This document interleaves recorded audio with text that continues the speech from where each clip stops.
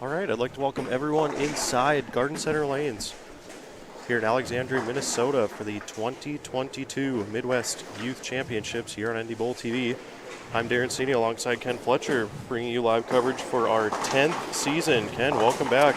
It is a pleasure to be back for year number 10. I think we're all excited about that and in for another great day today. Absolutely. So let's get started. We had, over 300 entries, and that includes re-entries. There are, I believe, 5 different shifts on Friday and Saturday. And then they cut to the top 1 for 5, I think. Right about 1 for 5, yep. And what did that amount to? It amounted to what, 31 boys advanced? Yep, 31 boys. There was a tie for the final spot for the boys. So 31 there. There are 14 in the girls and 20 in the handicap division. And there were also a couple qualifiers that did qualify in either the boys or the girls and the handicap as well. And then they chose which one they wanted to be in. So I believe one took the handicap and one took the girls, if I'm not mistaken. Sure, yep. But, really good bowling that we've seen so far from everyone. As we're, I think, just getting started in game 1 here. Yep, and this is what will happen today. We are doing a 4-game cashers round, so all of the players that will go home with scholarship money have returned this morning to bowl 4 games, and that'll be added to their 6-game qualifying total. At the end of this round, we will then cut to the top so many to go into a bracket, and I believe the top 2 get automatic buys into the step ladder. Yep, top 2 in each division get automatic. They're seeded 1, 2, and then 3 through 10. And I believe that is the case for all the divisions. We'll then go into a single elimination bracket to determine the 3 and 4 seed. Okay. And that'll be for all 3 divisions. We have a boys open division, a girls open division, and then a handicap division. At the end of the bracket round, we will then go to a stepladder final, which we will start with the girls here on 13 and 14. We will then move over to the handicap division on 15 and 16, and then come back to 13 and 14 for the finale, which is the boys open division stepladder finals. Yep. We should have a payout at some point today, but I do know the boys division winner is going to take home a $5,000 scholarship. I think the girls is $3,000. I think I saw yesterday it's $4,000 actually. $4,000, and then the handicap must be $2,500 or $3,000. I can't say I ever saw that one, but I mean, regardless of what it is a lot of money for all of these kids. And I do believe in total, I had talked to Nevin last season. They gave away over $40,000 in scholarship prizes just last year alone, and this is the 6th year of this? I'm looking at all the banners up here hanging above the... I think it's even the 7th year. Because it started in 16. That's the first banner over there is 16. So then... Yep, 7th year. So this is our 7th year at the Midwest Youth Championships. So I think that's a big shout out to Nevin and the Meyer family here at Garden Center Lanes and all they've done, and the local area USBC with all the money that they've raised to help give away to all these kids. It's such a great tournament. I feel like it's been growing every year. Oh, absolutely. I mean, you know, and the other thing you can say is these kids keep getting younger and younger and better and better. And, you know, we see a lot of the same faces, you know, over the years. And, you know, so you can kind of watch their progress and, you know, how good most of them are, because I think we can both only hope to be as good as these kids will be. I think we say it every year. So the talent these kids have is insane. And speaking of those kids, do we have info sheets on the 3 that are being featured here in the first game of the cashers round? Yeah, let me just bring up. Get to know the bowlers a little bit. Again, if you are just joining us, please head on over to the chat room. Let us know if everything sounds good, looks good. Like always, we do appreciate any and all feedback. Oh, let's take a look at who we got here. Hunter Pomji is about to bowl here on 13. He's out of New Prague, Minnesota. College, he goes to University of Wisconsin at Whitewater, averages 235, high game 300, high series 838. He's won 4 MJBT titles, 3-time Minnesota High School Bowling All-State Team, 4 300s, 7 800s. He won the state PEMC champion at one point, and then the high school's most outstanding player 3 times, and did finish 52nd at Junior Gold in 2018, which is impressive if everyone is familiar with Junior Gold. It's a nationwide youth bowling tournament put on by USBC that was just held, I think, about a month ago now. Yeah, it wasn't very long ago. And we'll see a couple of the bowlers who made match play and finished, I believe, 5th and 6th, including our defending champion in the boys division, which is Zach Andreessen. On the girls' side, Kira Magsam is the defending champion, and she is in the building. Micah Walswick won the handicap division. Is Micah bowling this year?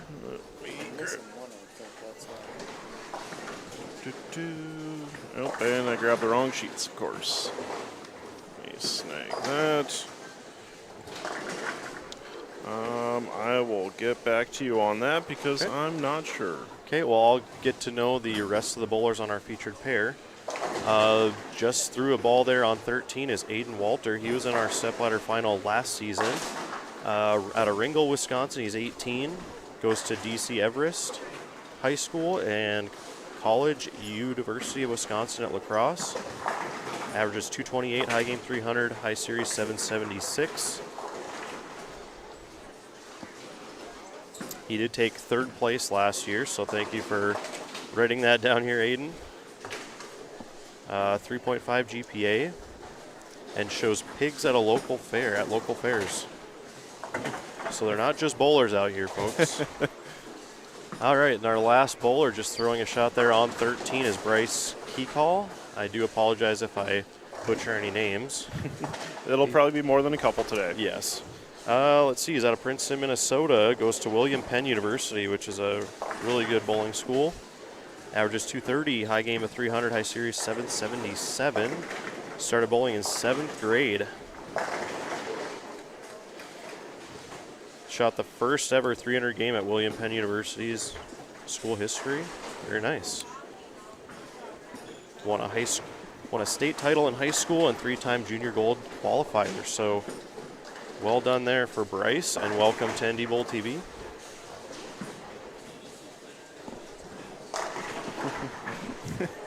Looks like our guest has arrived. Our guest has arrived if you want to.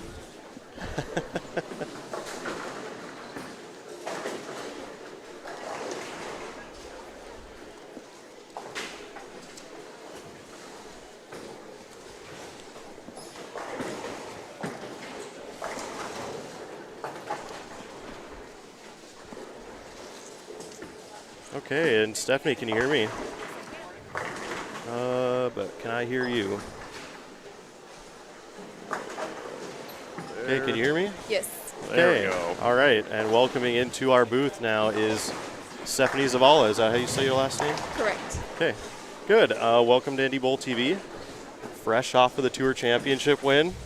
So, how's your week been here so far? It's been a lot of fun. You know, I was home for 2 days, then I came straight here, but it's been a lot of fun to, you know, meet all these kids and see how good the talent is these days, and it's been a good couple days. Yeah, and I see you have a trophy there for winning the adult youth doubles last night.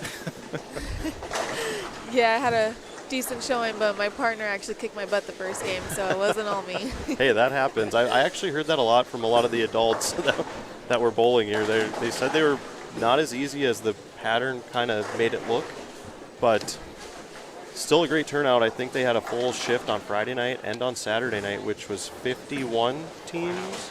So over 100 teams bowling that. That's awesome. Very impressive.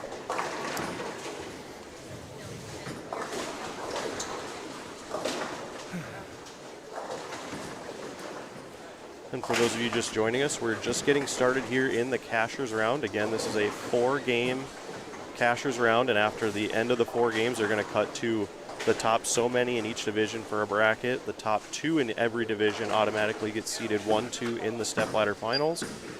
The other bowlers will be determined by the bracket. Is that how I'm understanding it again? Yes. So when they get down to the bracket, it's the last two left are going to be our 3 and 4, and I'm not positive, but I believe it's based off of their cashier's round scores as far as who'd be the 3 and 4. Okay. And again, if anybody in chat has questions for either Ken or I, but mainly for Stephanie because she's probably more interesting than us, please go into the chat room and let us know. We will answer as many questions as we can. I have a question. Did the pins carry over from yesterday? Yes, the pins do carry over, which is why a lot of the kids had re-bowled, even though they had a pretty decent score that would have likely made the cut. A lot of them re-bowled to try to get as many as they could, because the biggest thing is being the 1 or the 2 and not having to bowl the bracket. You automatically go to the step ladder. So Yeah. with how much money is on top, that's a big advantage for each division. Yeah, because we've seen it time and time again as, anything can happen in a bracket format. You could be the 3 qualifier by, 1 pin less than the 2, and all of a sudden you get knocked out in the first round. And it just the beauty of match play. So Stephanie, you're off this big win at the PWBA Tour Championships. I was trying to follow along your progress all season. It didn't seem like you had the best start to the year. Did anything change going into the Tour Championships? Absolutely. I did not have a good start. I did not have a good middle. And I barely had a good end on the last event. It was just a really tough season for me in general. The patterns were completely different from what we saw last year. We were on, I think, 10 different types of oils. And it was so compact. It happened so fast. I was on the road for 40 straight days, and it was literally just you bowl one day, then you travel to your next one, then you're bowling again. And it was very hard for me. And after that break of, the 40 days of being on the road, I went home and I didn't bowl for a solid 2 weeks. I was like, I can't do this anymore. My body hurts. My brain hurts. And after that, it was like, okay, well, you still have 4 events left, the Lucy and then the Classic Series. So what are you going to do about it? Like, we can call it quits. You can drop out if you want to. You're not playing for Player of the Year. You're not doing anything like that. But that's just not who I am. And I saw what adjustments needed to be made in my game. I got help from Brian O'Keefe and went to St. Louis, saw him for a day, and made some tweaks. And I just went in with a clear mind mentality, I think. Oh, very nice. I know when we saw the stepladder finals were announced for the Tour Championship, Ken and I were both hoping you'd win, knowing you'd be here today. Yep. And trying to pick your brain on kind of how things worked. And I guess that leads us into our next thing. For everyone who doesn't know, Storm is now the official bowling ball sponsor of NDBowlTV this season. We'd like to thank everyone at Storm for trusting us and believing in us. And you are sponsored by 900 Global, I believe. So what products did you use on that show? Yes, this is my second year with 900 Global. And on the show, I only used the Wolverine Moss, which is that remake version of the original Wolverine. Same numbers, different color. And it just rolls so much better, in my opinion. And during the stepladder, during the match play portion, I was in my Zen Master for a huge portion of it, and then a little bit of that new Hyde Solid, but it was just those 3 or nothing for me. Very nice, and I've heard a lot of good things about that new Wolverine, so I might have to get one of those. Yeah, if I'm being honest, me and that first Wolverine, we didn't match up the greatest. Drilled a couple of them, put different layouts on them, and couldn't quite figure it out. But then as soon as that new Wolverine came out, put some holes in it, and it was game over. Yeah, it seemed like on the show you could strike when not many others could, even on the left side, because I think you beat Shannon Plahowski in the final, right? And she had a great look on the left side the whole week, and in the finals it just seemed like it wasn't there. Yeah, I just told myself that I didn't carry enough the night before in that 3rd round of qualifying, so I was going to get all my carry on the stepladder, and I definitely did. That's a great place to have it. Yes, it is. So you started last season as a rookie on tour. You won the Rookie of the Year, winning 3 titles. Correct? And was that sort of like setting the bar really high for you when your first year on tour was so successful? Absolutely. I don't want to say I set the bar too high, because I don't think that's ever a possibility. But my goodness, I put an insane amount of pressure And most of it was self-inflicted. I don't ever think there was anybody else talking badly, saying it was a fluke. It was more of those crazy thoughts that I put in my head. Yep. And so going into this season, I was like, well, I have to do that again and better. So how am I going to one-up that? And it's so hard because, after the not rough start, you're out of the race for player of the year. You miss the makeable to miss the show at Queens, and then it's like, well, we're on a very fast downhill slide from here.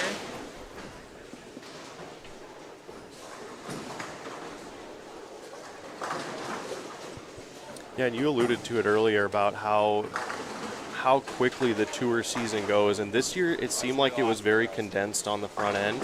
Like in past years, it seemed like you had a week in there, a couple week break in between some of the events, but this year it was just rapid fire, it seemed like. And it goes to show just how much physical shape it takes to bowl on tour, regardless of tour, because of how condensed the schedules are. Yeah, it was very tough. There was a stop in Florida, and the show for Florida was on a Sunday evening, early evening, late afternoon. But then the practice session for the next series, so all 3 patterns, was put out Monday afternoon. So you only had like a 16-hour turnover. And wasn't that next one up in New York? It was up in New York. So that's insane. So if you made the show, or if you're like the majority where you plan your trips to make the show, my flight was booked for Monday morning. Yep. Because, I never want to book as if I'm not going to make the cut. Sure. And so many girls were on that Monday morning flight trying to get to New York. And then, we landed, I think I landed in LaGuardia with Julia, 2 hours before the practice session, and, traffic and trying to get some sort of food in your system before you have to practice for 2 hours. I mean, it was extremely tough.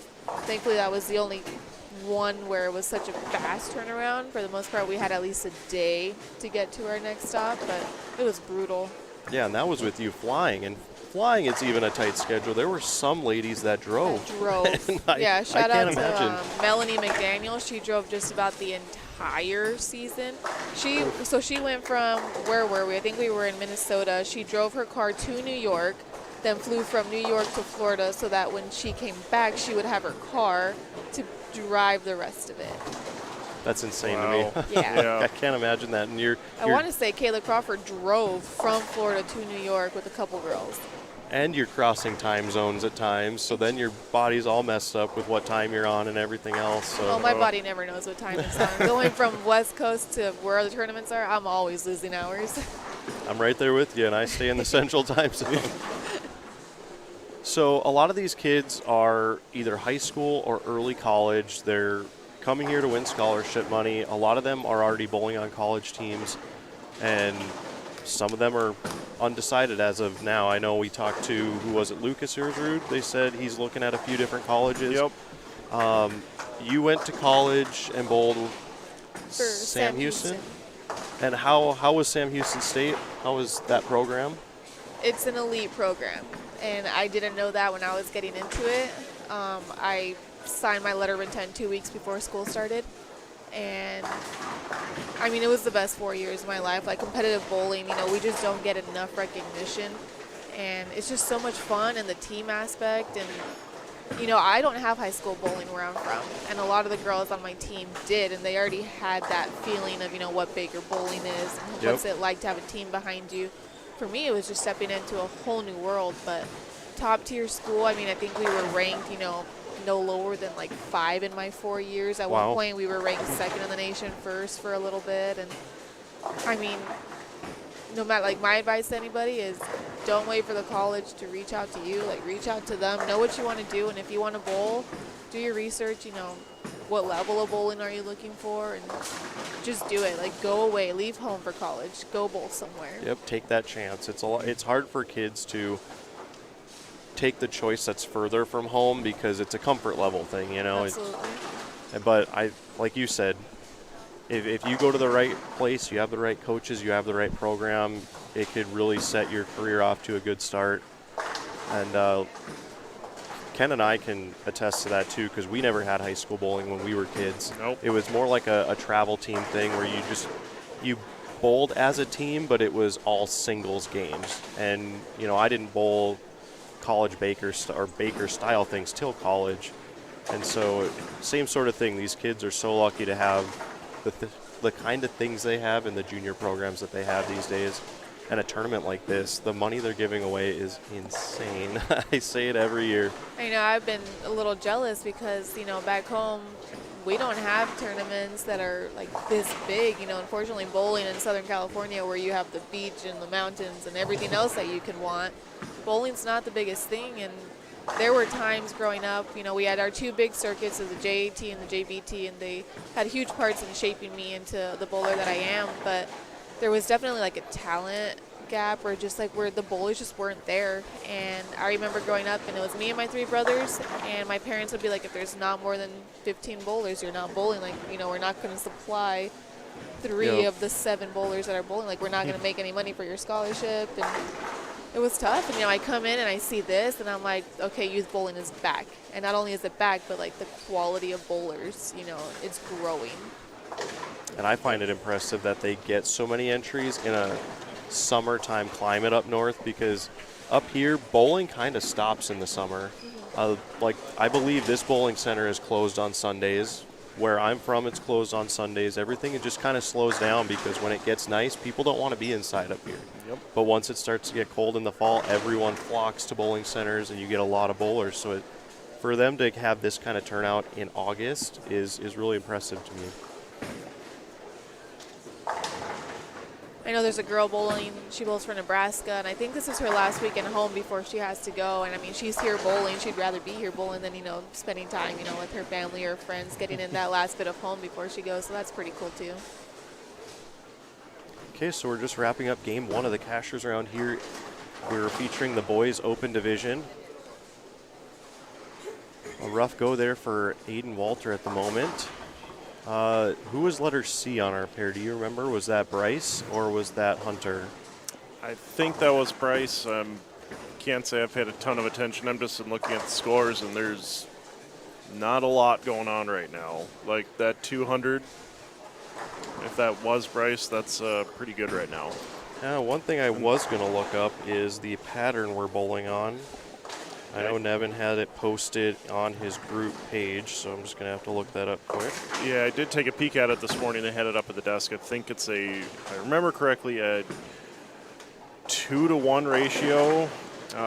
Pretty flat in the middle. Yep, 2-to-1. And about, 27 mils. So, I mean, you can see it. There's friction in the middle, and it's not an easy go right now. Yeah, a lot of the kids I talked to yesterday when we got into town said it was pretty much a grind, and got to be good with your spares. And what we've seen over the years is even spare balls hooked down lane, which is something we've always kind of seen as a characteristic of this house, which makes spare shooting pretty difficult for a lot of these kids, because some kids throw urethane at corners. Some of them throw at corners with a plastic but have a little bit of side rotation on it. What I noticed yesterday was pair to pair, the lanes got really weird, because with this being, you know, a short pattern, you have some people that are standing way left and trying to hook the whole lane, and then you have some people that are trying to attack it right. So paying attention to who your cross is and where you're going can also play a huge factor in how today goes. So when you're bowling on tour, speaking of patterns, is there a certain pattern you tend to excel at, or certain patterns you just would rather not see because you're not as good at those patterns? Anything under 39 feet scares me. You know, high rep rate. I'm working on it. It's a work in progress. I'm getting more comfortable with urethane. But when I can't keep a ball on the right side of the head pin, that's when I get very scared. So give me something long with some meat on it, and I know I can whack them. But those tricky patterns, like something like this, I don't know how fun it would be to watch me bowl on this right now. It doesn't look fun to me at all. No. That's when I experiment with some interesting layouts. I've had some, you know, the pin is just kicked way in front of my fingers, or just something crazy backwards, drilled for a lefty almost. And that's kind of my best look on short most of the time. So then on tour, when you go and drill new stuff, do all the ladies lay out their own equipment, or do you consult certain reps or consult certain drillers as to kind of how to lay out bowling balls for certain patterns? Yeah, so Cecil drills everything, but the ball reps are the ones that lay it out for him. So after the practice session, I feel like I have a hole in my bag or I'm missing something, I will go up, talk to Sean Ryan, talk to Matt McNeil, kind of pick their brain about it. My boyfriend Chris drills my stuff back home, and he's really good at layout, so it's kind of just like a little small party of the four of us bouncing ideas off of each other. And you know, between their brains, they normally can put a really good layout on the bowling ball that they think I need, and it ends up being really close. Yeah, that's a good group of people to have, because we're very familiar with Matt McNeil in this area, because he's a Minnesota boy, and that guy has done some crazy things on the lanes, and he is a very smart person when it comes to bowling balls and lanes and everything else. He may be left-handed, but he's very smart and very good at what he does. Oh, absolutely. And I'm not sure anybody's ever going to beat his all events record at nationals. Yeah. I mean, that's something. It's crazy to me that some people had a shot at Bo Gergen's record this year at the Open. The scores were really high down there. It makes me wonder what I did wrong, because my scores were not that high Yeah. this year. You and So I we can all both. agree to that. You and I both. I couldn't even get to 1,800. I feel like whenever they're easy, I struggle, and whenever they're impossible, that's when it's like, okay, I can do this.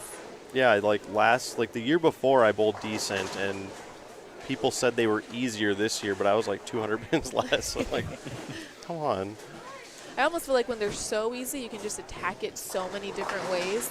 And Right. then if you just, you know, if you're not smart about who your companion pair is, like that could really mess you up. Yeah, that's a big thing at the Open, and I think it's something that's not talked about enough, how big of an advantage it is to have the right people on that pair, especially in team event, to break things down. It matters too in doubles and singles, but there's only, 6 people on the pair at the time? Yeah.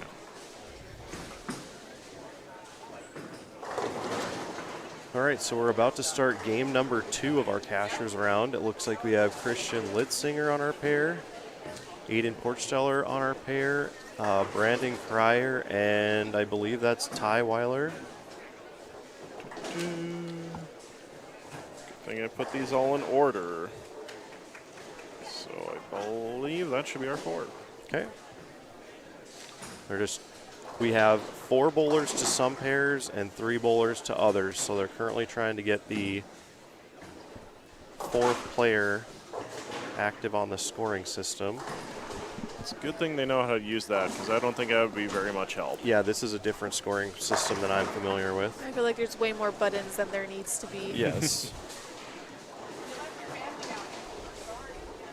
And while we have a minute, I would like to thank all of the tournament sponsors that help make this tournament possible. Fat Daddy's Bar and Grill here inside Garden Center Lanes, the Alexandria area USBC, Bremer Bank, Apparel EFX, 900 Global, Viking Coca-Cola, and the Broadway Ballroom and Event Center. So big thank you to those sponsors, and thank you to Nevin and then the Meyer family for also allowing us in here to cover this event. We do appreciate everything they do for us and for youth bowling. Our next show will be in Minot for the NDBowlTV Masters on Sunday, October 30th, where we will be bowling on the 2022 USBC Masters pattern, so it will be hard. But the winner will take home a paid entry into the Masters. And if you are a lady and would like to bowl and you win, you can get a paid entry to the Queens. And then if you're a senior and would like a paid entry into the Senior Masters, that is also available. So we have some options if you win on what prize you can claim. There will be prize money as well. But you won't want to miss that one. We should have more information up on that one on ndbowling.com within the next couple weeks. Let's bring up our scores, and we are underway here on game number 2. Again, I'm Darren Sini alongside Ken Fletcher and PWBA champion Stephanie Zavala. Again, if you have any questions for us, let us know in the chat room.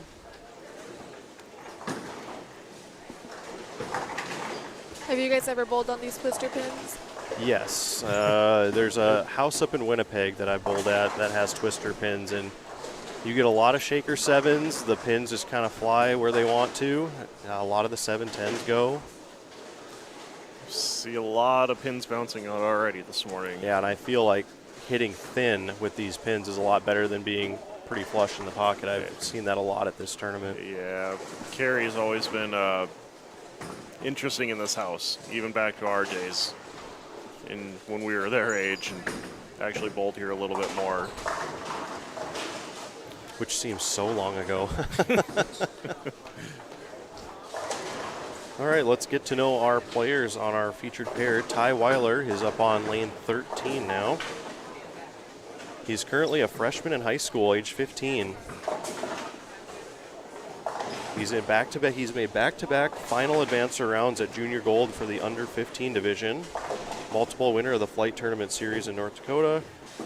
Morris Anderson tournament winner. That's another scholarship series in North Dakota. High average in the high school league. Western Conference high school champion for 2 years. All-state in high school. Plays baseball and 13 and under state champions. So a pretty good resume there already for the 15-year-old. I don't remember being that good at 15. No, not at all. And I was too short to play anything else, really. So I tried playing basketball, but at 5'7", that really doesn't work very well. Just throwing there on lane 14 is Brandon Cryer. He's been on our show before. Let's see, he is 17. Averages 225, high game 300, high series 827. He finished 4th at the 2020 event here at the Midwest Youth Championships. Has 4 800 series, and he lays out and drills all of his own equipment. Pretty good. I don't know if I could have done that at 17. I didn't have a clue. I just told him I want the ball to hook. I think I still walked in and picked one based on color at that age. Yeah, right. There were times. This one looks good. Let's drill that. I feel like everything's so much more complicated these days than when we were kids. When we were kids, each company came out with like 3 or 4 balls a year, and then you would throw that ball for like 2, 3, 4, 5 years. Yep. And now it seems like every 4 months you got new releases, and it's hard to keep up with everything.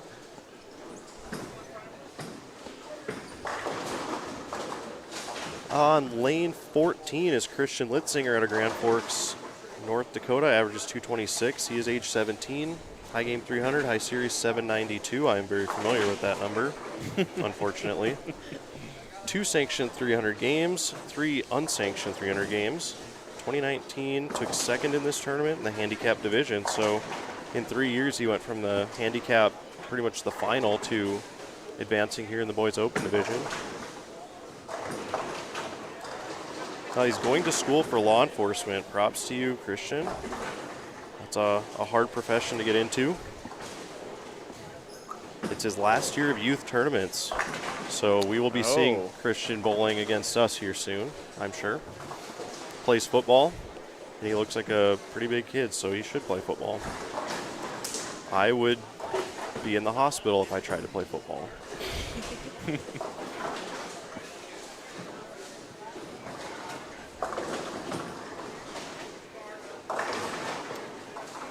Let's see, we have one left. I think it's Aiden.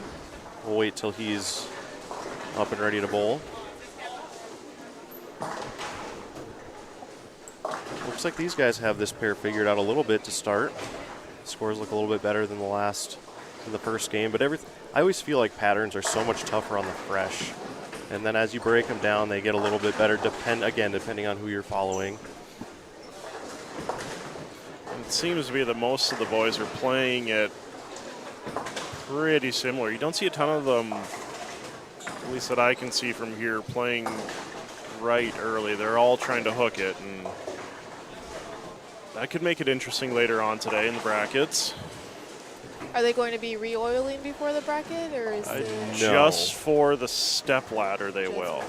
And I believe all the divisions will stay in their sections to bowl the bracket, and then the step ladder they'll re-oil and move on from there. The last bowler on our pair is Aiden Portscheller on lane 14, about to bowl. He's age 16, out of Bismarck, North Dakota. Currently undecided for a college, averages 205, high game 300, high series 760. High school conference champions for the last 3 years. President's honor roll in school, golfs for Century High School. And he's the Bismarck Mandan USBC Board of Directors, and bowling since he is age 2. So a lot of experience already.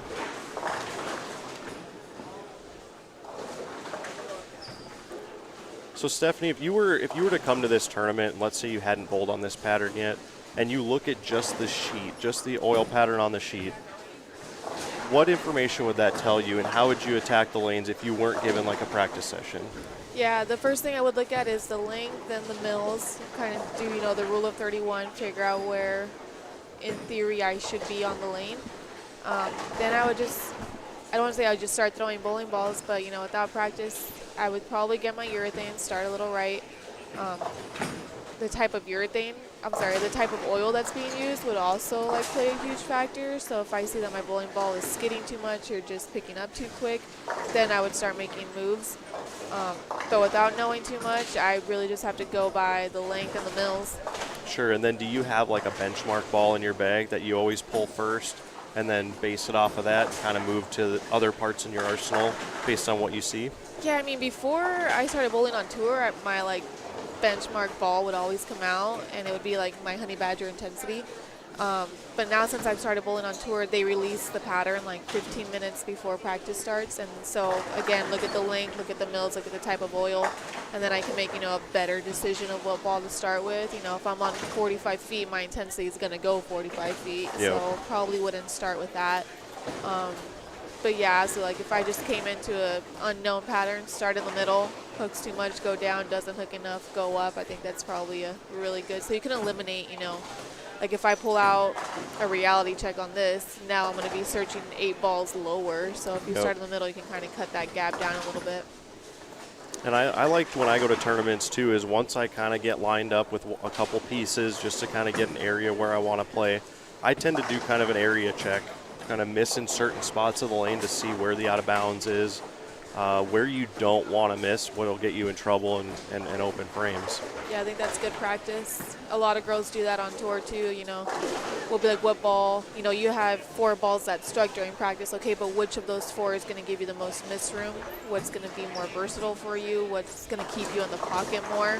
Just because you struck with 4 different balls doesn't mean those 4 different balls are solid options. Yes, and that's a good thing. Even if you're bowling league on a house shot, you can strike from anywhere with anything, it seems like. So it's a lot of how your ball is going through the pins.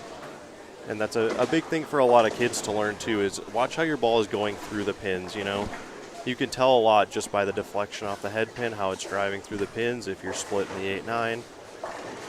Is there a certain trigger in your mind as to say, okay, I need to move, I need to change balls, or I need to do an area move? Is there a certain thing that I guess triggers your mind to do that?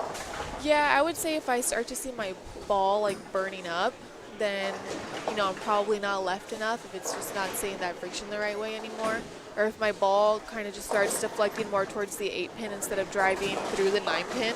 Because for my ball, it hooks through the deck. So if my ball's not really taking out that 8 pin and it's deflecting more towards that 9 pin, then I know I'm either in the wrong ball or in the wrong part of the lane. So that's an important thing too, is to understand your own ball motion for the most part. So have you seen a lot of an increase in urethane usage on the women's tour? Because I know it's been such a popular thing on the men's tour, and even here, the junior ranks, a lot of them they have urethane on the rack already. A lot of them have been throwing it this weekend. Has it been more and more prevalent on tour for you? It really hasn't. Outside of a select few that make it look really good on a lot of different patterns, we just don't see urethane on our side of it. And I've talked to a few girls, and most of them say they hate it. They don't see the picture clearly with it. It's not a reaction that they're comfortable with. And if urethane's their best bet, then it's probably just not their weekend, is Sure. kind of what everyone's told me. Maria Jose throws urethane frequently. Verity probably makes urethane look the best out of almost all the girls on tour. I play with it sometimes, but yeah, urethane is just not really a thing on our side. Unless you're Puhalski on the left, and that purple, she makes it look crazy good, like always. She's pretty good in general, but when she's throwing that purple, she's really hard to beat. I think a lot of lefties make urethane look really good, and Yes. I've tried to throw it myself, and there's something about seeing the hook in the first 30 feet of the lane and then just kind of let it bleed out that it just doesn't fit my eye. I don't know. I've tried to get it to work, and it looks awful for me. but I also don't have the highest rev rate, and maybe that's kind of where the weakness is for me. I don't know.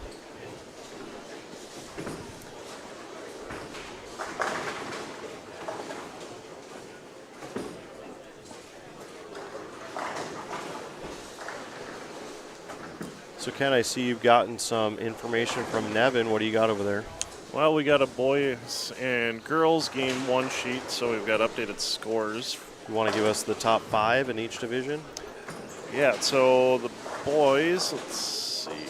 Looks like the top 3 have stayed the same, so gonna love the names. Gavin Supernand, I believe that's what was told to us earlier. All 3 of the top 3 had shot over 200, which there was not many. But the top 3 are kind of breaking away. There's a 53-pin drop from 3rd to 4th where Lucas Herzrud is at. So Gavin Supernand, our defending champion, Zach Andreessen, and Trey Henriksmeyer are all 1480, 1490 through now 7 games. So in good position. And then said Lucas Herzrud, Braden, I'm not going to try and say that, Molask.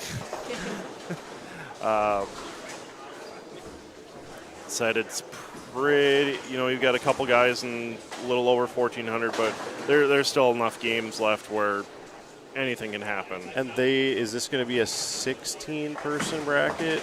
Or is it, because if they take the top 2 to the stepladder automatically, the bracket's going to be, 8 more players? Or is it going to be 16 more players? I think it's only 8 more, so 10 total with the top 2 already being seeded. Okay. I think that's how they've done it every year, because it gets to be a little lengthy if you add on that extra round, if you will. Then we also have the girls who are through 7 games as well. So Brooke Salzman is still currently leading, has a 40-pin cushion over Emily Cruz, Bristol Byer in 3rd, Anna Callan in 4th, Haley Trisky in 5th. All names we're pretty familiar with, I believe. And shout out to Anna Callan, I believe. She won the junior gold. I think it was the under 20 division for the girls this year. Well, let's if I'm not mistaken, I do believe she won that. Anna Callan, the under 20 junior gold champion. Yep. That's pretty impressive. She won that about 3 weeks ago. Yep. 23 junior team USA member. She already has written down on there. Yep. Youngest female to shoot 300 in lacrosse. We're a little familiar with some of the boys from lacrosse. There's a lot of talent in the girls division. We were commenting on it last night. And we will see their stepladder final right here on our featured pair. Probably early afternoon by the time we get to that portion of the event. Yep, usually starts around 1 or 2.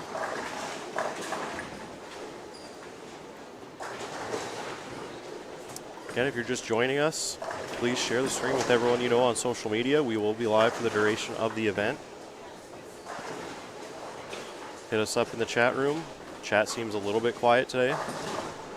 Most people are probably still waking up. I know I am. Still early on a Sunday morning. Yes, it is. All right, and I just got handed the handicap division. Again, I apologize if I butcher your name. Is in 3rd, Everett Calillo in 4th, Andrew Wiles, perhaps. And we just seeing it, we should clarify.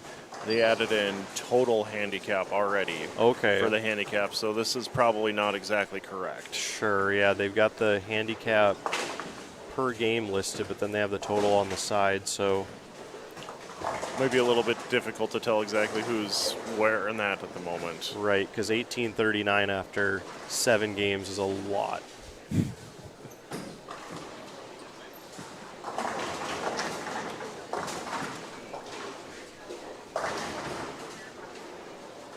Again, we're in game number 2 of the Cashers round. There will be 2 more games after this, and then we will have a little break before they start the bracket round matches to determine it is a final 5 step ladder, correct, or is it 4? 4. It's only 4 in each division. In a stepladder, do you guys think the advantage goes to the 1 seed who only has to win 1 game, or does the advantage go to whoever happens to be running the ladder? And I think that we bring up that question every year at this show and every one of our shows, actually. Yeah. And I think if you ask anyone if they could be given 1 game to win a championship, everyone would take it. But if you eliminate that whole like sequence in your mind, I feel like whoever's winning the match going in running the ladder has the advantage. And they always will, because the top seed will only get, 2 shots on each lane in most cases. And a lot of things change. And I know on tour, they let the top seed kind of bowl with them in between each match. Did they do that on the women's tour too? Yes, so for shows, the 4-5 will obviously get like the most time, and then the 3 will be like filtered in there. So for this past show, so like I was a 3 seed, so after the 4-5 finished, I was able to go in, and I got 3 on each side, and then the 2 seed Maria was able to go in with me and get 2 on each side. Okay. And so then when Shannon came in, she was able to get 3 on each side. Sure. And I feel like on the men's tour, they let all 5 of them bowl for a little bit before the show starts. And then do they let the higher seeds bowl in between each match? Or is it... To the best of my knowledge, so we're all able to warm up together, but I don't think Shannon got any shots. I think it was just me and Maria. Sure. When it was my turn to go in as the 3. And then we do have like a warm-up pair, 10 pairs down, where bowl if you want to, don't if you don't. So stay loose. And during my match, we actually had I think it was like a 15-minute commercial, because in my first match, we didn't cut to a commercial.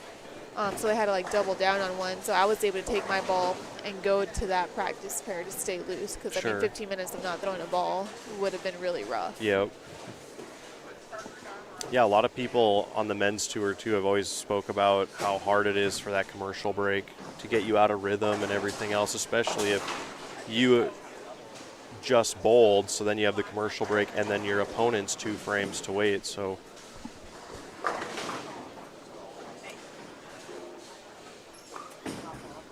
but yeah, to answer your question, I would love to be the top seed to have that 1 game to win it, but again, I think you'd have a better chance being a lower seed. Maybe seeing it a game or 2. So how have they been for all 4 of your finals? I know you said you were the 3 this past Monday, so the other ones, how was it for you?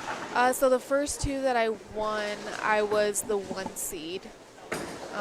And I won, so can't really say much there. The third one that I won, I was the 2 seed, so I had to win a match and then get to the title.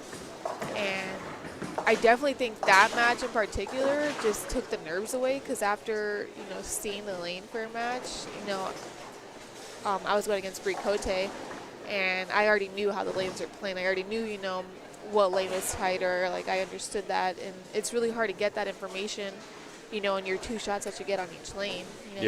You're not trying to, like we talked about earlier, you're not trying to get your miss room down. You're just trying to hit the pocket. And so for that match, I definitely think it helped to be a lower seed. And plus the way of getting your feet under you, getting your first 2 shots on TV out of the way, because sometimes it seems like it's all a blur until you kind of settle in and get comfortable on set, and then with the heat of the lights and everything else. Oh, my first 2 TV appearances, I bowled so bad. I was nervous, you could tell. I think my very first TV show ever was last year at the Open.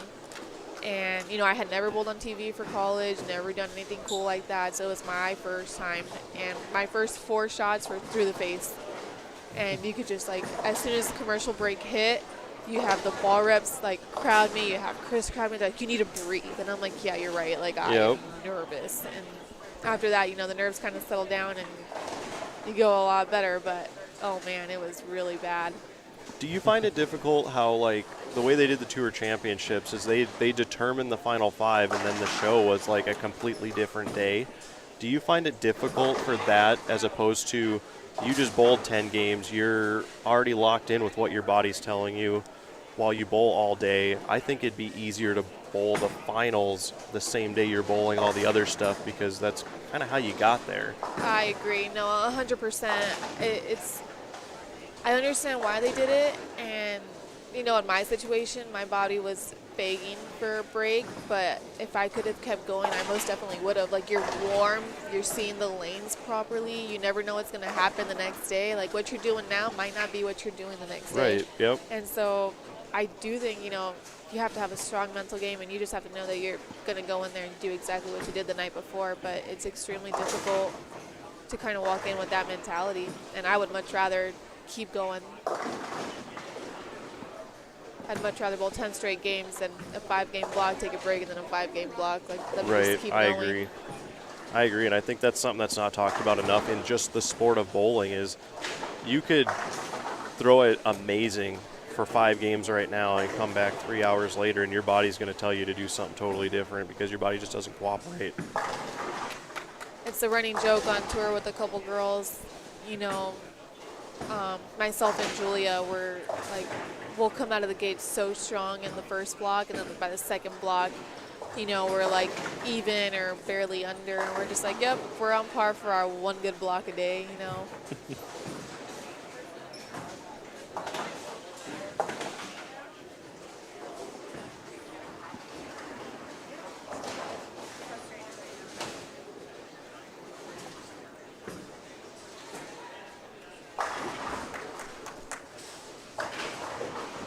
And a comment here from Todd saying it's Gavin Supernod's birthday today. So happy birthday, Gavin. We'll see him in what?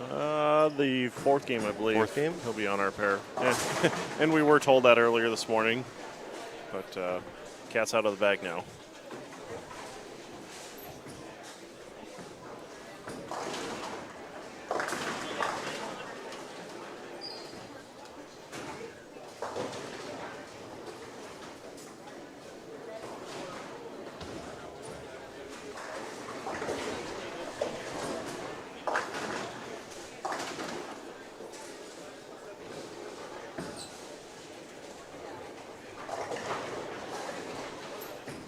So we're finishing up game 2 here on our featured pair.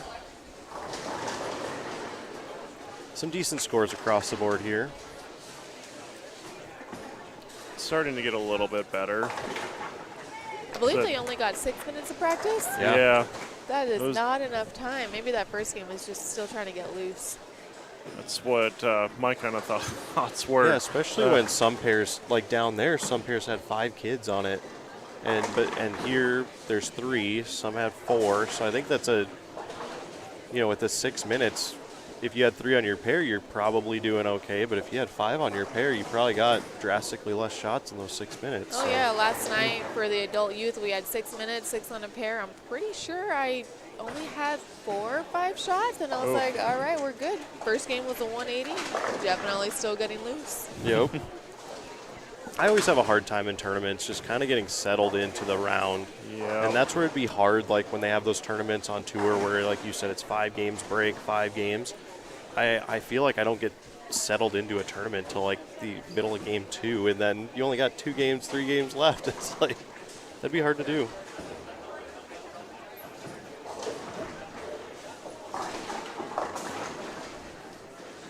And I always love having to like throw the first spare on a stepladder or on TV or something like that, your first 10 pin, or even in a qualifying round, you're like, oh, here we go. This is going to set the tone for the whole day. Yeah? I'm either going to cover it or I'm going to flag it by a mile.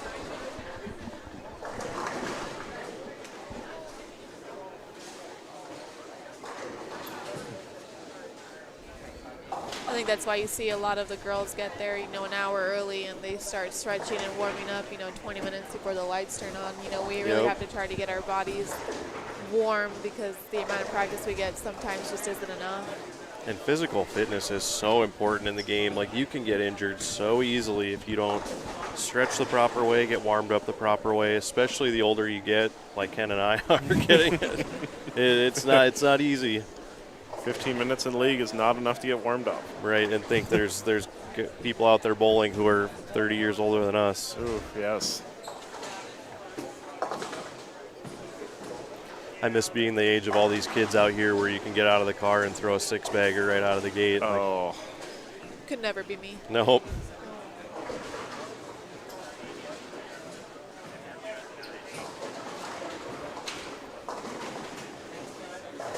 So the final ball here for Christian Litzinger. Can strike for 202.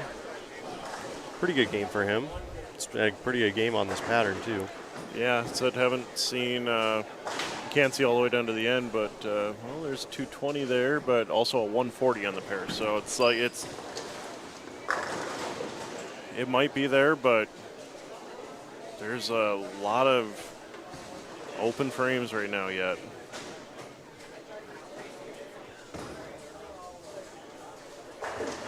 So on tour, do they have any like restrictions on how many balls you can bring? Because I know they talked about it here throughout the weekend at Junior Gold. You could only select, I think, Travis said 5. I think you get 5 at Junior Gold, which That's is insane, and they bowled on like ridiculous. 6 different patterns. 6 different patterns. I guess that's where it's good if you don't have a spare ball. You just throw hard at your spares. Yep. But on tour, we don't really have any restrictions. The most that we ever get restricted on is how many we can leave in the paddock, and that just, you know, depends on the bowling alley and how much space they have.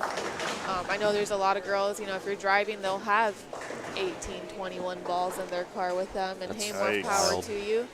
I start my season with 12, and I am not a huge fan of drilling on the truck, mainly because if the 12 bowling balls that we spent hours debating on, looking at the numbers, looking at is the ace M symmetrical, if I can't make one of those 12 work, it's probably not the ball at that point. Right. Like, it's probably something that I'm doing. However, this year I drilled more, and, you know, they came in clutches occasionally, but I like 12.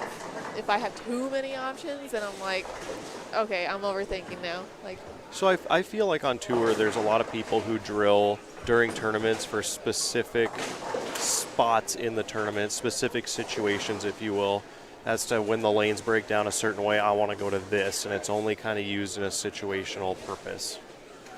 yeah, so I mean, after the practice session, we can drill, and if you feel like you need something good, but I think the most drilling happens after the 12 games qualifying. If you make it to the next round, if you notice something was missing in your bag after seeing, you know, 2 rounds of transition, that's when a lot of girls would go and drill that extra ball for the next morning. What really confuses me is when girls make the show, they have the bowling balls, they got them there, and then they drill the night before the show, and I'm like, do you need that? Like, Right. you literally just went 1,000 over on this pattern with the 12 that you have. Do you need a fresh cover for the one game you're going to bowl tomorrow? That's Yeah. where I get a little bit. Do you think that's a mind game thing for them? Do you think it's, I want the fresh cover to dependable reaction? I don't know. I don't know. I mean, I've seen a couple girls do it. I'm yet to talk to them about it. I mean, I've talked to a few ball reps, and they're kind of just like, well, you know, a fresh cover could go a long way. And I'm like, hey, I mean, you're right.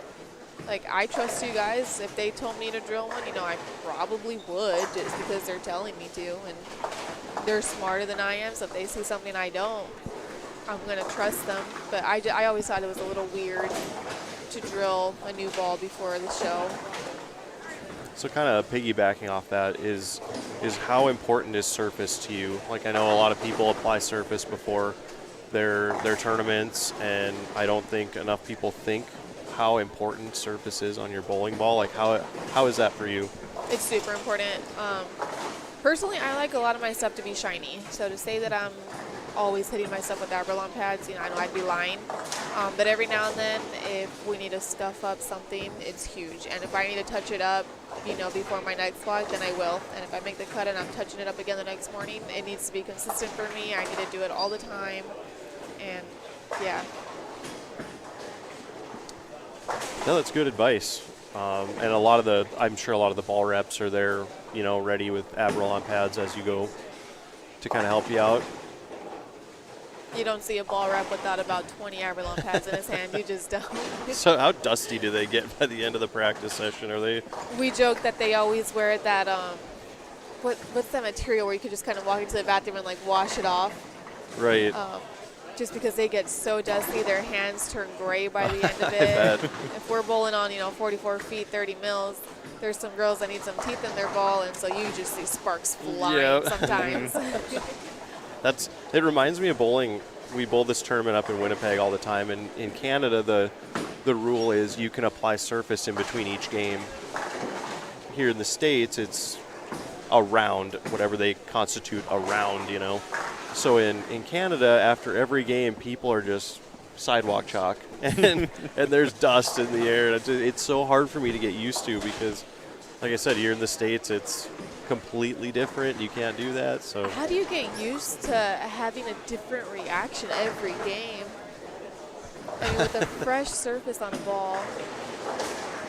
I mean, it doesn't help that the center we bowl at has like the older style synthetics to where it wants to hook in the front, and then down lane it's everything's always lazy. So then people always just want to hit every ball with surface to get it to move. And No, if I'm not wrong, I think Team Trials also lets you hit your ball after every game. really, Yeah.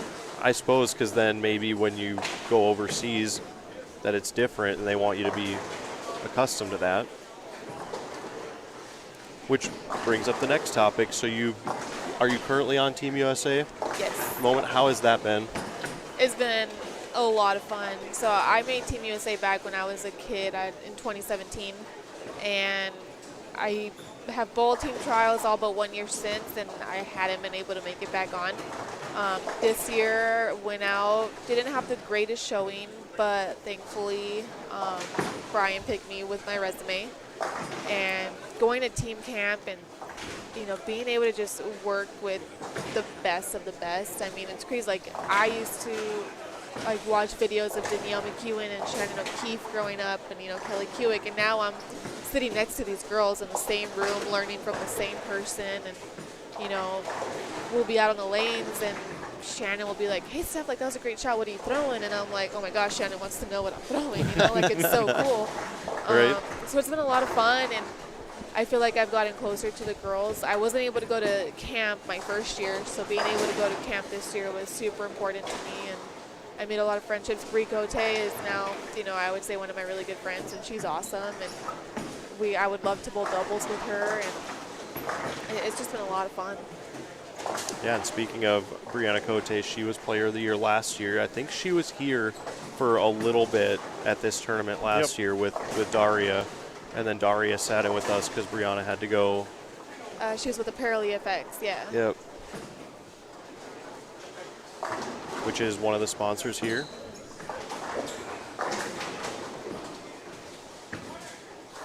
And Ken, do you have our? I have them. Yep, I already gave them to you. The NDBowling.com filing system, So we have bowling on lane 13 is Lucas Hersrud, age 17, out of Glendon, Minnesota. Averages 227, high game of 300, high series 803. Oh, let's see here. First of the under 15 and in the Storm Youth Championships in Wichita. Oh, yep. Two-time MJBT winner.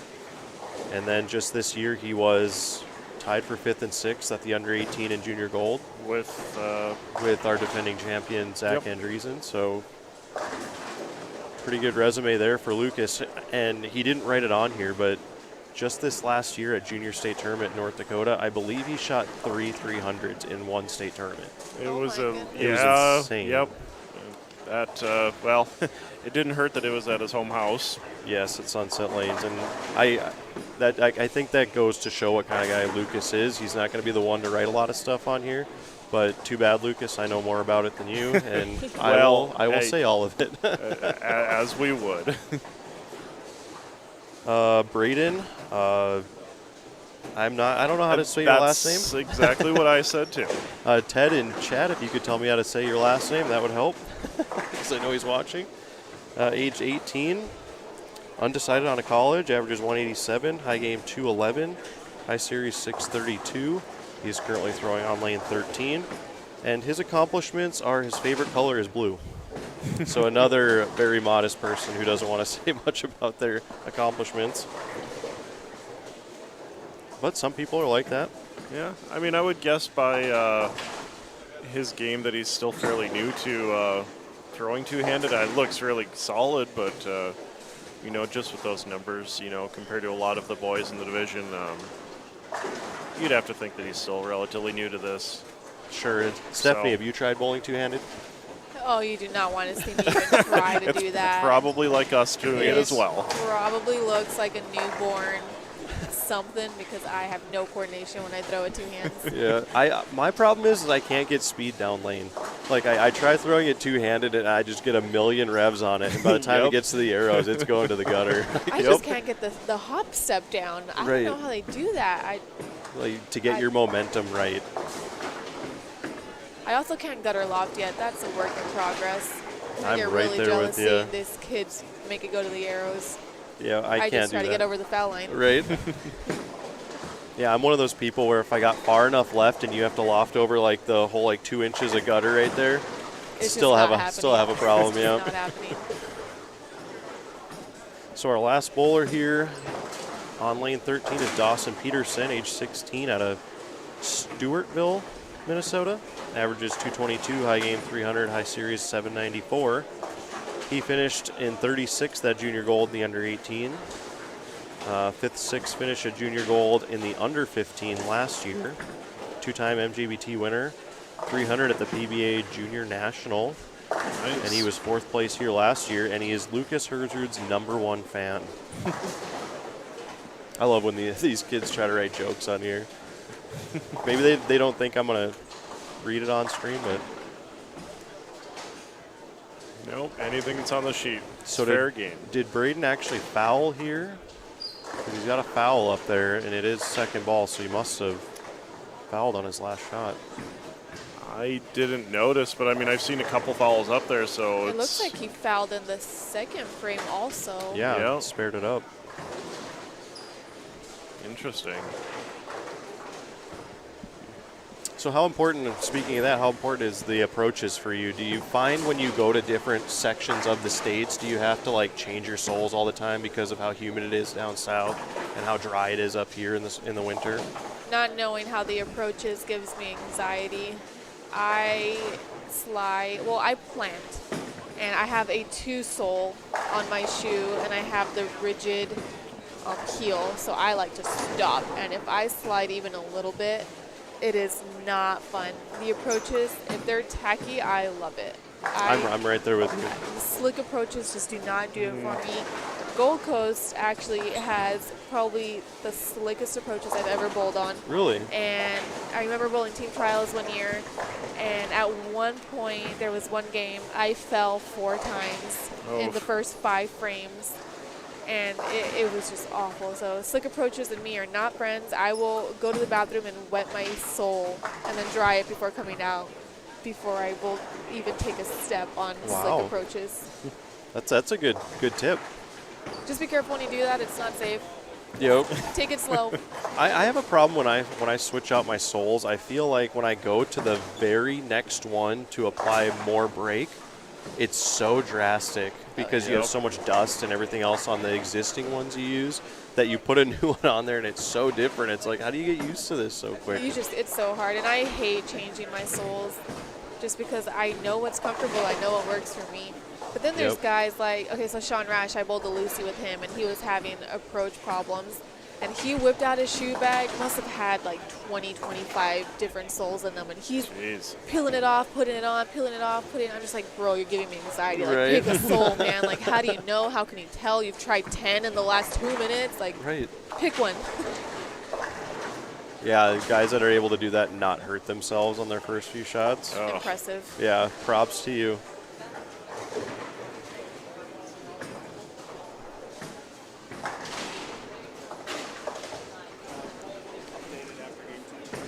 So Ken, do you want to do us a little quick update on the scores in each division? Yep. Well, it looks like we had a change at the top in the boys division. Zach Andreessen with a solid 2-0, 2-16 start. His 41-pin lead over second, which is now Gavin Supernand. Trey Henriksmeyer still in third. Lucas Herzrud still in fourth, but gaining ground. Dawson Peterson has moved up to fifth after the second high game of the block of 222, but there's only about 4 or 5 200s on the board in that second game. So shows if you can throw a few together, you can make up some ground right now. Yeah, it's still incredibly tight. From 10th down to 16th is only 35 pins. Wow. So really close. The girls division maybe not quite as close as the top. Brooke Salzman with 200, 209 first two has a 66 pin lead. And she throws it so good. Yes. I wish I threw it half as good as her.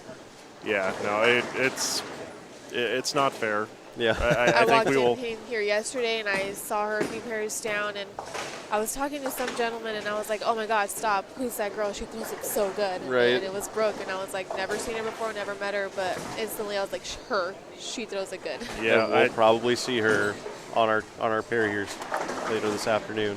Yep. No, I would say that's a pretty likely possibility the way it's going right now, that she'll be either the one or the two, because she has a 90 pin lead over third. So Emily Cruz still in second, Anna Callan in third, Crystal Byer in fourth, Haley Trisky in fifth. And same thing. It's, from third to 10th is 88 pins.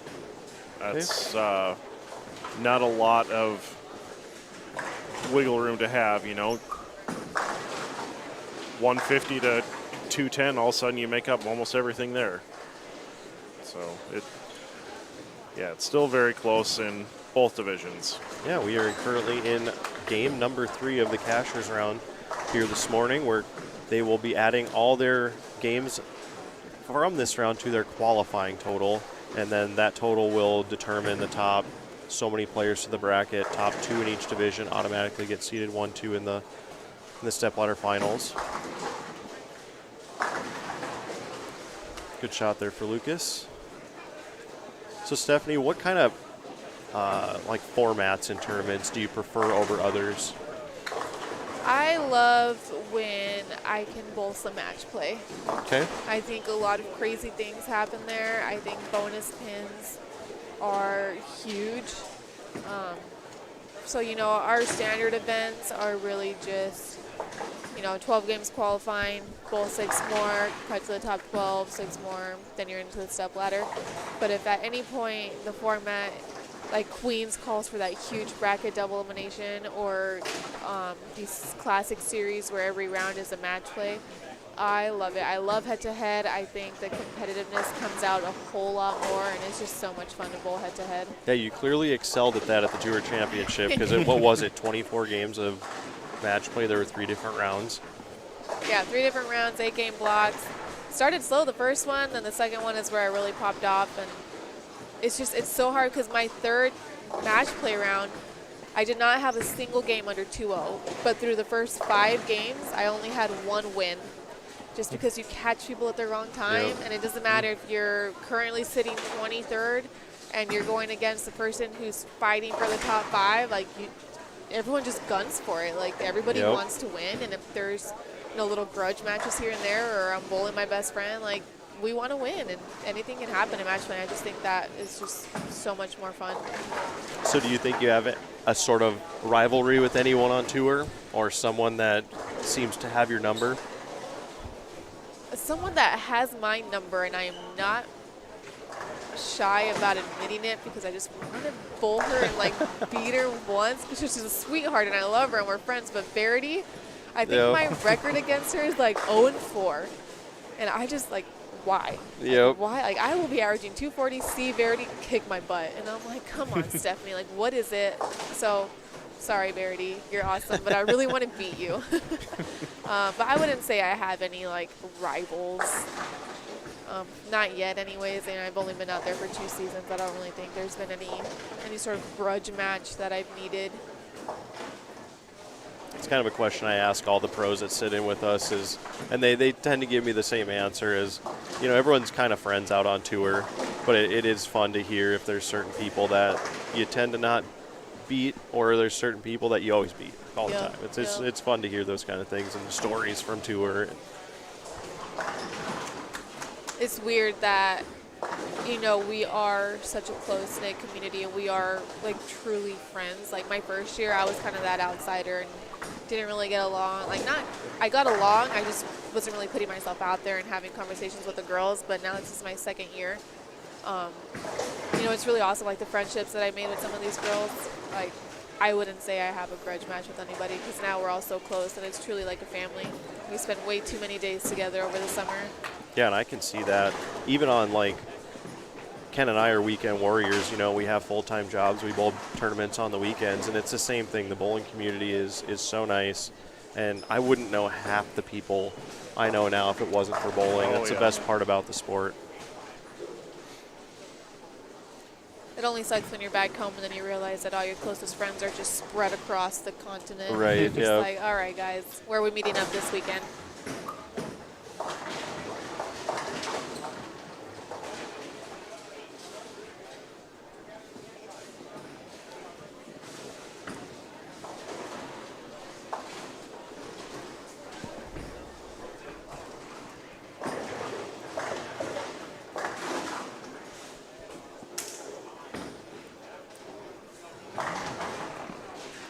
Well, we're getting to that point in the tournament where things are going to start getting a little more intense.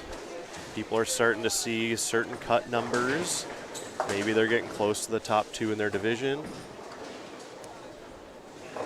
And that's an interesting leave. Though I've seen churches before, but not in that fashion.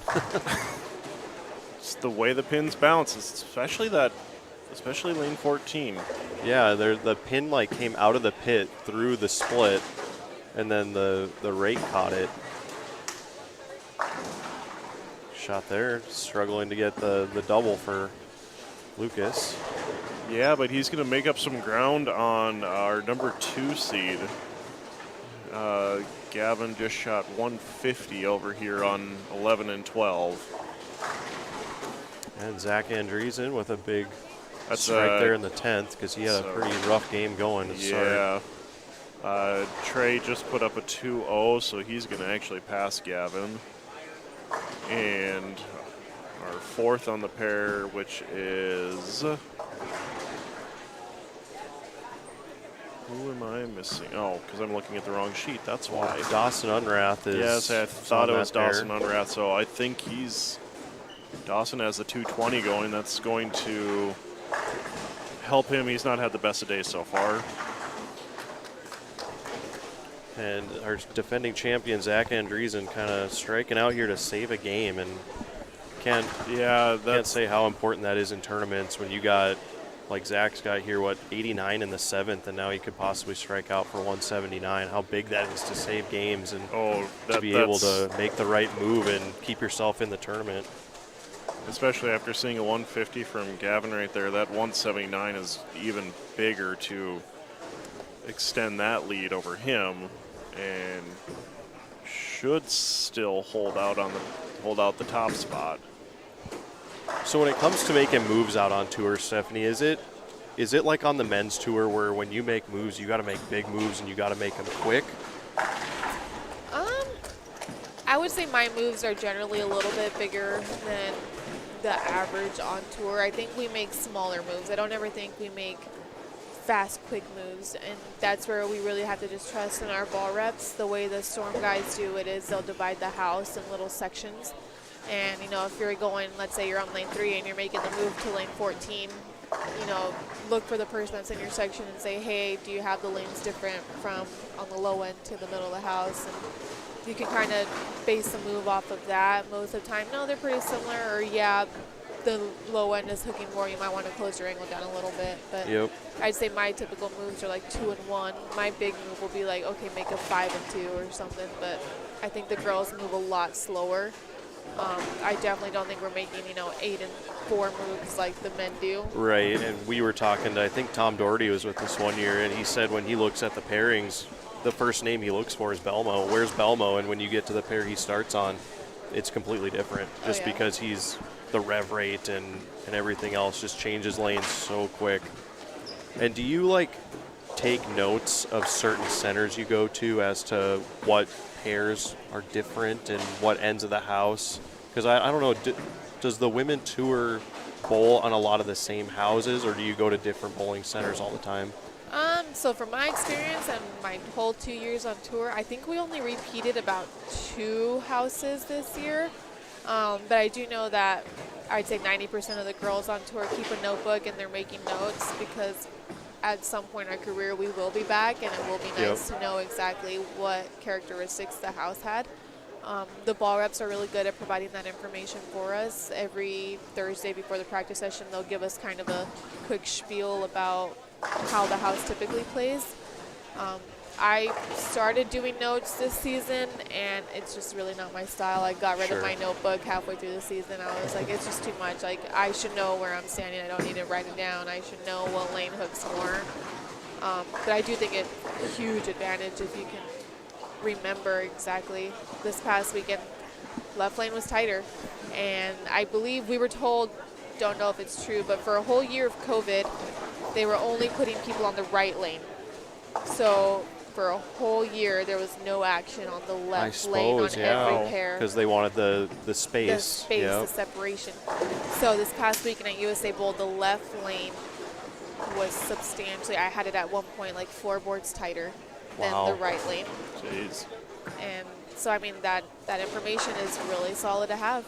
That's crazy to think about, because even back home, we have a big tournament that uses the whole house, but normally the tournaments are on the low end. So there's more built-in friction on those lanes, and then all like the open bowlers and birthday parties and kids are put down on the high end. So as you move down towards the high end of the house, you get more hold, you get less friction, and then when you make the jump, things start going off the charts. And it's nice that we know that because we bowl there enough, but people who come in and haven't bowled there their whole life, they don't know that sort of thing, and it's a big advantage to have. Yeah, it's better than wasting a couple frames trying to figure it out.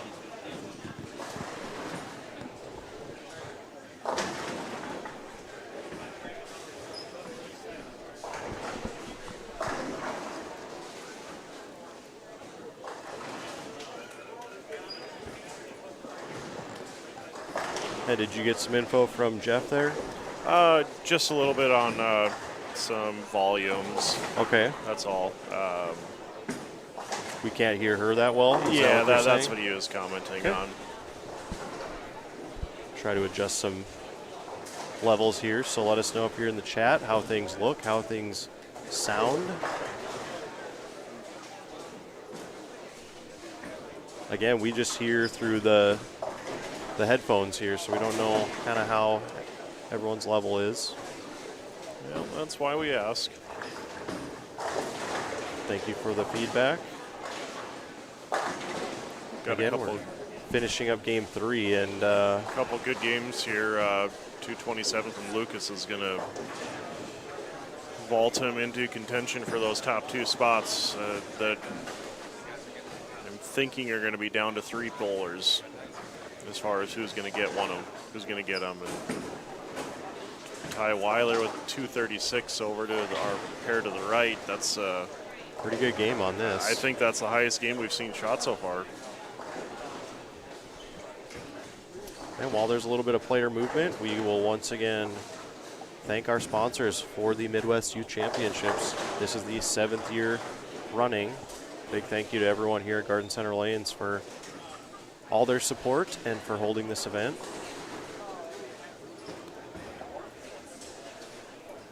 Again, you can stay connected to NDBowling.com on Facebook. Hit the subscribe button on YouTube. We're also on Twitter. Our next show will be October 30th in Minot at North Hill Bowl for the NDBowlTV Masters.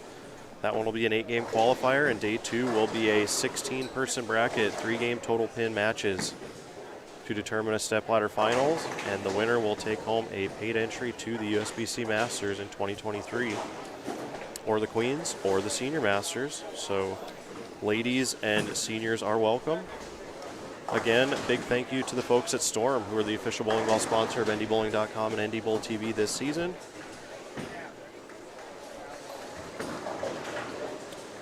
Again, I'm Darren Cini alongside Ken Fletcher, joined by Stephanie Zabala.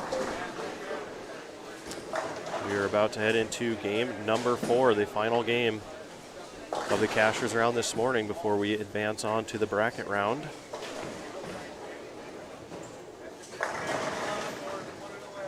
Again, this is the start of our 10th season here at NDBowling.com. It's been a good 9 years, going on 10 years now.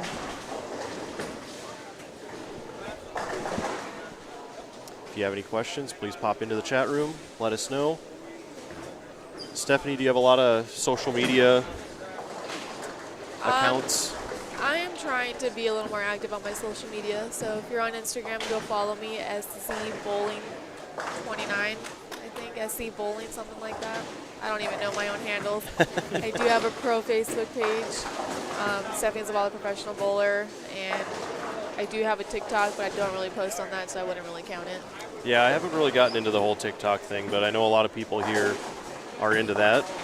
I'm pretty sure every competitor in this building probably has more social media experience than me because they have every app, everything, you know. It's just, I just don't understand the algorithms. You know, if I understood it, maybe I would be better at posting and whatnot.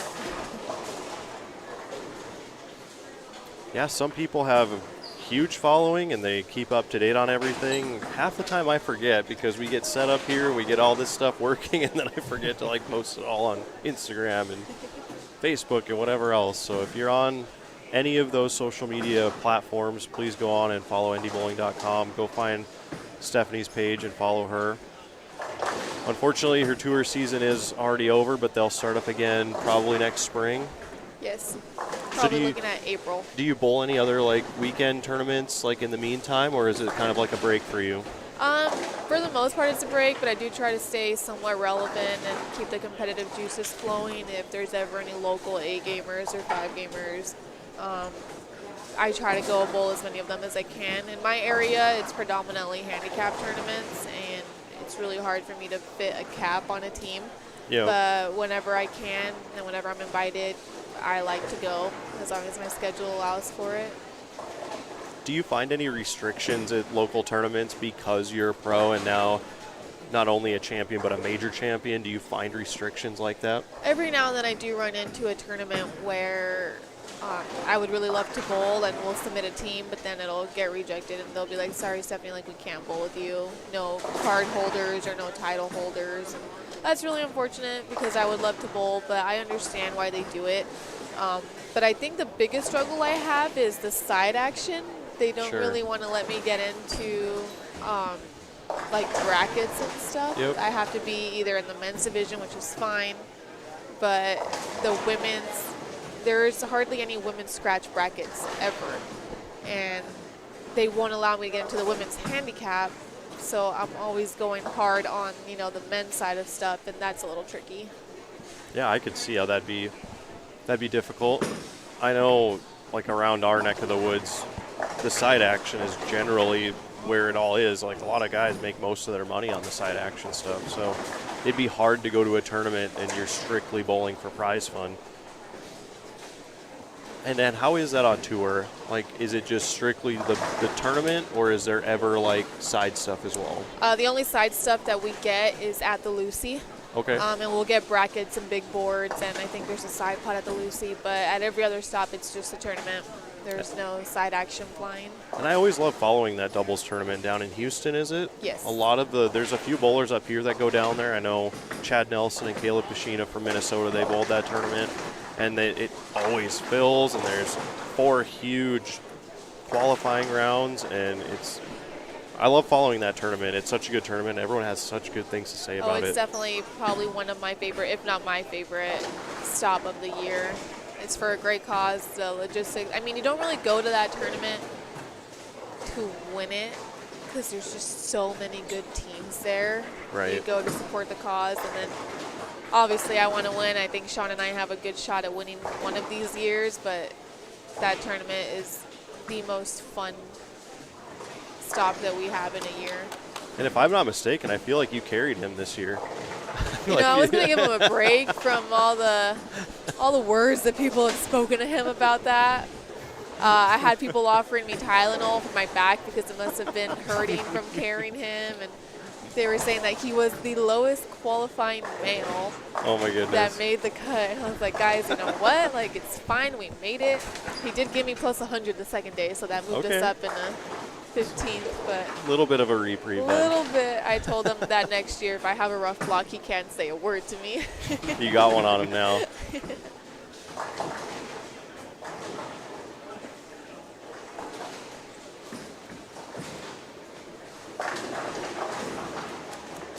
Well, he struck, but he didn't look like he liked that one even a little bit. Yeah, and that is Zach Andreessen, our defending champions. Let's get to know everyone on our featured pair. Let's see who we got up on lane 14. Thankfully, most of the kids have their name on their back this year. The last few years, there's been a lot of kids who didn't, and it's really hard to pick out who's who. Yeah, that's Trey on the right lane. Okay, so let's get to know Trey. He's about to bowl on lane 14. Trey Henrichsmeyer, age 16, out of Eau Claire, Wisconsin. 212 average, 300 high game, 821 high series. He does have one MJBT title, one WYBT title. So in Wyoming, perhaps, or Wisconsin, maybe. Wisconsin. I don't know. Probably Wisconsin, since he's from Eau Claire. And I like to wheel the lane, he says. I think that's a common theme among a lot of bowlers. I wish I could wheel the lane. Up on our left lane is our defending champion in the boys division, Zach Andreessen, age 17, out of Princeton, Minnesota. 222 average, high game 300, high series 782. Seven-time MJBT champion. He won the Midwest Youth Championships last year, as we mentioned. 4 sanctioned 300 games. He's an honor roll student. And he says that he's an honor roll student. Very clever. Let's see. Plays basketball for high school in the winter and helps coach kids. So well done, Zach. And he was also part of that combo with Lucas Herzrud, who both finished 5th and 6th at Junior Gold this year. I know those two are pretty good friends and have bowled in a lot of title matches around here over the last few years, including, I believe, last year's title match on our show. And just threw a shot there on 14 on the right lane is Dawson Unrath, who's 15 out of Bismarck, North Dakota. Averages 211, high game 289, high series 764. And I will say he throws it really good for a 15-year-old. He's been making a lot of noise out in western North Dakota ever since he was 11. 2 Morris Anderson Memorial Youth Scholarship wins. Scholarship Tour Most Valuable Player. 32nd at Junior Gold, 3rd at the DBH Shootout. Both in the under 15 division. 1-year director on the USBC board for Bismarck Mandan. Pretty good resume at the age of 15, if you ask me. And then our final bowler, it's his birthday today, Gavin Supernaut, just threw a shot there on 14, age 19, out of Fond du Lac, Wisconsin. Goes to Marian University. Averages 234, high game 300, high series 827. And his favorite color is purple. I wonder if they coordinated that. Perhaps. I'm sure a lot of these kids filled out the information sheets together, and some of them tend to throw some pretty good jokes out there. It amazes me how many of these kids have an 800 series so Right. young. I don't think I had my first one until I was, 20. He's still 21 maybe? waiting Yeah, on no his. comment from me. No comment from me. I think I've had 5 790-somethings in my life. And most of the time it's like you get to the last game and it's not possible, and then you shoot the 300 or, the big game. Oh, yeah.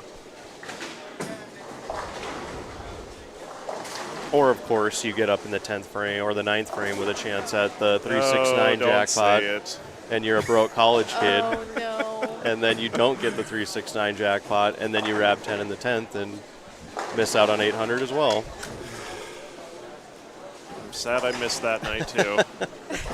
Yes, 1 and 2 at the bowler in Fargo. Such a good pair.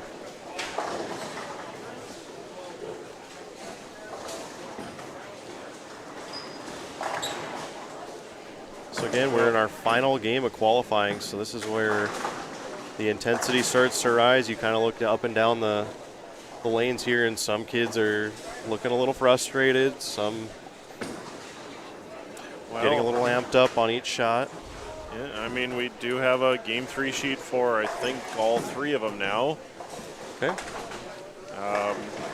Again, the handicap one's probably going to be a little hard to decipher, just based off of the handicap already added in there.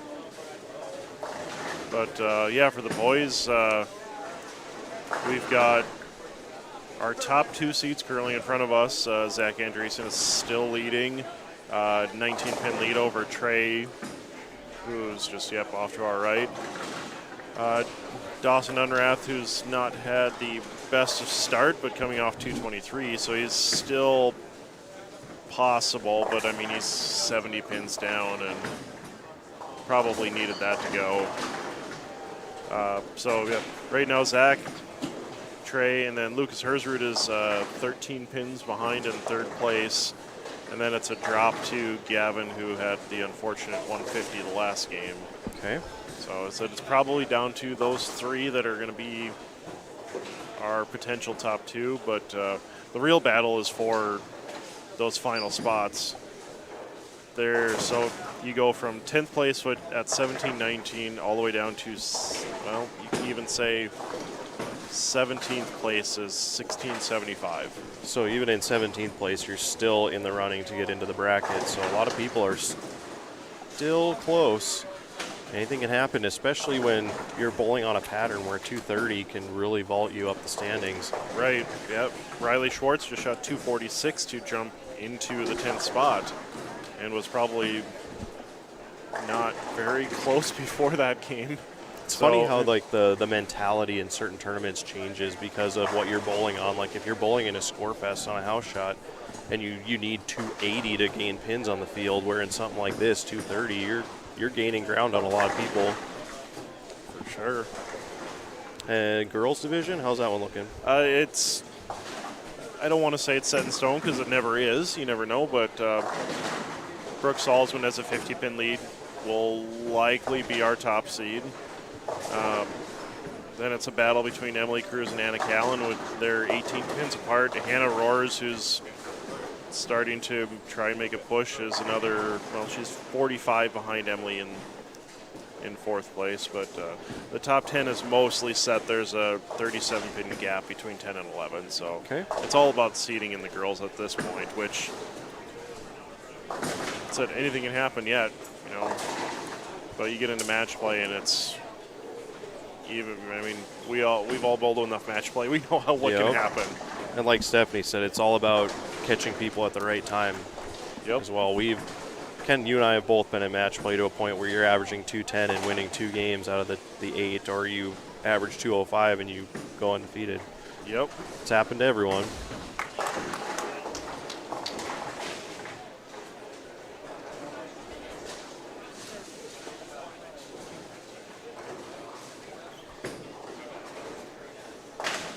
Unfortunately, the way that it's looking in the boys is Lucas can't seem to find a double.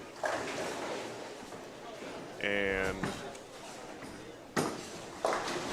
well, got the spare. That was a good spare for Lucas, just off our screen to the right. And I jinxed it talking about it, I feel like, which happens every year. But Trey coming up with the split himself, so you never know yet. The booth jinx is real, so beware of what you say, Stephanie. The booth jinx happens every year. I did not sign up to be a black cloud, guys. No, it usually comes from one of us, too. Yes. It's not usually our guest. We are the title holders there, because it happens all the time.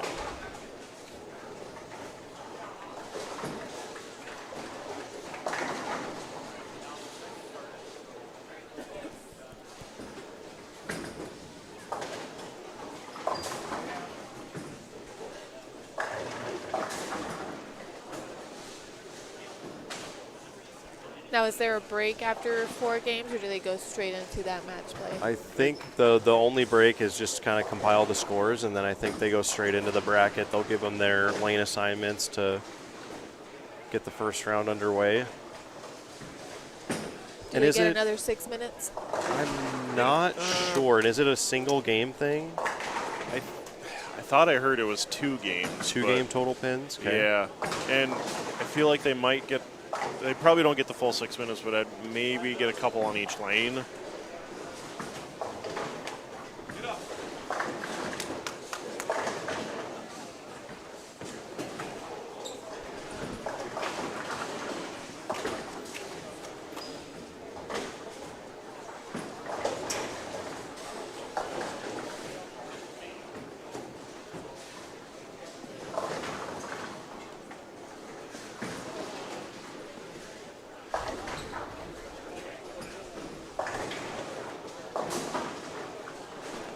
Man, that pair looks a little rough over to our right, 15 and 16.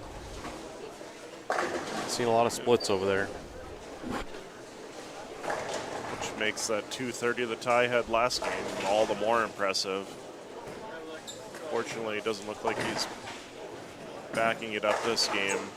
But speaking of the cloud, here we go. There's another one. Are you guys superstitious about bowling next to a lane that has a split up? I can't say I am. I leave enough splits that it doesn't really matter. Right. Yeah, I end up just bowling it. Like, you're the one controlling everything, and some people are pretty adamant about that. You'll see them turn around and put the ball down, and they'll just walk out of the concourse, There might be the odd case where it's like 7-10, 7-10, 7-10. There's like 4 in a row. It's like, all right, I'm not touching that. Yeah, once it gets you off like your train of thought and gets you out of focus on what you're doing, then I 100% put the ball down, start over. It is crazy, the pin action right now. Yeah, another twister pin got kicked out there on 15. Well, that was a 3-6-7 conversion off the back. Wow. And shout out to the hardworking staff here at Garden Center Lanes who have been keeping the lanes up and running all week here at the Midwest Youth Championships. Yeah, since we've been here yesterday, I don't think we've seen any breakdowns at all. Knock on wood on that one. The unsung heroes of bowling centers is those who take care of the lanes and keep them in tip-top shape, because there are certain centers you go to where it seems like there are breakdowns every few frames, every few games, and it just gets you out of your rhythm and everything else. So shout out to those keeping the pin setters in good shape.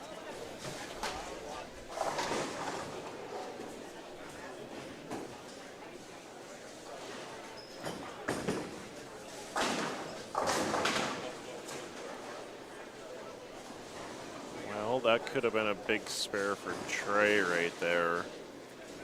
Looking at scores between him and Lucas, and I think another one. Yep.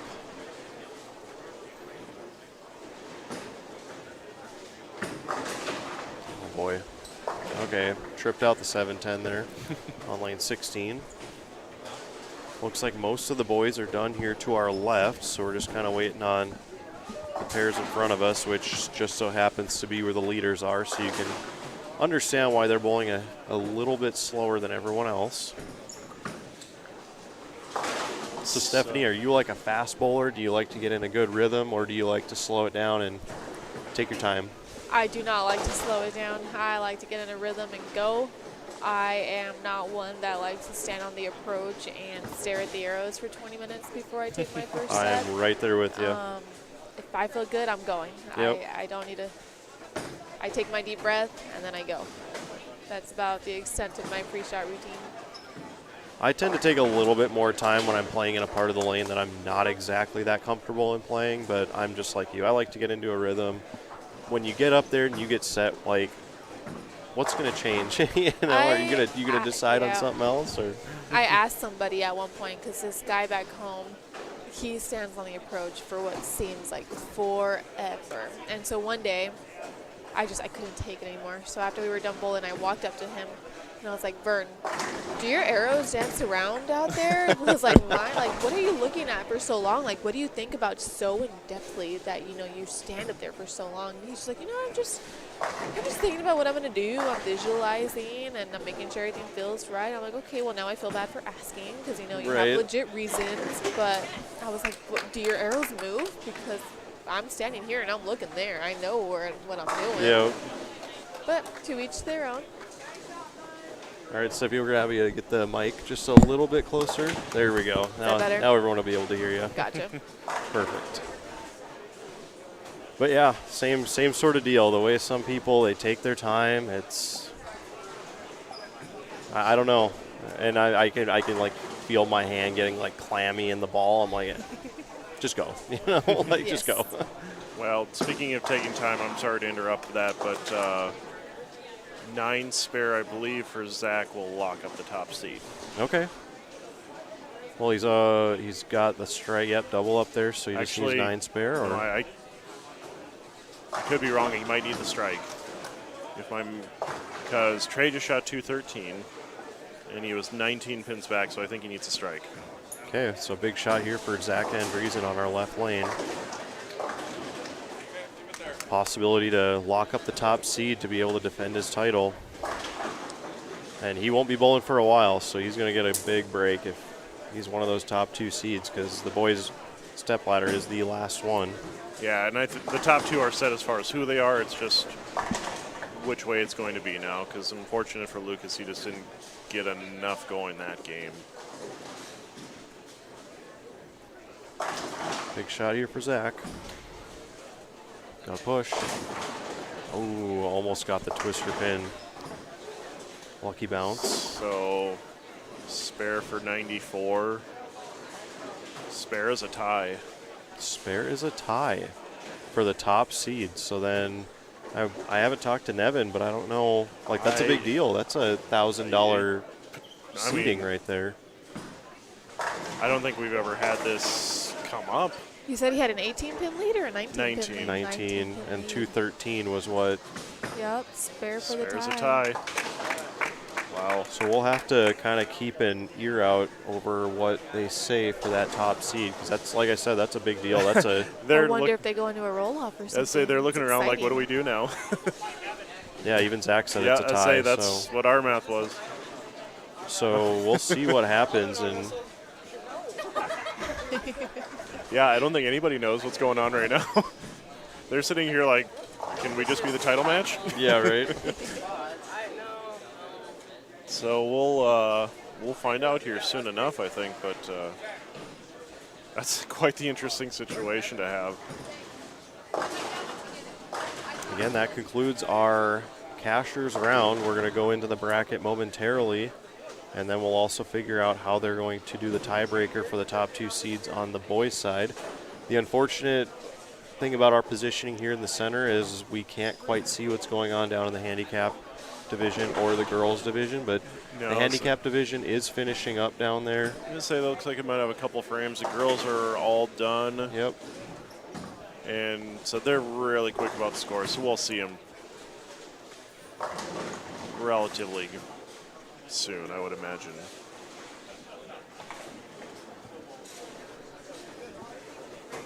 So Stephanie, what's next for you after here?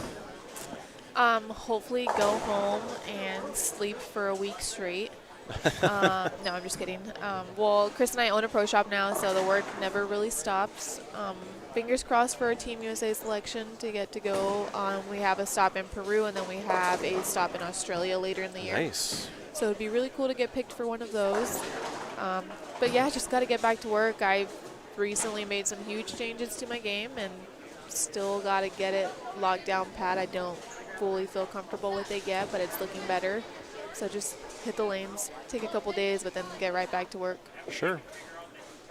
Very nice. I know things are getting kind of ramping up here in the northern part of the country for bowling anyways, because people are, you know, the fall starts up, temperatures get lower, people start getting back into bowling. Like I said, we have some big tournaments coming up in North Dakota starting in October. There's a tournament up in Williston where they have 10,000 added, and they're giving away $3,000 to the winner. Just a great tournament put on by Brad and his staff up there at Strike Zone. Shout out to them. If you're in the area, I highly recommend going up there. They have 3 shifts, and I think it's a 160 entry, and if you win a shift, it's $500 bonus. And then they also have what's called the idiot rule, where if you bowl more than one shift and you're part of the people who bowl more than one shift but don't make the cut, they group all of you together, and the top pin total is the last qualifier that gets in for Sunday. And they're known as the idiot because they entered more than once and didn't make the cut. It's a funny thing. And I always put on our Facebook page that whoever wins the idiot rule, because it's kind of fun to put out there. So that's a good tournament. Hit that one up. The next weekend there's the NDBowlTV Masters in Minot. We have listed all the tournaments so far on ndbowling.com. If you click on the upcoming events page, we have quite a few tournaments listed for the upcoming season. And if you're a proprietor and would like your tournament listed, just contact me. My email is at the bottom of the screen on ndbowling.com, and there's also a contact ndbowling.com link on the right side of every page. So head on over there to check those out. Again, we will be underway with our bracket round momentarily.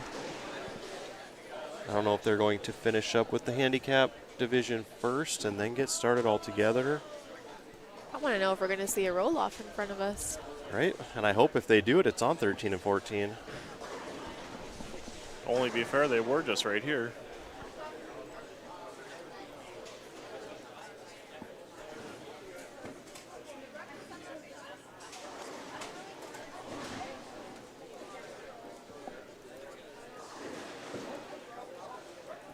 So if it's a one-ball roll-off, who gets to pick who goes first? Is it based on who was the higher seed going into this? That's a good question. We'll I don't know. I don't know if there's anything in the rules. Right? Yeah. I mean, I'm sure there's Nevin and the guy, everyone are I'm sure they're scrambling right now. figuring out what's going on with that. But, I mean, it's not like it was because there's the tie for the last qualifying spot. You know, it's a matter of stepladder in this case. So, Yeah, and a lot of money on the line. Well, that's a big scholarship difference. Yeah, and speaking of Potentially. that, last year we talked about on the show career earnings in this tournament, and there's a couple who are approaching $20,000 in this tournament.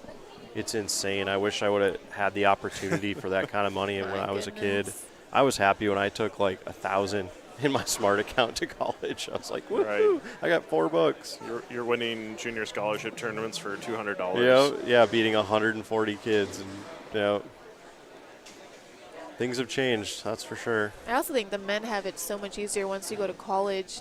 They're actually able to use their smart money. I know Sure. on the NCAA side, it gets a little bit more tricky on the girls' side of things with when we can use our funds or if we can't. And I know way too many stories where we just don't ever get to use our scholarship money. That's And for those of you unfamiliar with what she's talking about, is like women's bowling is an NCAA sanctioned sport, and it's part of the whole Title IX thing, to where equal money is put into both men and women's sports. So then women have a higher variety of sports because men have essentially the big sport of football.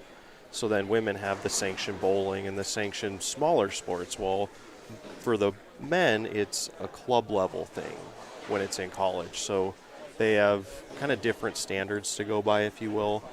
And I know the NCAA is pretty strict, and not being directly involved with the NCAA, I'm not too up to date with kind of what they require, but I know, you can't have certain gifts to you if you're on scholarship, and you can't, like, someone can't take you out to dinner if you're on scholarship. Like, it's insane how strict it is. So Yeah, we had to sit through, I think, 4 compliance meetings every year. So 2 in the first semester, then 2 in the second semester. And the rule book, I mean, it's a long meeting to sit through, but we just go after rule. And can you accept, if you're at a restaurant and somebody wants to buy you cookies, you have to ask them, are you buying me these cookies because I'm an athlete, or are you buying me these cookies because you're a good person? And isn't that insane, though? it's crazy. And something as silly as, but it actually happened to my team one time. We had a senior that had graduated with a current senior, and some lady was like, oh my gosh, I love you guys, I love your program, let me buy you these cookies. And the one who is currently on the team was like, well, I can accept these, but you take them. And it was just like, the rules are crazy. I can't imagine that. And I've heard some stories just from like the basketball players in town from back home, how they went out to eat one time, and someone said, I don't think they paid for their meal, and it got them into these like NCAA violations. I'm like, that is so insane to me. Yeah. I will say the NCAA is loosening their rule on money. So in the sense that before, if you put my face on a promo picture and I was in college still, you had to throw away every flyer that you made. You could not use me as promotion. But now you can get money from your promotions. Like, Wow. example just coming to my head, like Hope Gramley in college, killing it on the women's tour. I mean, Yep. she had a couple great stops, made the TV show at Queens. So if McKendry wanted to put her face on something, I mean, I could be wrong, correct me if I'm wrong, but she can get money based on her promotions now, Yep. where before that just was not an option. Yeah, it's the name, image, likeness thing that they're doing. Yes. And I believe at McKendry, they have the women's team as NCAA side, and then they have the club level They do side, have so the they do club. both. Yes. Because I saw him on TV bowling for the intercollegiate title, and then I saw him not long after bowling for the NCAA title. So it's a big difference, and I do believe we're having a roll-off right in front of us here. So It's what it appears. I was trying to listen in to what Nevin was saying. I couldn't quite hear him. So this is Trey versus Zach, and they're gonna. I don't know if it's a 9th and 10th, or if they're just gonna bowl a quick game, or what we're gonna do. Well, But this will determine the top seed in the boys' stepladder final. do a little checking and see what Nevin has to say. Okay, I do believe the second place money for the boys' open division is $3,000. It looks like Oh, a it 9th looks like and it's a 10th 9-10. frame. Yep, and Trey is about to go first, so we'll put our scores up on the screen. Trey will go first. So he'll bowl his 9th frame, then Zach will come up, bowl his 9th and 10th, and then Trey will finish off his 10th frame on lane 14. Great shot. I mean, this is essentially, you win this, you're guaranteeing yourself a $3,000 scholarship for second, and possibility of winning the title for $5,000. And I don't know, the third place might be $2,000. Well, I think it is even 35, 25, 15. Because I know fifth gets 1,000, and I think fourth was 15. So it was either 2-3 or 25-35. So this is a $1,000 roll off right here. I can't imagine bowling for that as a kid. I can't.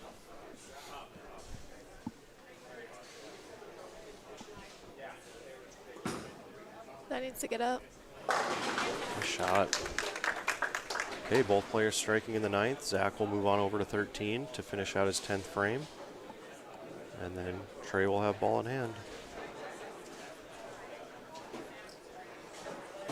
Nice little gathering of all the players and friends over here. Got a nice little crowd this year, which is nice. Again, Zach is our defending champion here at the Midwest Youth, winning last year over Lucas Herzrud in the final, taking home the $5,000 top prize. So talking about one of those guys pushing 20 grand in career winnings here, this guy could be one of them. And I don't think we've had a repeat in the boys division, have we? No, we've had a different winner every year.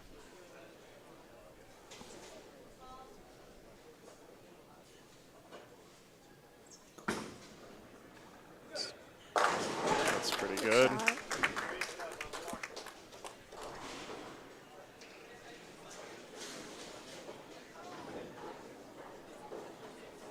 They seem to be getting to the point where if they do project it a little bit right, it is starting to make the corner where early on in the block you had no chance. Kind of seeing a little more breakdown happening here, and that'll be out there for the bracket round, and then again they'll re-oil for the stepladder finals.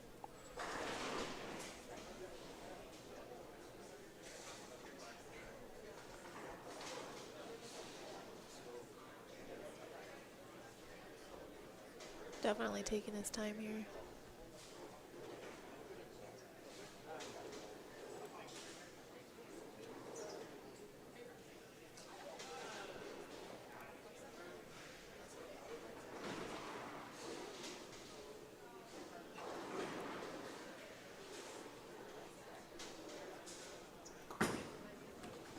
Push a Don't like little. it. Well, Well, Trey's that's- going to have an opportunity.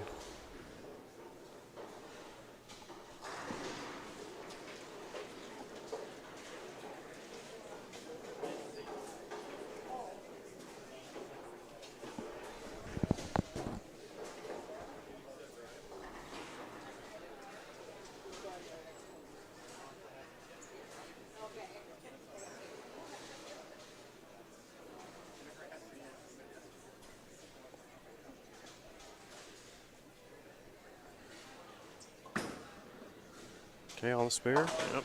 49 for Zach. No, 59. 49. 49, yeah. Yep. Two strikes to win. Yeah, he's got to have the first one.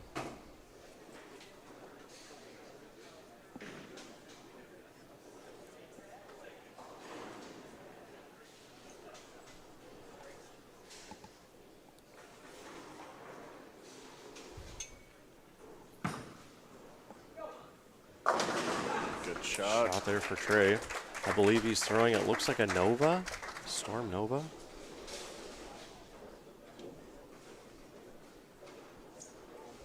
Strike to win, spare for another tie. Well, count is still big Oops, here. yep, Gotta get have the 9. count.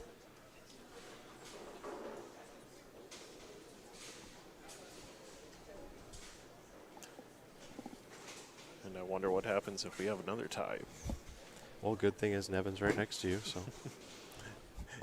Smirking at us right now. Well, we'll find out here in a sec.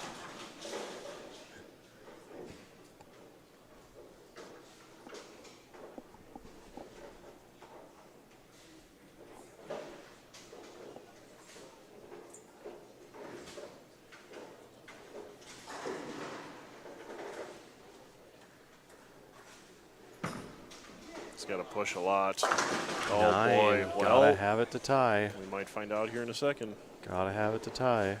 And then are we like sudden death type roll off? Well,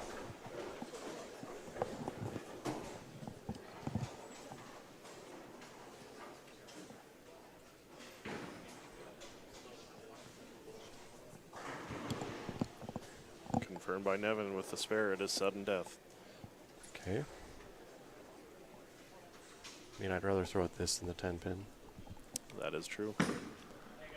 Okay. And good spare. And we're still tied. So who starts in what lane? I'm not sure how they're doing that. I wonder if they go by qualifying score.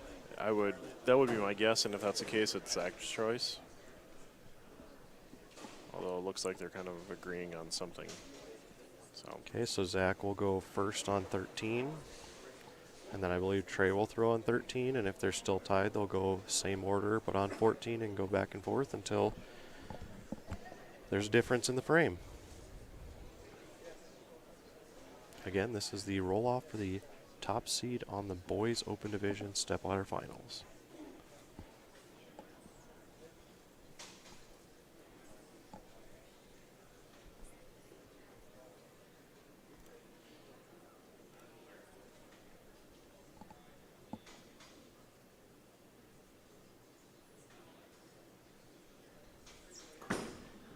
Looks pretty good.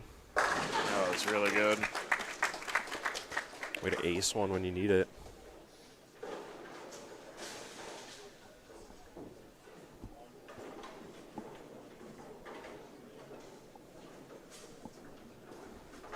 Stephanie, have you ever been in any roll-offs recently? No, not recently. This is exciting. I can't imagine a roll-off like this for this much money. No, and I say it every time. It's crazy how quiet a bowling alley can get with this many people. I think I hate how quiet it gets. I'd rather have the background noise.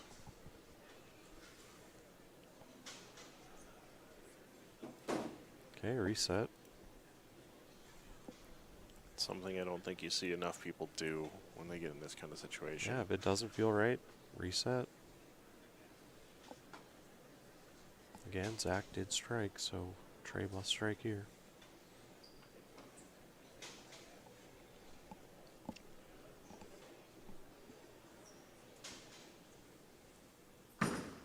That's Gotta left. push. He's Oh gonna my get away God. with it. Brooklyn carry. We will continue on lane 14. He didn't even know it went Brooklyn.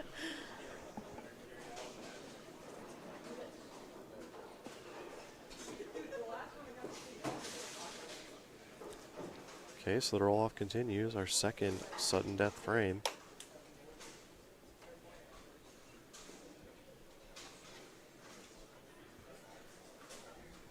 I believe Zach's throwing an IQ tour.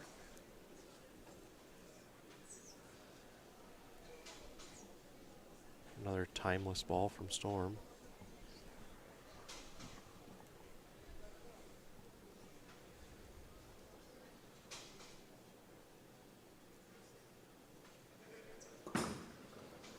Pretty close.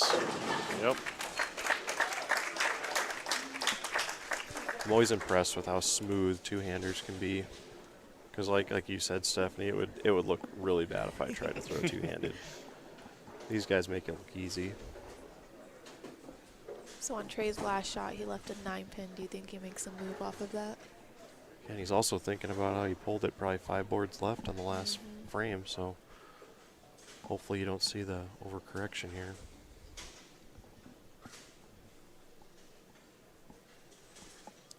Gotta have the strike. Looks better. Oh, that checked up early. Checked up early for a 9 count, so Zach Andreessen, our defending champion. We'll have one match to win back-to-back.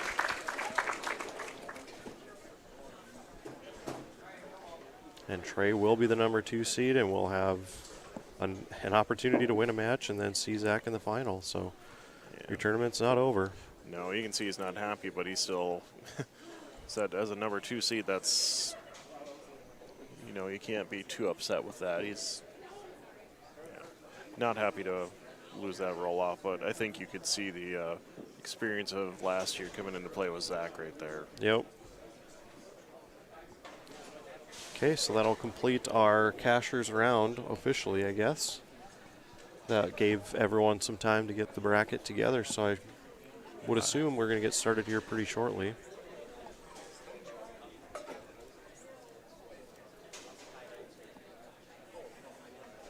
Again, if you're just joining us, please share the stream with everyone you know on social media. Go ahead and hit that subscribe button on the YouTube player. That does help us out quite a bit. Hit the like button. We will be here for the duration of the event. Again, big shout out to the tournament sponsors once again this season. Help make this tournament possible and hand out over $40,000 in scholarship money. Again, a quick reminder for our next show on Sunday, October 30th, live from North Hill Bowl in Minot.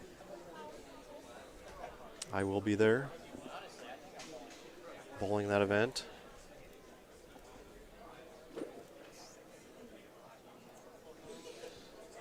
Looking forward to that. Again, we're on to our bracket round.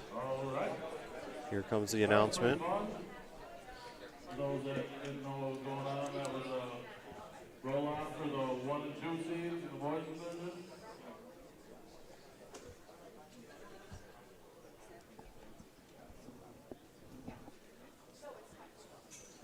So our 1 seed after the roll off in the boys division, Zach Andreessen. The 2 seed, Trey Hendricksmeyer, also with 2074. Then we do 1 and 2 in our stepladder.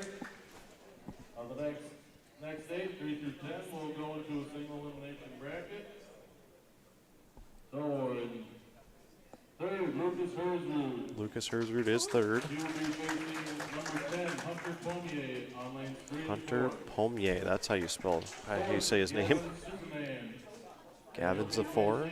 9, Brandon Cryer on 15 and 16. Okay, Brandon Cryer is the 4. 5th, Dawson Unrad. He'll be facing number 8, Braden Mollusk on 11 and 12. 6th, Ty Weiler facing Dawson Peterson on lanes 7 and 8. The rest of our finishers, Riley Schwartz 11, Robert Vader 12, 13th, Carter Westcott, 14th, Kyle New, 15th, Brady Gustafson, 16th, Dana Porkfeller, tied for 6th. So I feel like they're not using our featured pair this time, so we're going to have to move our cameras over, and then they'll come back to 13 and 14 for the second round. Yeah, that sounds about right how they did last year, too. Okay. So it looks like we have Dawson Unrath against, no, who's on 11 and 12? That is Braden. So Braden's the 8, who would get the 5, which is Dawson Unrath. Okay, so Braden and Dawson on the pair to our left. We'll have Gavin and Brandon Cryer. or the 4-9, which One seed with a 10-game total of 2068. So chat, if there's anyone out there a fan of any of these two, we're going to pick one pair to go to. So if there's anybody in chat wanting to follow one of those 4 bowlers, please let us know. It'll help us decide what pair we're going to feature here for a second. Seeds, Nathan Rowley on 19 and 20. Otherwise, we're just going to pick one. Flyer, bowling 9 seed, Sharon Magrum on 25 and 26. Our 5th seed, Hannah Roars, bowler 8 seed, Haley Kresge on 23 and 24. Our 6th seed, Krista Rama versus 7th seed, Rachel Moore on 21 and 22. Our other finishers, Olivia Bass. Again, we have Dawson Unrath against Braden on the left pair, and we have Brandon Cryer against Gavin on the right. Congratulations, all of them.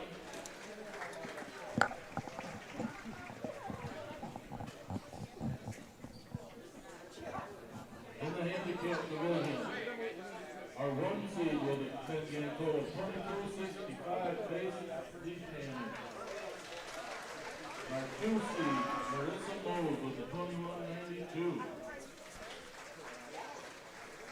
And 3 through 10, Lucas Newman, number 3, versus Aurora Gilbertson, 27 and 28. 4 seed, Andrew Wild versus 9 seed, Everett Calloway, 33 and 34.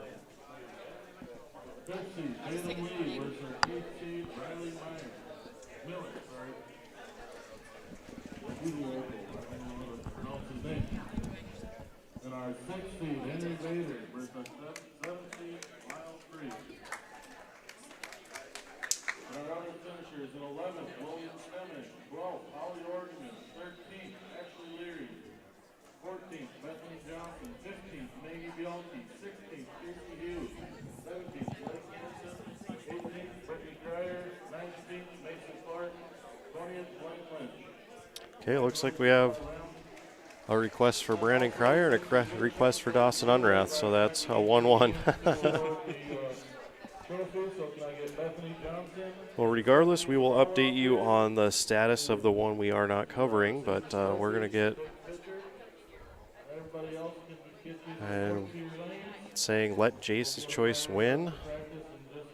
Well, we can feature Dawson Unrath against Braden. We can let everyone know about the Brandon Cryer match on the right, if that works. say they won't be too far off, so.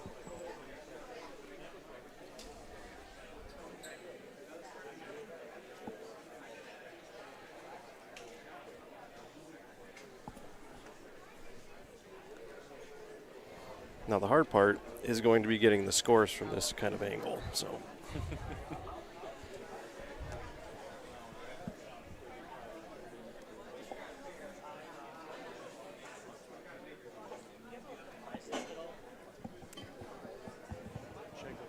Haven't seen it yet.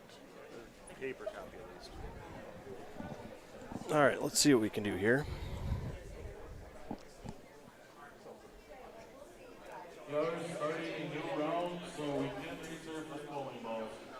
As you heard Nevin say there, that it is a new round, so that's how the rule is interpreted here.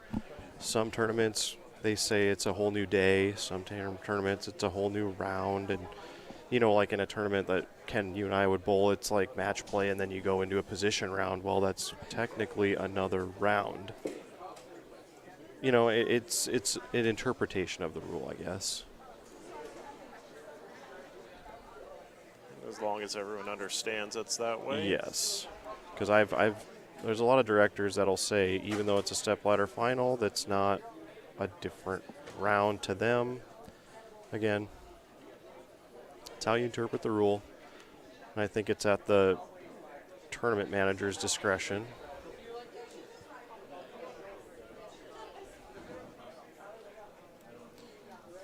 Okay, so our scores are going to be a little lopsided, but that's okay. We'll make it work. It's going to have to work.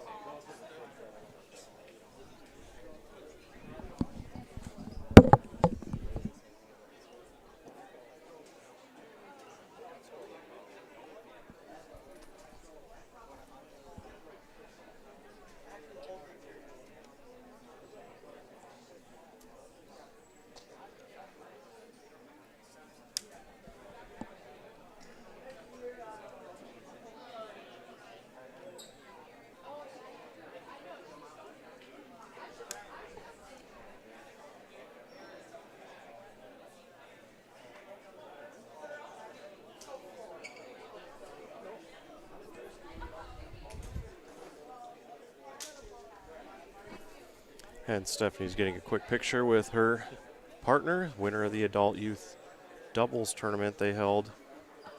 They have a shift on Saturday night and on Friday night, I believe. 51 teams in each, so good turnout there.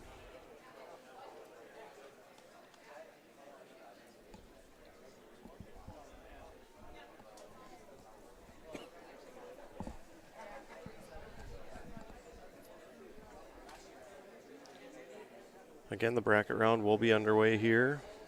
Just doing some final clerical activities before we get started.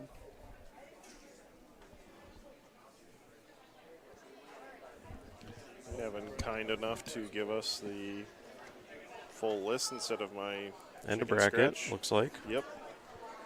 And Stephanie's taking more pictures. Are you getting sick of all the trophies?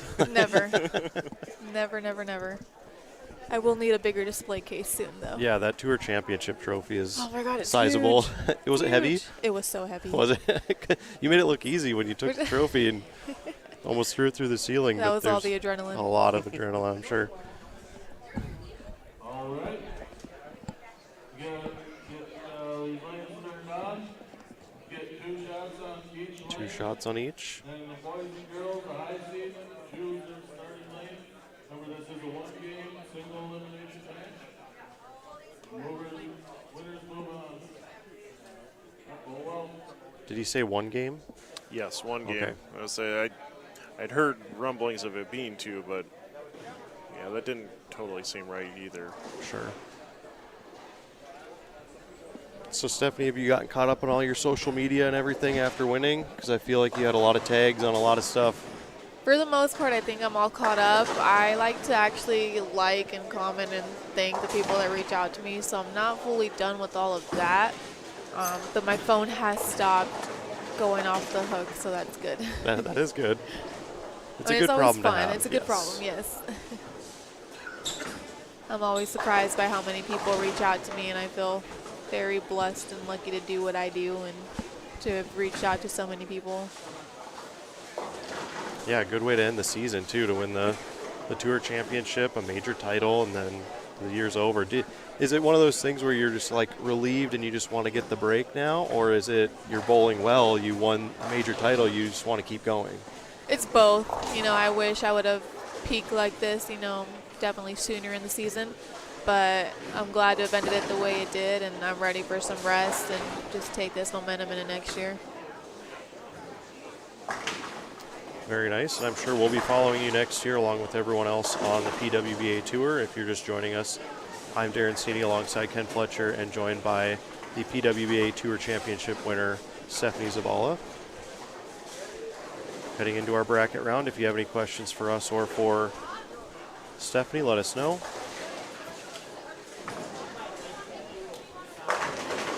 Thank you all for joining us on the chat room too. I do appreciate all your comments. We'll try to get to all the questions when we get a chance. I always like seeing which route the higher seed goes when it comes to finishing first or stepping up in the 10th frame. What's your preference? I always prefer to step up in the 10th frame. I like to know what I have to do and go out there and do it. But lately more, it's all strategic. It's how I feel the lanes are playing. On the TV show, I thought the left lane was better, so I chose to not start that match so that I can end on the better lane. Yep. But And then I suppose as after you win, it's not your choice anymore. So yeah, yeah, and actually both the girls switched me on the show, so I made Jordan start first, and first thing Maria did was, nope, you're starting, and I was like, Yep. okay. I suppose they gathered that your better lane was the left lane, so then they Yeah. wanted you to finish on the right. And Yep. I suppose that's another thing that goes unnoticed by the reps too, is kind of while you're still staying warmed up, they're your eyes, you know, on the TV pair. So it's a big deal.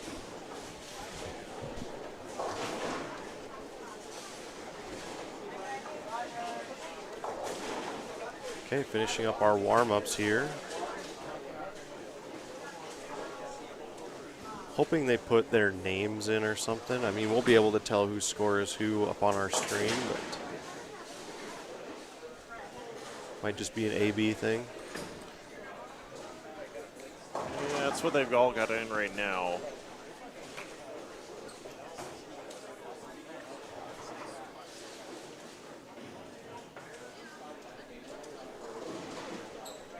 I'm not sure if they're given choice of, higher seed gets to pick or what exactly. Well, they're underway to the pair to the right. It's like Brandon's going straight into it. So Brandon is the lower seed, so I wonder if they gave choice. Looks like we have a little pin chase going on here on lane 11, and then we'll get started with that match. Yeah, because over on 7 and 8, that's interesting. Yeah, I have no idea what's going on. I'm trying to figure it out. Okay, it looks like Dawson will get us started. They must give him choice because Dawson is the higher seed, so. Oops. And of course, when they start the scores, the scores move ever so slightly, so we'll just have to adjust that.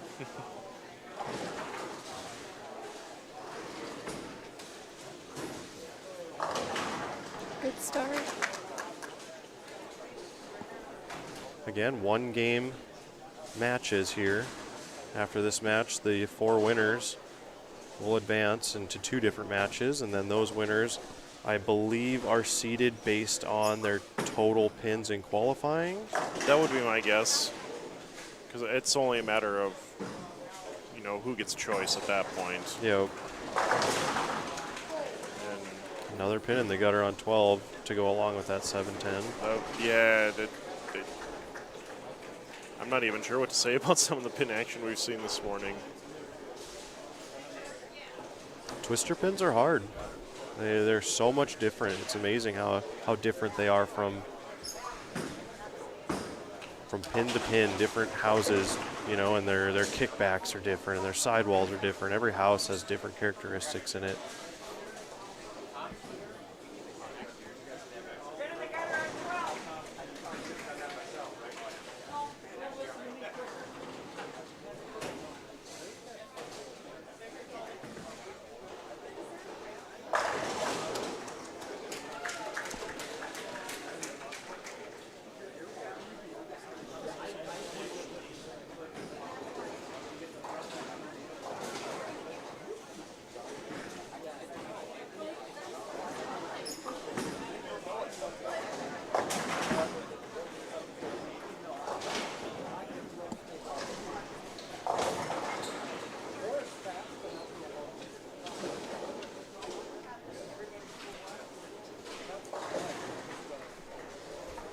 So when you're in match play, does what your opponent's doing ever dictate where you're playing the lanes? Not really. For me, typically a few boards left from where my opponent will be. So I'm kind of in my own area and I can make my own transition. I try not to pay attention to what they're doing. I try not to watch to the best of my ability. Keep my head down and keep working. I don't really like to pay too much attention. Right. Yeah, watching your opponent go runaway Brooklyn, it's all a mental thing. Absolutely. Everyone has their keys. And do you find that you're one of the higher rev rates on tour for the women and you play further left than most? Oh, yeah, absolutely. I feel like that's an advantage on certain patterns and probably not so much on others. We can say that, yeah. I definitely struggle on the shorter ones. Definitely have the advantage on anything with some meat on it. I think I have the highest, if not the second highest rev rate on tour. I think Daria might have me by a little bit. Yep. Very close, though. Yes. Yeah, we always try to meet up during practice, after practice, figure out what's working for us because we're typically a zone left from everybody else. Yep. I feel like more and more ladies coming out on tour the rev rates are going up. Just a lot of the younger ladies are throwing it with a lot higher rev rate than I've seen. I would agree with that.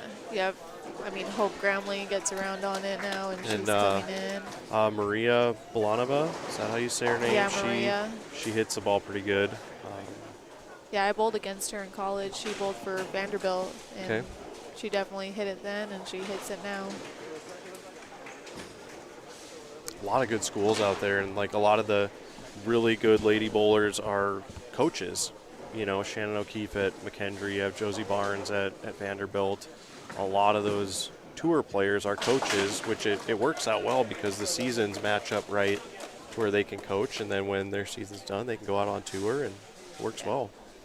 I also think that's why they kind of shortened our season. They like compacted it so that people with, you know, coaches and teachers could have that summer off and be able to make more of the tour stops. Yeah, so it's kind of like a good and a bad thing. Like in a way, it sucks to have it so compacted because then you get worn down, and if you're bowling bad at the moment, then it compounds your season, kind of thing.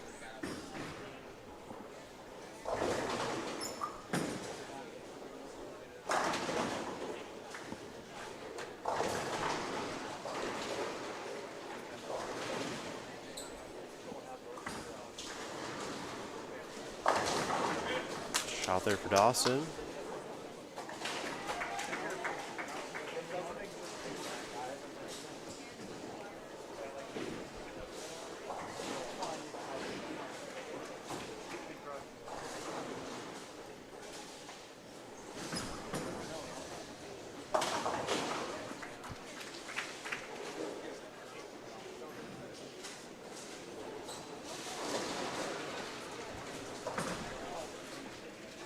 Again, we have bracket coverage going on across the house right now. On the low end is the boys open division. We have 8 players competing.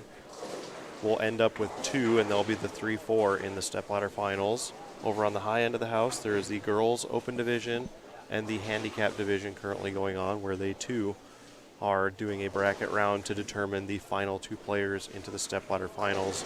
All of those stepladders will be featured here on NDBowlTV following this round. We'll start with the girls open division on 13 and 14, move over to the handicap division, and then finish it off with the boys open division.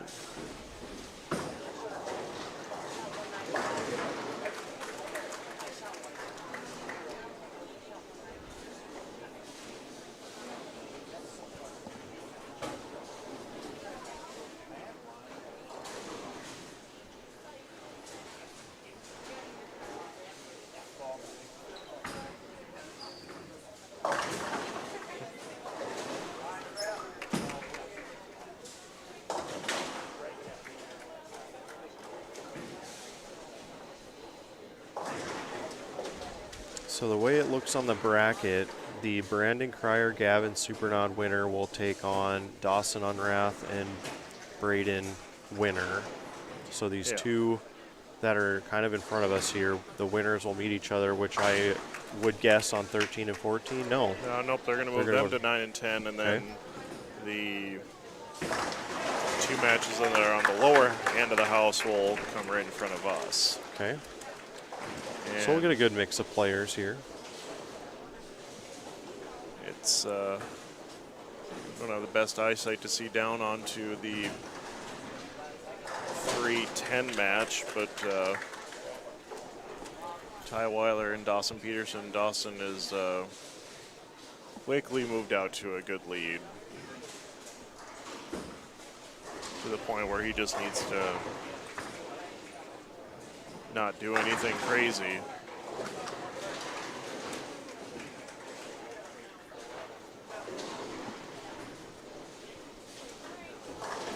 Brandon Cryer over to the right, looking for an early double, trip 6, no. It's a couple 6-pins on that lane, just letting Gavin kind of hang around. Yeah, Cryer's gone spare strike now with a 9 count, and Gavin went spare, open, spare, so an early lead for Brandon. Gavin actually made a ball change. I think he went from a reality, and it kind of looks like a hustle line. It's a pretty drastic move. Yeah, I see a Zen, I see a Nova. Oh boy. Flagged 6-pin there for Brandon. Gavin has been probably left of just about everyone all day today so far.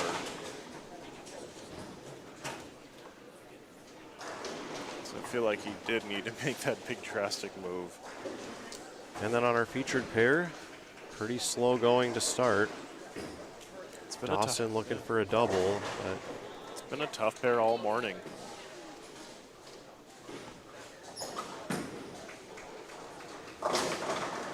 Gavin trips the 4-pin for his first strike.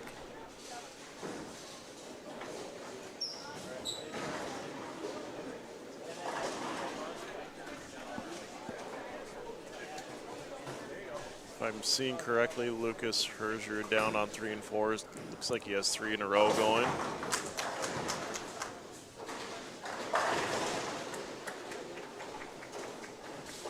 up now on the left lane. Oh, he's on the right lane now. So he's just starting his set.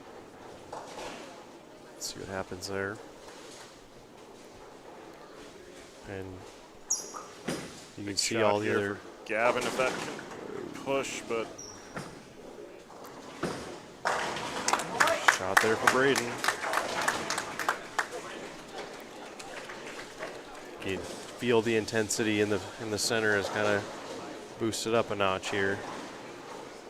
it's one of those with our 2 matches in front of us. It feels like either anybody in them can throw a double. They're gonna have a big advantage. Well, Braden looking for the first double in this match.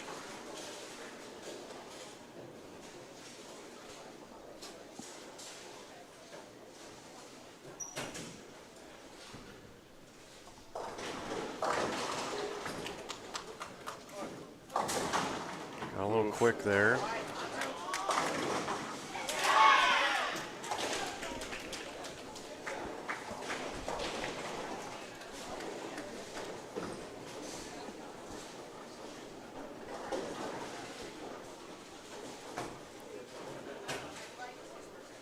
Oh, and they had another pinfall on 11. So we'll have to get a, what is that, the 8-pin setup? Yep. I believe it was a. It was a 2-8, yes. And Lucas looks like threw another one, so he's looks like he's marching away to a victory. And big shot from Brandon here on 15. Just to the right of our screen. Yeah, can't quite see it on our monitor, but You'll know the reaction when he gets here.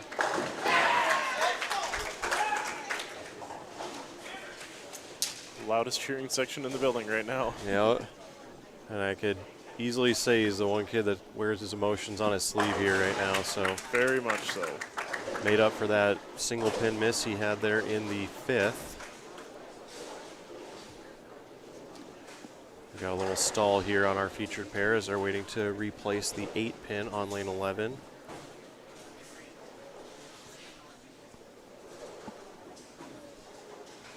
Every time it gets loud in here, it reminds me of college bowling. Bowling centers are so loud at college bowling tournaments. If you're a spectator out there and you like bowling, find a college event to go to just one time.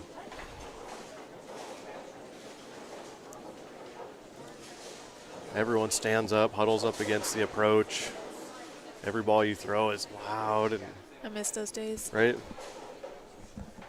It's definitely a different atmosphere from anything else in bowling.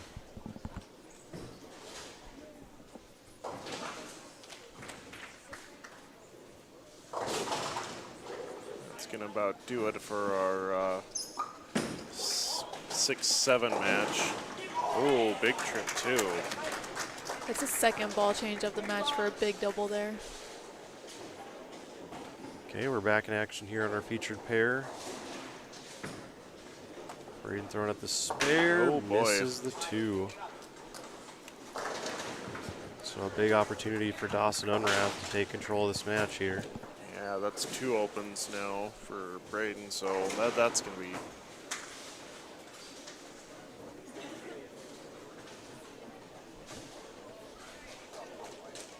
There's a balk. Balk from Brandon Cryer. That's something I can't do very well. Usually when I go, it's a full committal thing.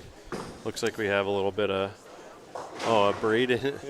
So This all makes sense now. Yeah, we were handed a little piece of paper about Braden here, his real stats since he I think he was one of those that put his favorite color down.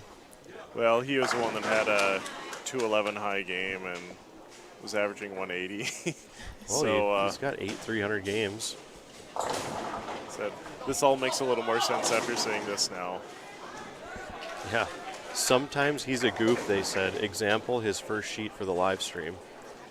Got it. Yes. Hey, you finished 9th at Junior Gold, 15th at Teen Masters, multiple Wisconsin titles. So say we have 3 of the top 10 in Junior Gold in the building right now That's insane. for just the boys division.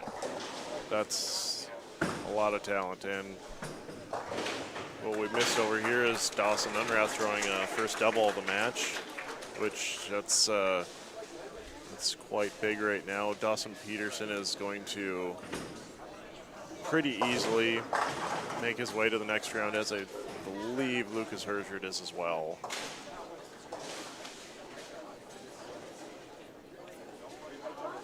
And over here to our right, we still have a match.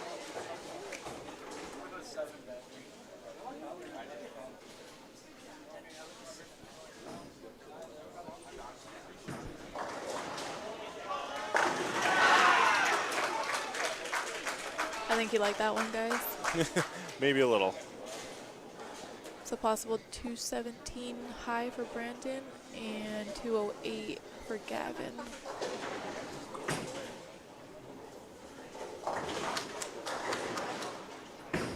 It's a good spare over here from Dawson to keep his lead.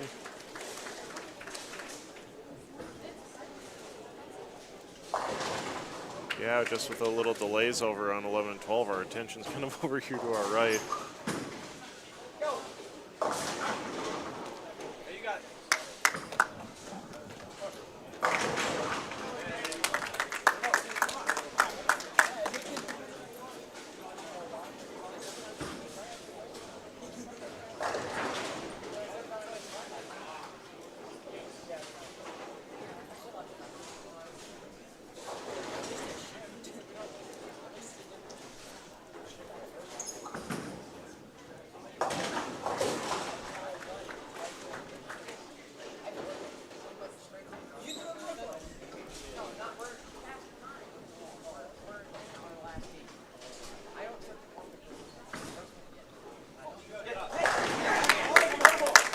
Braden to keep himself alive there.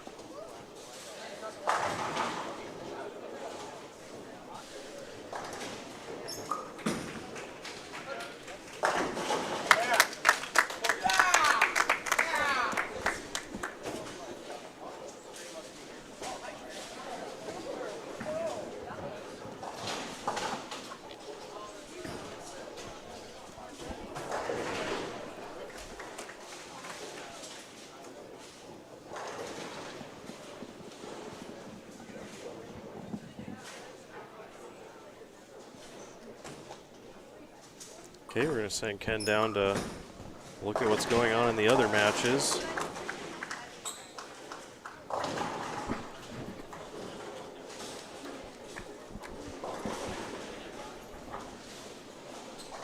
Again, if you want to know how a certain bowler is doing, we will try our best to locate them. Looks like to the pair to our right, Gavin can finish out here the spare for 176. Brandon Cryer pretty much has this one wrapped up. Another pin in the gutter on 15.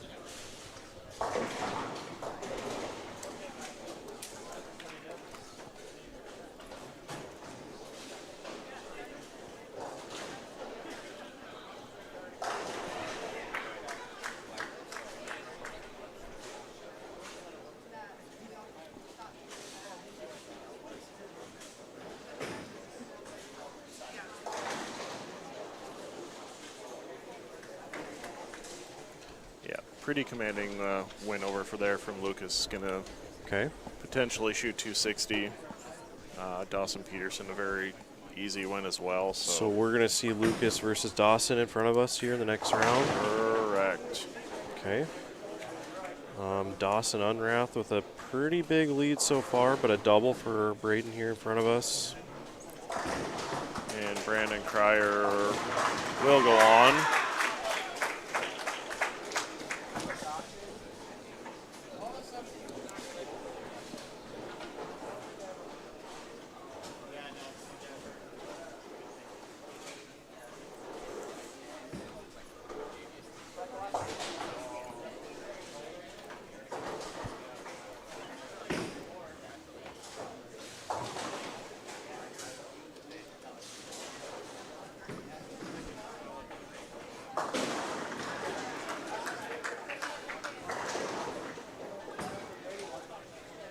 Careful. Well, This spare for Unrath. That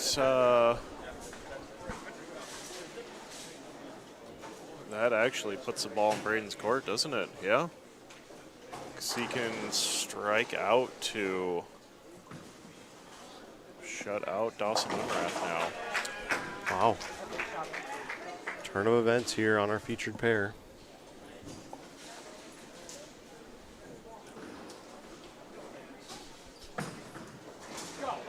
Push and A lot of 9.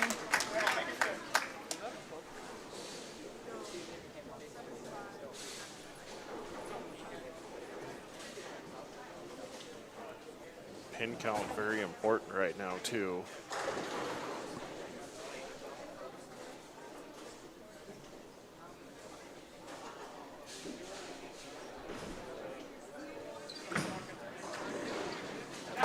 Spare.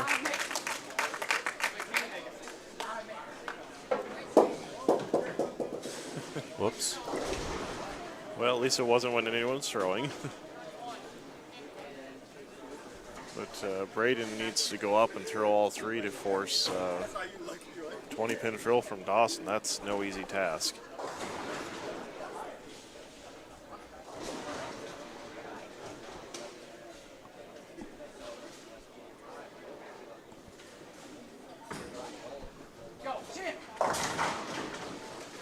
Count.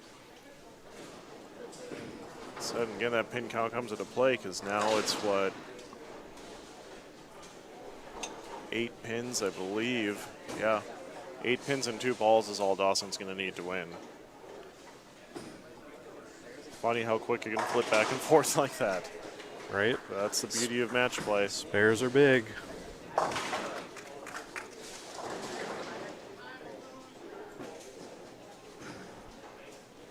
Stephanie, what's your biggest like close call? Was there ever been a time where like you missed an easy spare that cost you a lot, or you got a really lucky break to get into some like a show?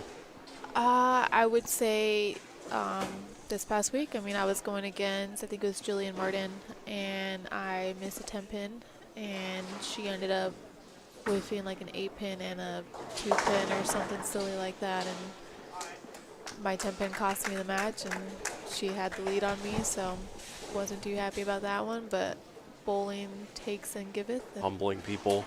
You last year, there was a tour stop on my birthday. That'll do it. Yep. Game over. Dawson Unrath will move on to face Brandon Cryer. So Lucas Herzrud and Dawson Peterson, those 2 matches, the winners will be the 3 and 4 in the stepladder finals.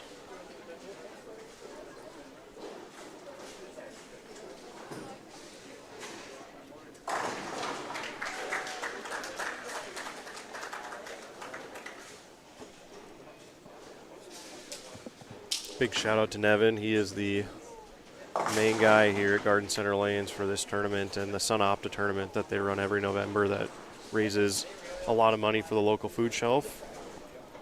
Big props to him and all the work he's done for this tournament and all the tournaments around here in Alexandria. The guy puts in all the work.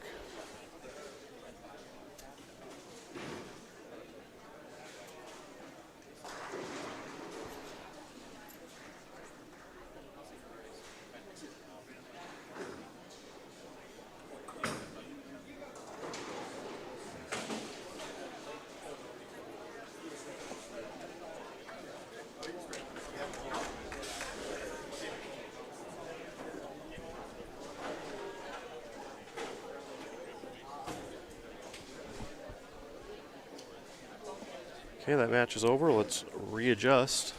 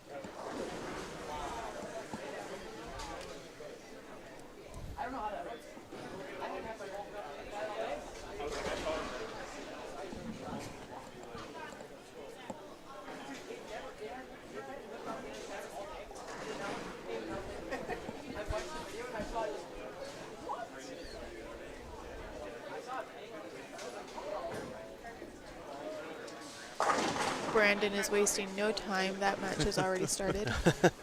Quick bowler. Yeah, always has been when we've seen him.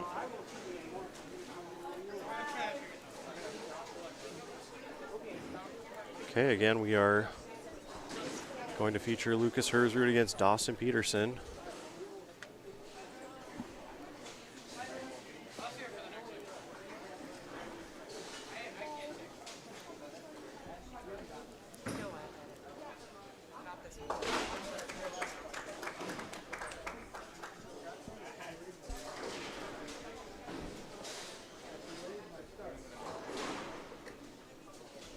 Dawson will start first in the left lane. Got a little loft going on here already. Like we said earlier, the stepladder finals will be featured on fresh oil. So following this match, they will oil 13 and 14, 15 and 16, and we will start with the girls' open finals.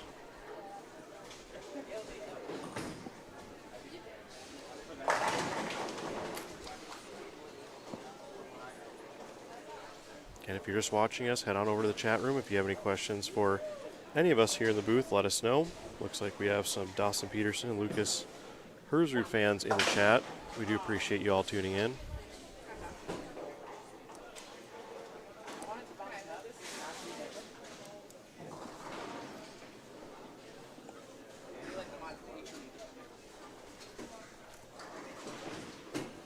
And if you haven't already, please hit that subscribe button on your YouTube player.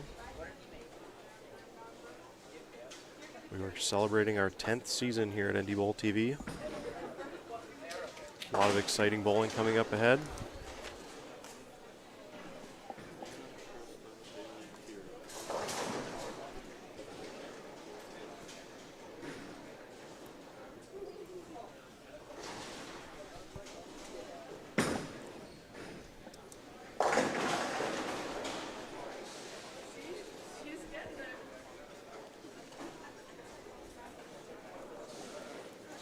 Evan giving us the winners from the girls and the handicap divisions, which are kind of hard to see over here.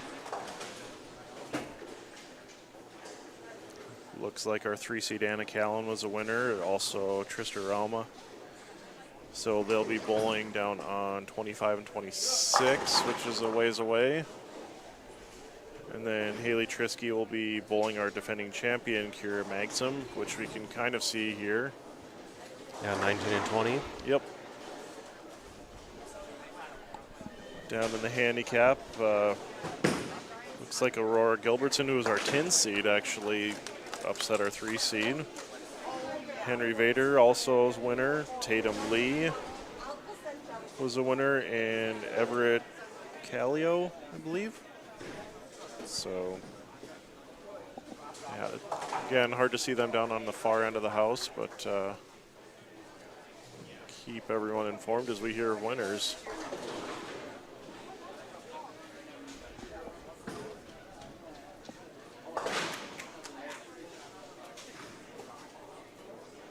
Looks like Lucas is throwing a trend.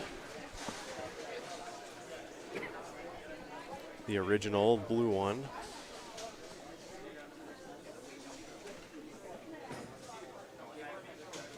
Stephanie, do you have an all-time favorite bowling ball? My all-time favorite. You know, with changing to a different company recently, I don't have my, like, that's my baby, but the Honey Badger Pink Fury. I have 8 of them. Wow. Jeez. And it was the last release before Global went to Utah. And so they made it. It came out for a month, and then it was gone. And so thankfully I have a lot of good friends that sent me I theirs. was going to say, how did you get 8? I bought some. I got some off of, I was just buying them because it was so good. As soon as I drilled the first one, I was like, I need more of these. And the ones that didn't like theirs gave them to me, and I plugged them, and now they're mine. Perfect. I don't think I've ever had more than 2 of one bowling ball. Nice shot a from good shot. Dawson. And some more Deadwood over on 9 and 10.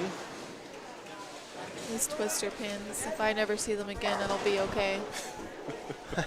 I think you two would be okay with that. Yeah, right. Ken, do you have an all-time favorite ball that you've thrown? I think you already know what I'm going to say. Probably. I mean, I have a couple, but it's hard to say anything but the original Big Time. Yep. And I wish I could find another one of those. Yeah, my favorite ball is a Victory Road, Storm Victory Road. I had one of those about 10 years ago. And then once we started NDBowling.com and sponsors started coming in, I hadn't thrown the Storm family brands for 10 years now, and now all my stuff is going to be in the shop getting drilled. I'm excited to start throwing the Storm brands again. I'm really excited for the IQ Tour, the High Road. Yep. Everyone says good things about the Reality and the Zen, and then some, ASIM pieces like the Nova and the UC2. I'm excited for all those. Make sure you get yourself a Zen Master. Okay. I personally think that one's better than the original Zen. Really? Yes. I feel like you were throwing that last night, weren't you? I was. It has no business being as good as it is. It's just one of those balls. A lot of people like the Zen Soul, too. Have you found success with that one? I have. Yes, I have a couple of them drilled now. I personally like mine shiny. Okay. But that roll, I mean, they're better than the original Zens. That's Okay. my opinion. Wow. And obviously get yourself a Wolverine Moss. Yep, the Dark Moss. Yeah, that ball looks good. You made it look really good. Yep. Like, I wish you could find certain stats like that. Like, after you won a tournament like that, I wish you could see the stats on, like, sales following, like, certain products that you use. I think that'd be really cool. Lucas with an opportunity right here. And just...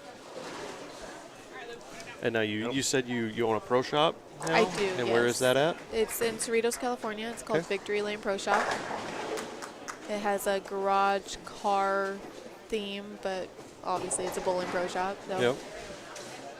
we are mixing the worlds of mine and Chris's world. He's a car guy, so. Nice. And Cerritos, that's down in the LA area? It's in Orange County. Okay. But close enough. Everything is pretty much within a 20-minute drive. Right. Orange County is like the biggest county by population in the United States. Yes. Probably the world, too. Like, it's insane how many people are down there. Tough spare here for Lucas. Yeah, on this pattern especially, choosing to go plastic. Well, They each matched opens. they give it right back. Tie game early. As we are over in the Dawson Unrath, who just tripped out a big 4 to get a double. Yeah, they're pretty much tied going into that third, fourth frame, too. Yep. So this big hop step that Lucas has, this is why I could never be a two-hander. I would just not get that down. Right. And now his dad had kind of a timing mechanism in his game, too. A really good bowler in his own right. So I could see how it's modeled after, his dad in a way. Oh, for sure. We've been fortunate enough to see Lucas since he was... Pretty much born. yep. Yep. I would say that's about right. Yeah, his dad, Travis, was a pro shop operator in Fargo for a long time and drilled a lot of my equipment back when I lived in Fargo for college, so. know this family very well.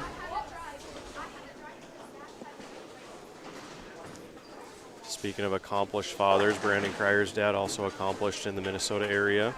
Eagle winner at the USBC Open in doubles with Steve Bone.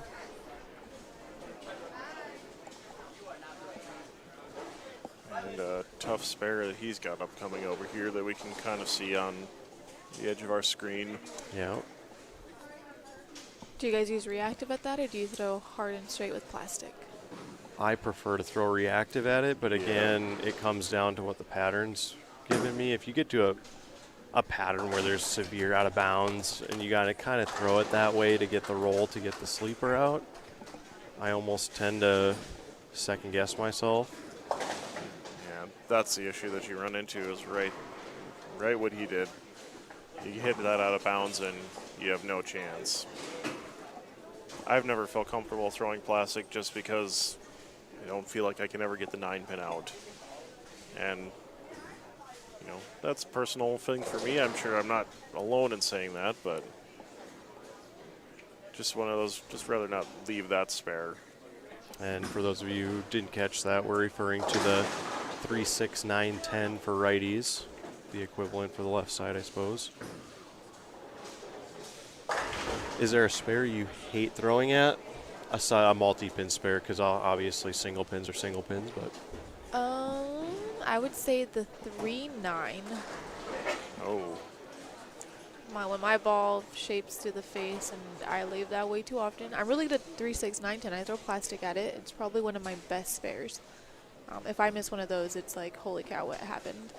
That's a good one to be good at, though. But the 3-9, I cannot. Because I never know, should I like throw hard and straight with my plastic like I do a 3, 6, 9, 10, or should I try to hook at it? And that one just stikes me out. Oh, jeez. And psyching yourself out by missing a 10-pin. Oof. Pressure does strange things to you. Just got to take a moment, take a deep breath, get right back on it.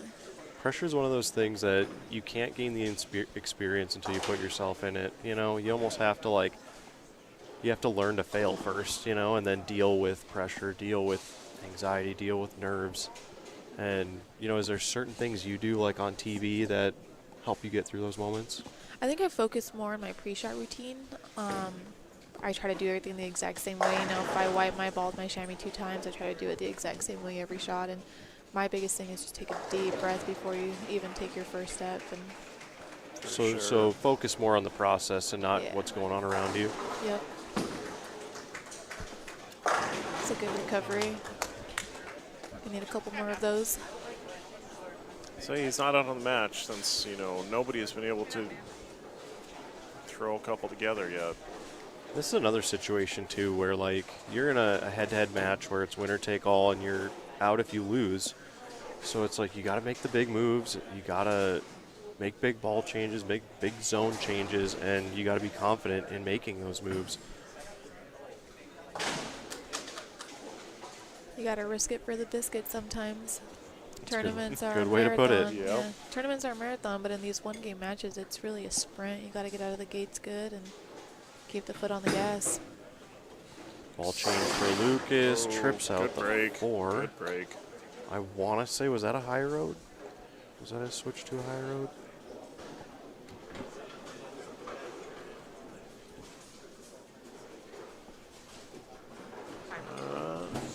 It is a high road. Is Okay, it? confirmed from mother. I would say. Yeah, Lucas's mom right behind Stephanie over here, so we got the confirmation it is a high road.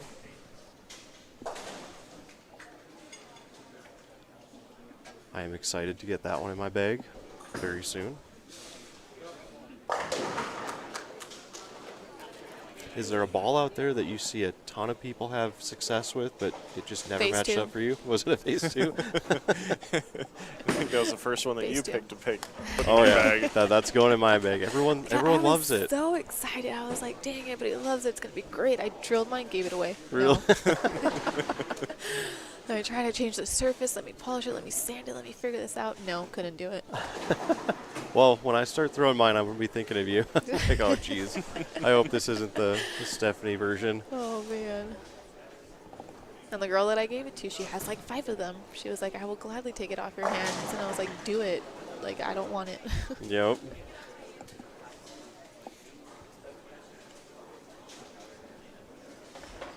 Energy quickly is zapped from Brandon over here. He's already made a ball change after those, the last couple frames.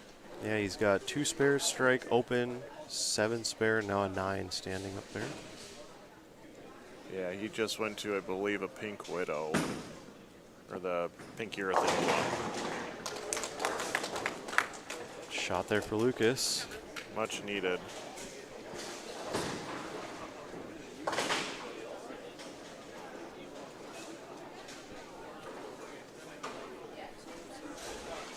So do you use any like strategy, like when you're up in the 10th frame and your opponent needs to bowl after you? Do you take all your re-racks? Are you one of those people that try to delay it, or are you just like go, go, go, keep the rhythm? I normally try to keep my rhythm. The only time that I've ever taken a re-rack was when the girl I was going against was just running me over. And I was like, we need to slow her down. We're bowling at her pace. I'm not okay with that.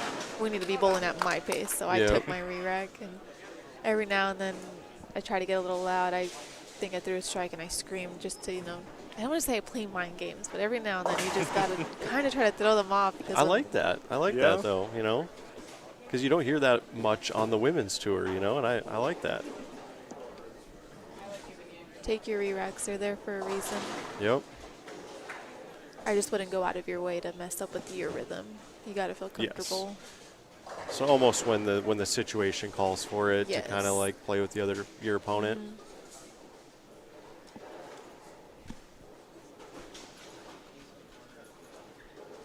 Working on a double. Dawson Peterson Close. Likes Oh. it, trips a 7-10. That's the rack out. No 7-10 today. Well, big couple frames here for Lucas.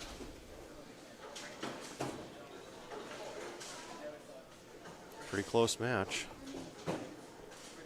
2 pins.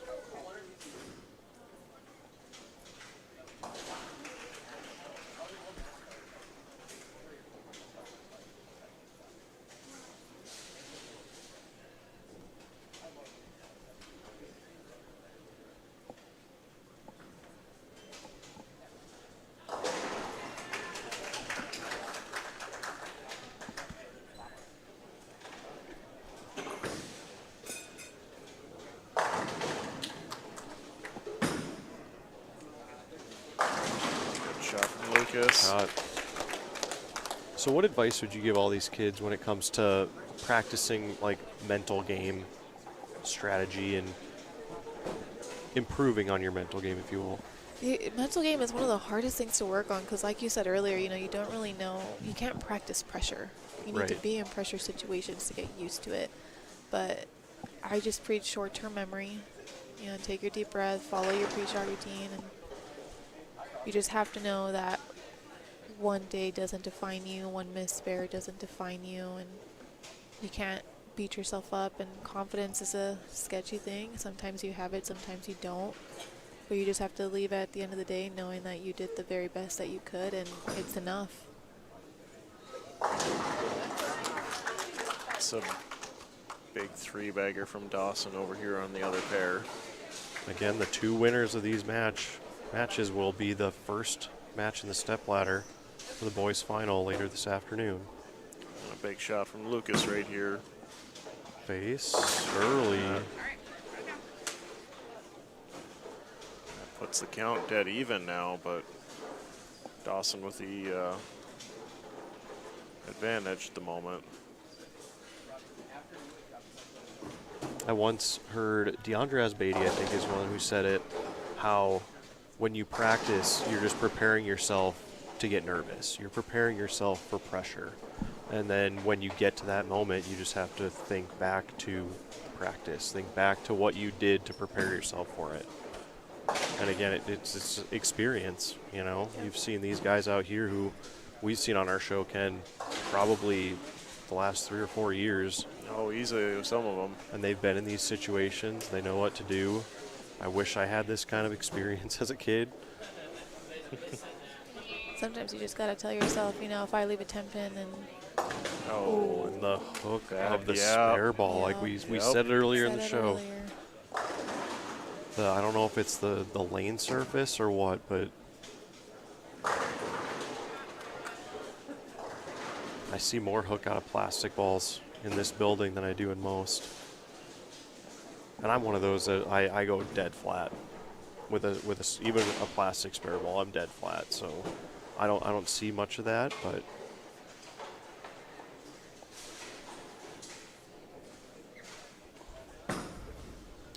Take control. Yeah. Ooh. Well, Thankful for the bird dog there to take out the 10.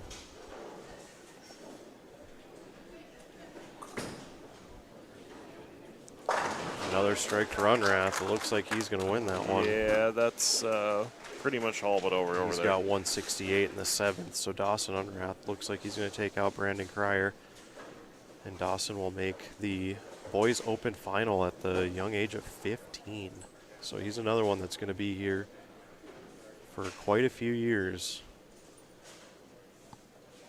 Again, if you're a kid out there watching this, I would definitely recommend coming to this tournament. On the spare. Still a tight match.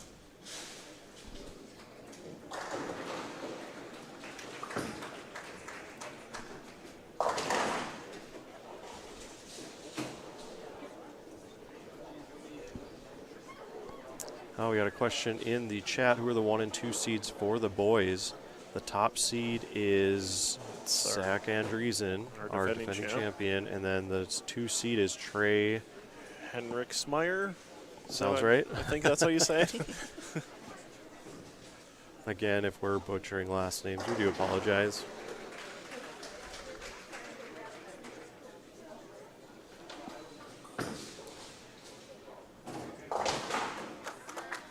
It's a big shot for Dawson, a strike. Lets him keep control of his destiny. Maybe he got a little rattled there by Dawson throwing a shot over on 9.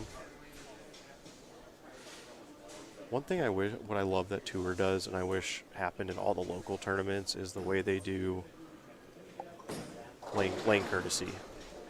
You know, just when you gotta have someone on both sides, you throw a shot and then it's your turn. Like, you always know when it's your turn. I just think it's easier that way. I agree. It's pretty good. Good shot. And if you're not sure if it's your turn, just see if there's people staring at you. Right. Probably. Yep. Like, I know a lot of people go through that when they're local tournament bowlers, and then they head out to like the Masters and a regional stop, and then they got to get used to the lane courtesy. Dawson Unrath is officially a winner over there. Over here, Lucas needs strikes. Down 12. Brandon Cryer will finish for, what would that finish, 5th, 6th? That'll be a tie for here, which is still a pretty good scholarship. So we don't have an official payout, do we? I haven't seen one yet.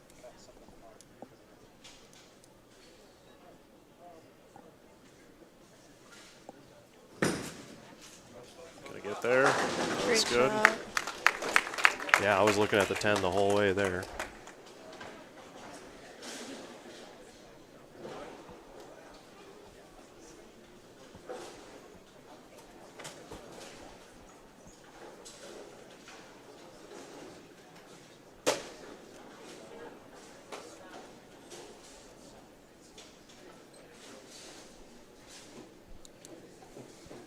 This appears to be the last match in the building going.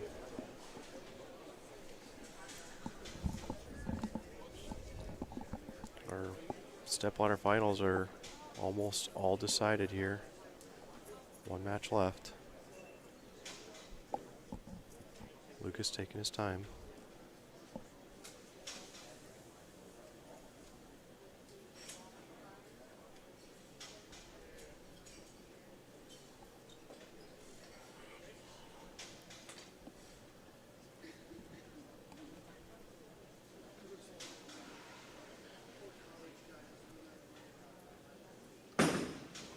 push.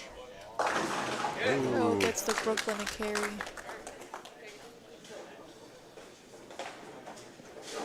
See, and that's an instance there where you were talking earlier. If you're the opponent, you're not going to be want to watch that. Like, Brooklyn's, you love them when you get them. You hate them when your opponents do. I believe back home, Mike Morris is one of those that every time he bowls in a stepladder finals, and he's already in all the Hall of Fames and everything like that, but he's one he'd stare straight at the ground. Yep. No, And absolutely. by the reaction of the crowd, he would know what happened. It doesn't matter how it happened. Just do his own thing.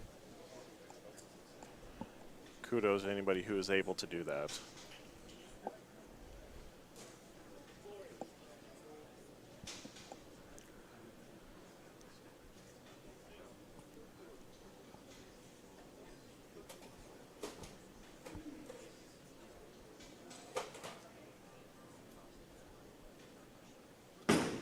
Little More right. It's got a projection hook. there. That's not good. And the count kind of hurts right there too. Okay, Ken, you're a numbers guy. What's the situation here? Well, at this point, Dawson needs spare. Well, with Lucas's spare, he needs spare 7. Okay. So it's all in Dawson's court right now. And I do believe 14 is the lane where he's tripped out a couple 7-10s already. So He almost left it on the last ball.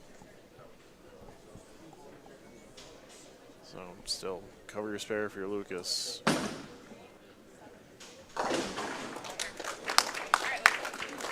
that's one thing that I admire about these kids is their ability to throw straight at everything. I have a bad habit. I go to league and I just get lazy. And I hook at left side single pins, and I hook at certain spares that I All the know time. on a tough condition I'm going to want to throw straight at it.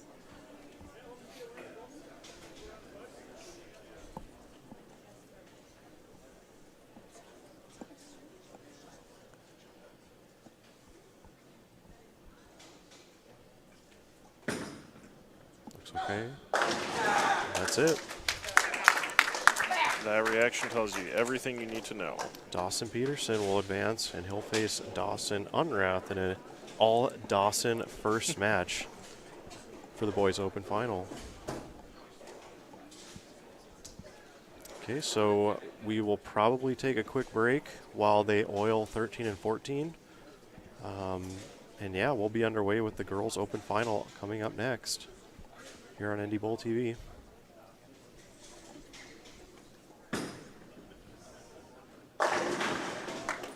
Another good tournament for Lucas Erzrud.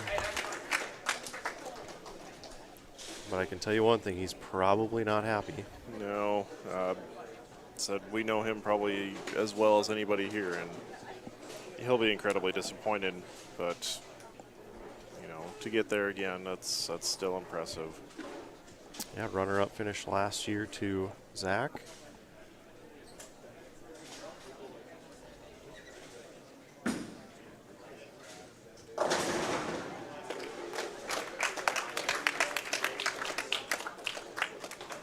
I think Harper's watching.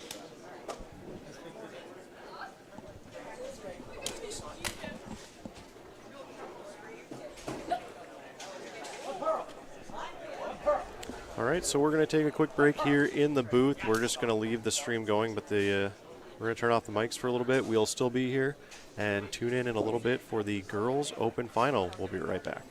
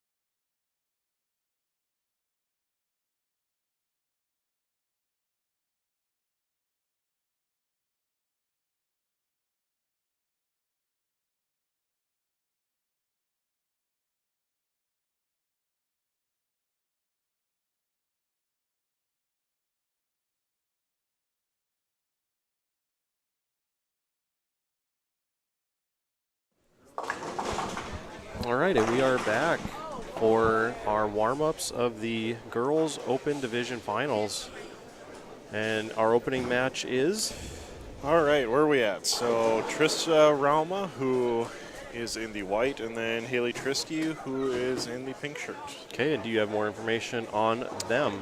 I can certainly find out. Well, Again, if you're just watching, please hit that subscribe button if you haven't already. That helps us out quite a bit. I think we are currently in the neighborhood of 1,400 to 1,500 subscribers. Trying to grow that this season in our 10th year. Hit that share button, share on social media, share on your Facebook, share on your Instagram. Go follow Stephanie on Instagram, all the other social media outlets. Okay, there we are. Okay, let's get to know our two players here in front of us.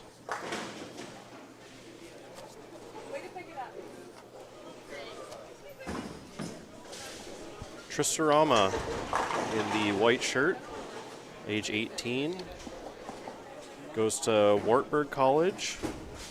I don't know if this will be her first year there or if she's already had a year there at the age of 18. It could be either way. Let's see, girls high school inaugural state champion, part of the team at Wartburg to make her first match play cut. Okay, so she's already had a year at Wartburg, apparently. 75th out of 570 girls at junior gold in 22, and bowling since she was 6. High game of 289, high series 751. Pretty good. And then her opponent, Haley Trisky, one of the many Triskys we've seen come across our live feed here at the Midwest Youth Championships, goes to Wichita State University. Really good bowling program there. Age 18, averages 213, high game 300, high series 786. I do believe her dad, Dan Trisky, is a Storm staffer. So good bloodlines there for bowlers. Let's see, made first all-tournament team as a freshman. 5th at junior gold in 2016, so she's been doing this a while. Wow. Let's see, 5 out of 7 advancers rounds and made match play 3 out of 7 years at junior gold. It's impressive. Dean's List for College of Health Professionals at Wichita State and has 5 MJBT titles.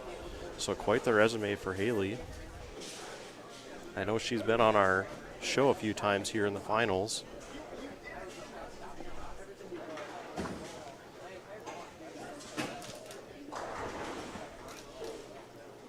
And it's crazy to see how many kids bowl this tournament and then go on to have success in college. I believe it was the Bayer girls, Carlene and Bristol. They both bowl, I think, for Bristol. Stephen F. Austin. Yeah, you're right. Carlene bowls for SFA. Yeah, and they won.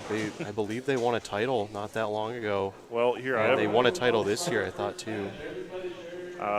Bristol sheet is right here if you want to Okay, look. well, we'll get to know Bristol here in a minute.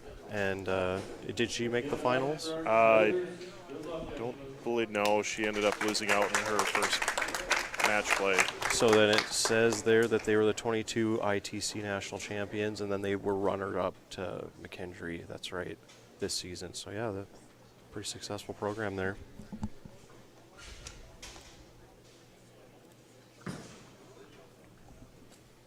Good shot there. Nice opening shot. So is Stephen F. Austin, is that a rival of your school? That is our biggest rival, yep. Okay, so you probably hated hearing all that. You know. Still a Bearcat at heart. Understandable.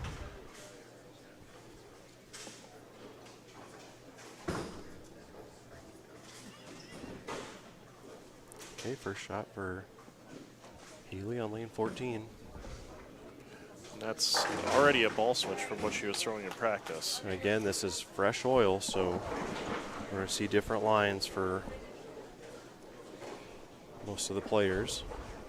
After this stepladder final, we will move a pair to the right for the handicap finals, and then come back to 13 and 14 for the boys open finals to finish it off.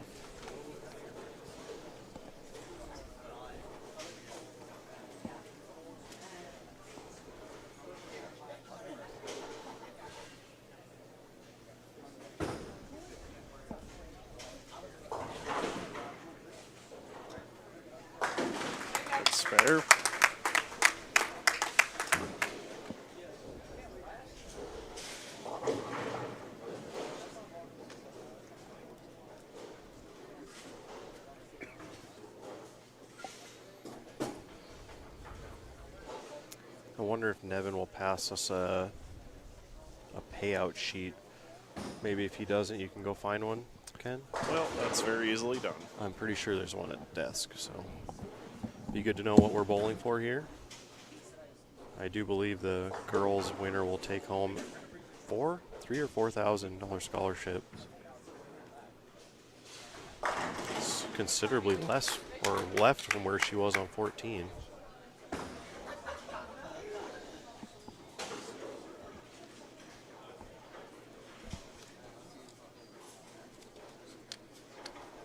So you were talking about the junior programs and stuff. How was the junior program where you grew up? When I first entered the junior programs, it wasn't terrible. You know, there's a lot of competition.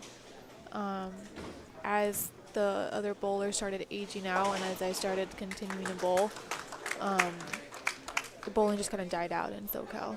And, you know, we would go from having, 40 entries per division to at one point it'd be like 12 to 15. And Wow. you have to think that me and my two brothers were 3 of those 12 to 15. And so it was very hard. And my parents were pretty discouraged at sometimes saying that, if there wasn't X amount of bowlers, that seems to be a good shot.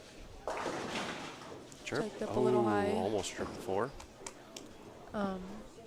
But now it's good to see David Yamo runs a JT back home, and now he's getting, 150 kids to show up, and he has 3 different divisions from, preps all the way to the open, and it's really good to see that bowling's coming back to SoCal because when I was there, we definitely did not have it at its peak. Right, yeah, and it's crazy to see how bowling has gone from where it was in the 80s and the early 90s. Kind of hit that lull in the late 2000s, and now you're starting to see a resurgence of youth bowling, and people have bigger interest in bowling. You still see kind of a lot of bowling centers closing down and you're also seeing AMF Bolero take over a lot of centers, so there's still a lot of changes going on, but I hope it kind of brings things back to the way they were at least like early 2000s. And I mean, I couldn't imagine bowling for $4,000 scholarship. That just was unheard of. You know, our championships were like, you get $500. Right, yeah. Ken and I were talking earlier, there was a scholarship tournament that I won back in 04, 05, and it was 120 kids, and I got $200. Wow. And you paid, I think you paid 50 or 75 to enter. And then once you take lineage and everything, it's just they give you part of the entries. Now these days, they're just raising all this money. Like they're giving away over $40,000 at this tournament. It's insane. It's really cool to see all the people that are supporting it. Now you have, bowling ball companies supporting. Yep. You have donators that have nothing to do with bowling that are helping out, and it's really cool to see. There's a spare. Good spare for Trista.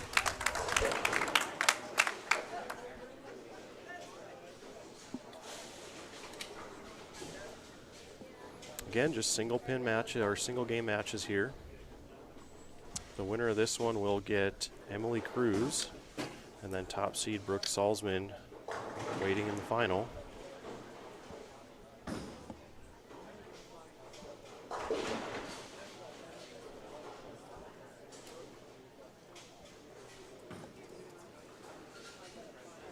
Good shot. Great shot. She kept going a lot tighter than her last shot on this lane. So there's definitely a defined OB.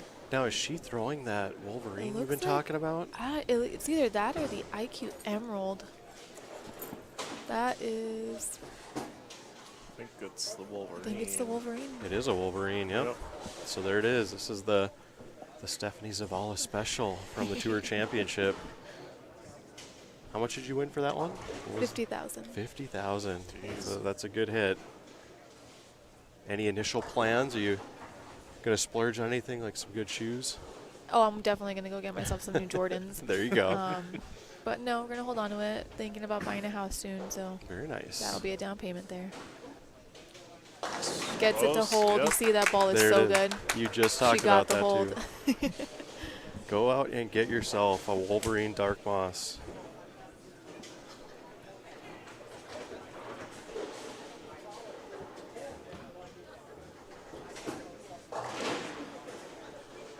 Everyone says the reality check is really good too. It's stupid good. I've heard a lot of good things about that one. It checks hard. Take the name very literally. It will go very left. Gets the shot 10 out there. that time. I think that could be a good thing for either one of us. Right? Yeah, I could use some help. Any help I can get.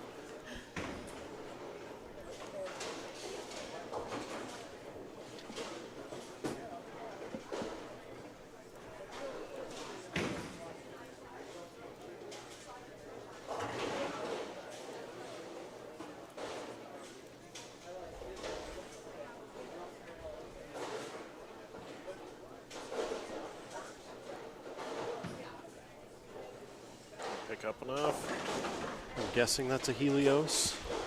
Looked like it. Trying to think of any other bright orange ones that are out in the market these days.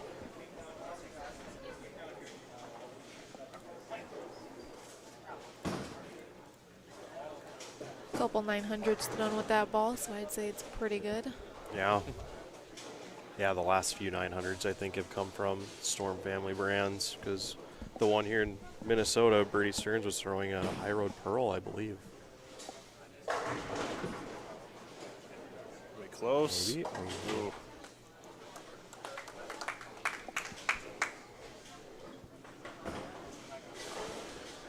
I believe that's Haley's dad to our right, Dan, wearing a Storm shirt.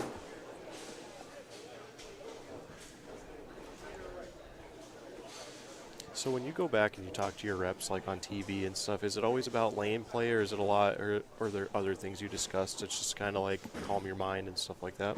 Yeah, sometimes we'll just have the most random of conversations just to kind of don't take it too seriously, don't stay too focused to where you psych yourself out.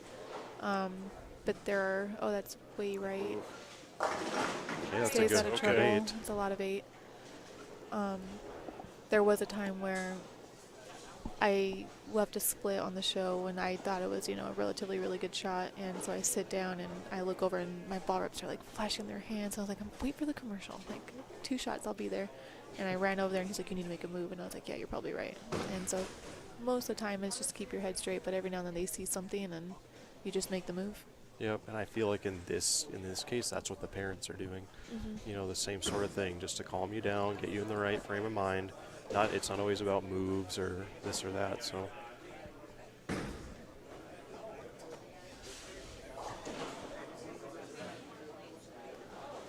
Good cover. Yep.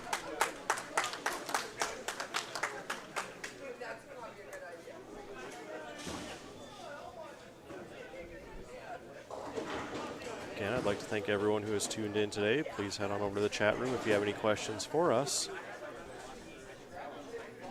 If you want to know how a certain bowler did, let us know. We'll look up where they're at. Again, the handicap finals will come up next after this stepladder final, and then the boys final will conclude the tournament.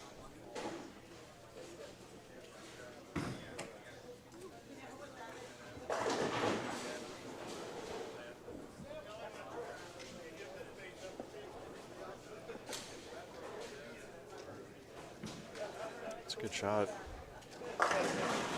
Ooh, twister pin 7.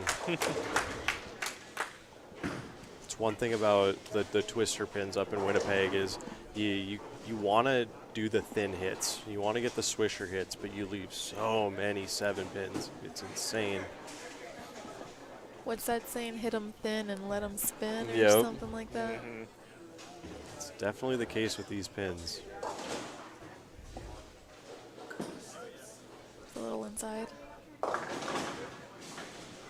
Anyone out there that wants a full history lesson on twister pins, please contact Jack Nelson. Hope, Jack, you are doing well down in Georgia. I once rode up to Winnipeg with Jack a couple of years in a row, and he's a long-time like Team USA member back in the 80s, and he's telling me all these stories about twister pins, and the guy could write a book about them. They really test your mental game with the kind of carry you get. Good spare.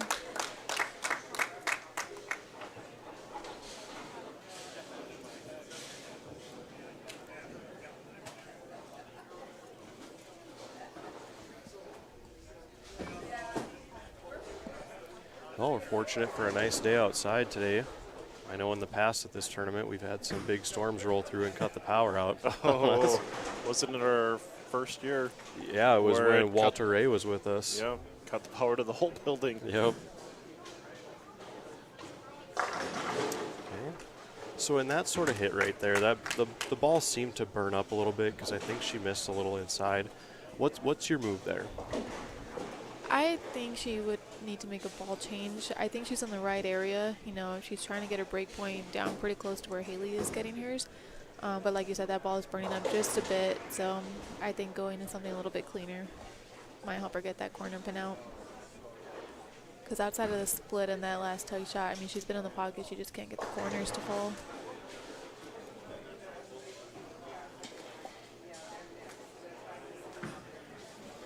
Well, good spare. I'm going to say if the spare ball doesn't hook.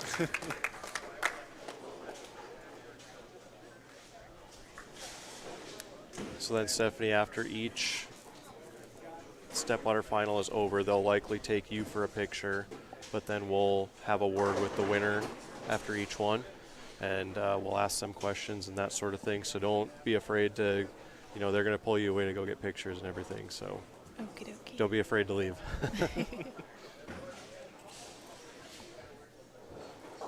Okay, Haley Trisky now up frame 7, working on a strike. Pretty close. Wants it to lay out, doesn't get the kick of the 9, but still a good shot. It's all right, though, yeah. Could tell she kind of motioned there for that one to lay off, so maybe she missed a little left.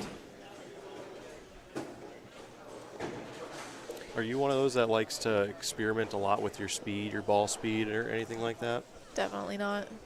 Definitely not. I'm the same way. I tend to rather switch balls in zones as opposed to try to throw it slower or try to ramp up the speed. I feel like my consistency level would not be the same if I'm trying to manipulate what my speed is. I agree. So I'd rather throw it the way I throw it and then put the right ball in my hand as opposed to trying to manipulate something that I might not be able to repeat. It's amazing how some bowlers can just drop it down in speed and they can still repeat it like crazy, and some can just start throwing it so hard.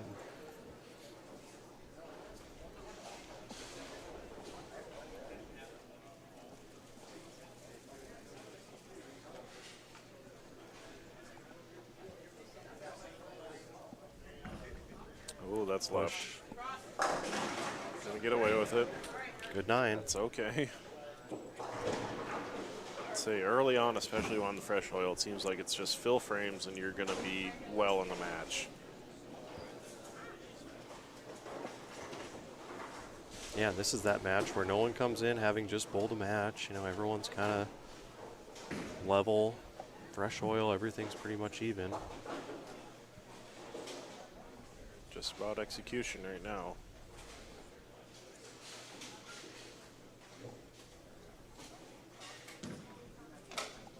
Oh, ball, there you go. I have to watch spare balls the whole way in this house. They just My spare ball tips more times than I would like it to. really. Yeah. Yeah, last year because I've always wanted to include urethane in my bag, even though it's not something that I can use very well. I hate having to use up a spare ball and a urethane as 2 spots in my bag. And last year I went to a urethane, and There we go. That's nice. and even with throwing straight, it still has the weight block in it, and it still wants to roll. Yeah. And I think this year I might just go back to the spare ball just to eliminate that, but then just carry more bags, I guess, is the only option. We're lucky that we don't have to worry about having so many balls when we bowl. Right. Or not, you can only have so many, I mean. I feel like the average is 9 though, even if it's just a league shot, house shot. People still walk in with 9 bowling balls. I Yep. see wagons and dollies and carts being brought in. Gonna get up a little bit. Thin 7-pin every time. That would have been a big strike there for Trista. Yeah. Double up. Seems like maybe lane 13's a little tighter down lane. What would be your least favorite single pin to shoot at? 4-pin. 4-pin. Interesting. I got into a weird slump over COVID with my 4 pins, and it's stupid. Like, you know, you have that much space to make a 4 pin. It's almost in the middle of the lane, but for whatever reason, miss it left, miss it right. I'd rather shoot at a 10 pin. Do you throw straight at all your single pins? I do. Very smart for those of you out there watching. I make my spare ball look like glass. We put it at 10,000 and then hit it with extender polish. And it still tips And a little it bit. still tips every now and then. Yeah, there's still a couple wood houses in North Dakota that we bowl tournaments off and on, and those houses especially, you see stuff, if you're not throwing it hard and straight at corners, it's going to tip.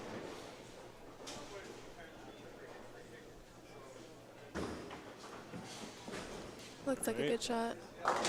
Yep. Yeah, good shot there. I do like how stable she is at the line. She's got all her momentum going in the right way, and I like that she's taking her time before every shot. She's not rushing up there. Yep. One thing Matt McNeil said on our show one time is if you can create effortless power, then bowling will become easier for you. And I've always remembered that, because you don't want to muscle your swing. You don't want to, you know, use the momentum you gain with your legs, and try to find a way to create effortless power, and the game will get easier for you.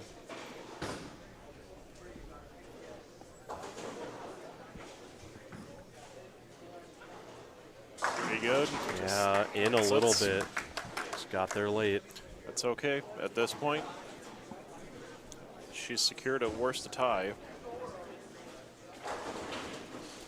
So spares Lock City. Okay. Spare for the win. Up next, Emily Cruz will take on the winner of this match in our semifinal.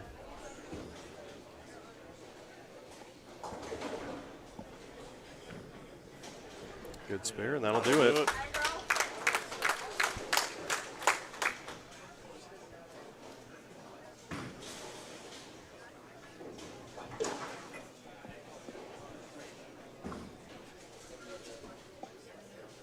Okay, so the girls' 4th place finisher will take home a $1,000 scholarship. So a good tournament for Trista. Not a bad weekend of bowling.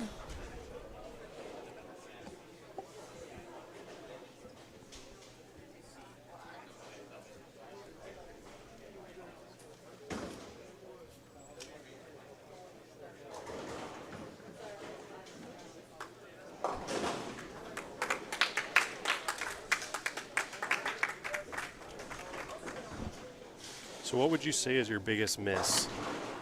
Is there a certain way you miss on shots that probably more often than you'd like? Every now and then, when I don't hit it and I get really fast and my swing gets really steep, it's just dead right. Like, and it's a 2-8-10 and 2-4-8-10. Yep. Every single one of those combinations I leave way too often. And that last shot by Haley brought that up to me, because it's one of my main misses is I feel like I shove the ball down the lane and you don't hit the ball right, you don't let the ball You don't work. get through it, you kind of just go end over end with it. Yep. And that's the biggest miss for me. And Yep. I can relate. I think she just got a little quick with that one. I think that's normally how that all starts.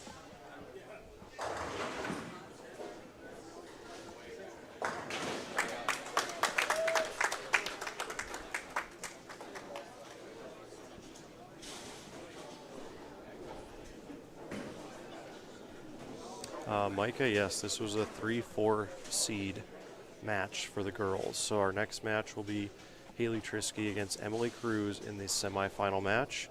And then Brooke Salzman is the #1 seed.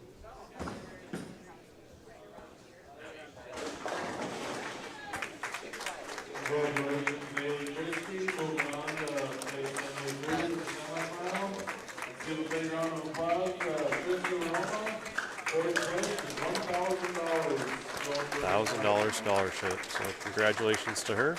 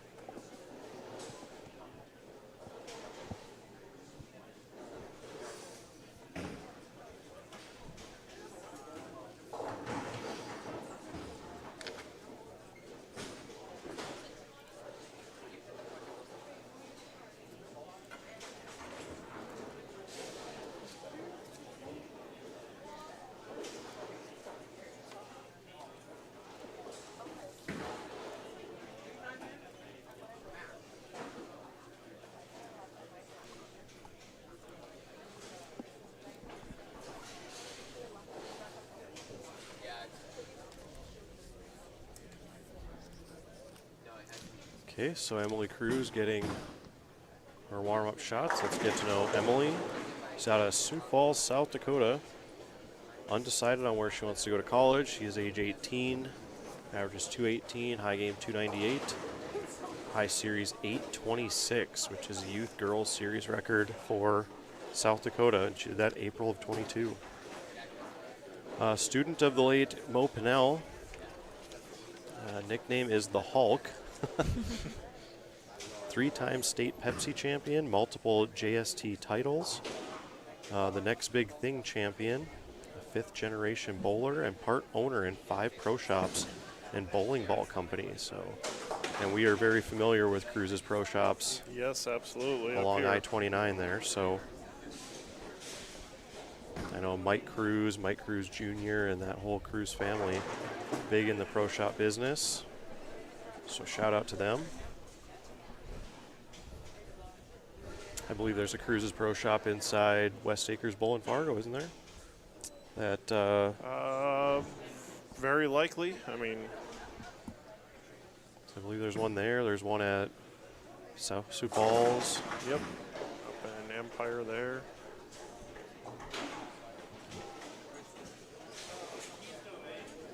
Yeah, big family of bowlers there. I don't know if we've seen Emily Cruz on our show yet. I feel like we have. It might have been a couple years. But it also might have been in the handicap division. Sure. Yeah, we see so many kids each year that tends to blend together at times. It's hard to keep track of all of them. Quite obviously has a very solid game, though.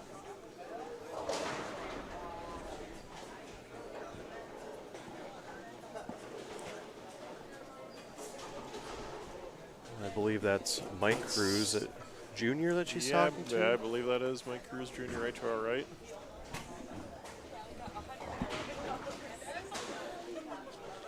Mike Cruz Jr., a really good bowler in his own right.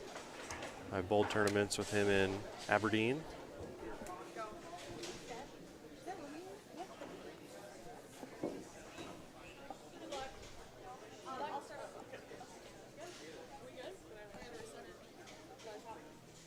And this is our semifinal match of the girls' Open Division Stepladder Finals. Emily has chosen to start the match on the left lane. Brooke Salzman will be our top seed and waiting in the championship match.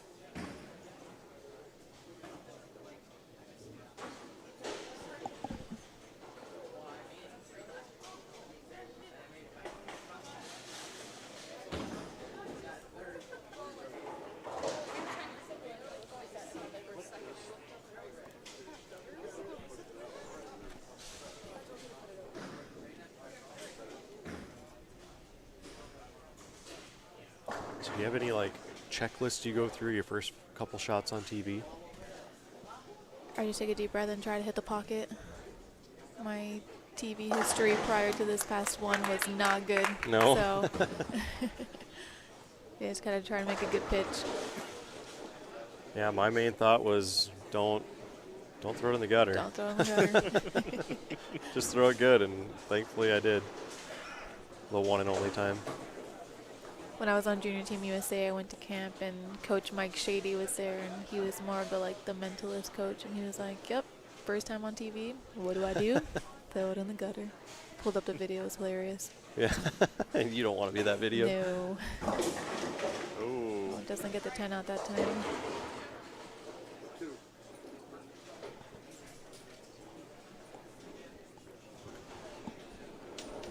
Yeah, everyone has a different mindset when they go onto TV and get their feet under them and get those first 2 frames. You can throw 2 good shots out of the gate, makes things a lot easier.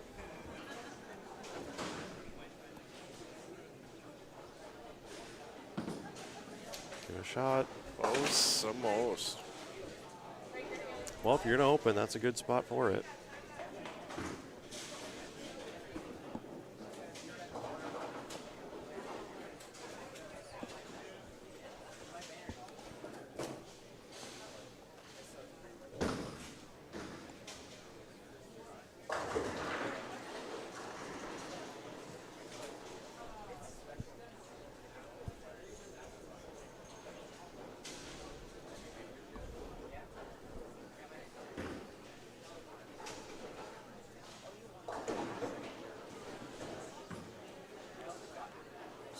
right.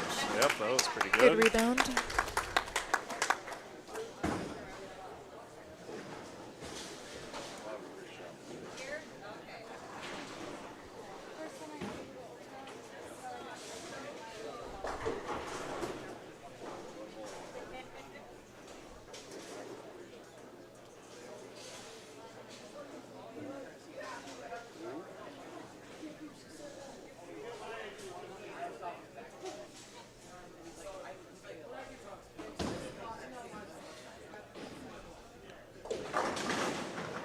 There's that 7-pin again.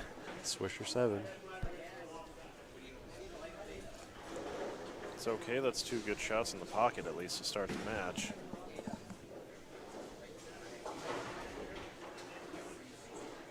Looks like she's going with the spare ball, hard and straight at this one. So when you throw straight at your left side spares, do you line up more right, throw cross lane, or do you line up left and I am a cross lane, so I go right to left, and then for my right hands, I go left to right. I know there's some people kind of in our area that like to slide around 20, 25 and, you know, still throw cross lane in a way, but not as drastic. It's really impressive. I feel like you got to play the angles, and I just don't see the angle when you're Right. attacking it from straight on like that. So how do you throw at the bucket with the 8-pin back there? I do not throw my spare ball at a bucket. If there is double wood, with the exception of the 3, 6, 9, 10, I will be throwing my strike ball at double wood. Okay. Yeah, that one's a 50-50 among people, it seems, as well. Get there. Speaking of double wood. Yeah, we'll see what she does. Yeah, I would definitely hook at this. Yep. See too many people throw straight at it, and then you have to be so precise. So perfect. Yeah. And see, and I get scared of throwing at this when the middles are so flat that, you know, You're a just- slight miss left, it's going to hook past it. I typically move about 3 boards for my 2-weight and then adjust that based on the pattern and the conditions. Oh.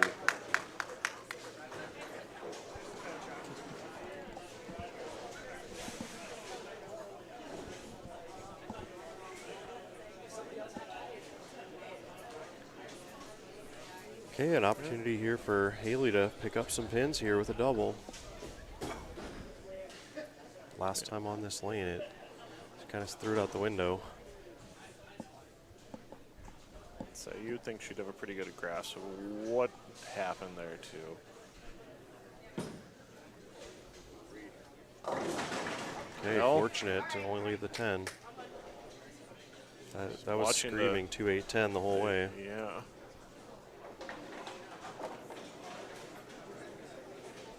Looked like she knew that right away, so Yeah, the follow through was a little bit different on that shot. I feel like she kind of fell out of it a little bit.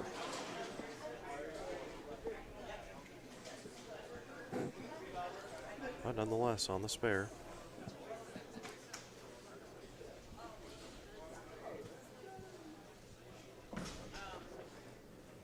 it's good.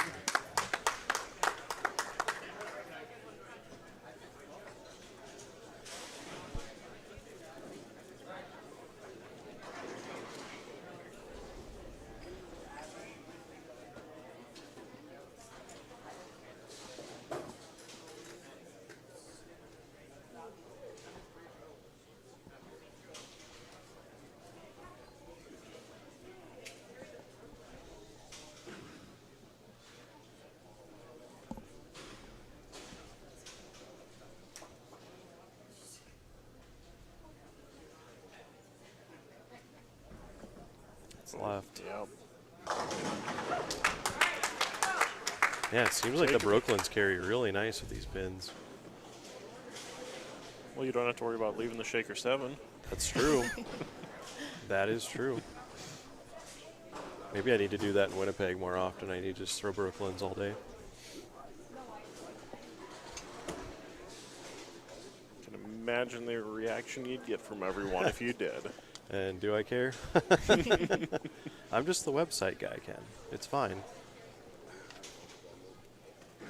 Okay, Emily Cruz now up in the 4th. Working on a spare. Looks like she hit that one a little bit better, but Yeah, just a little bit more up the lane.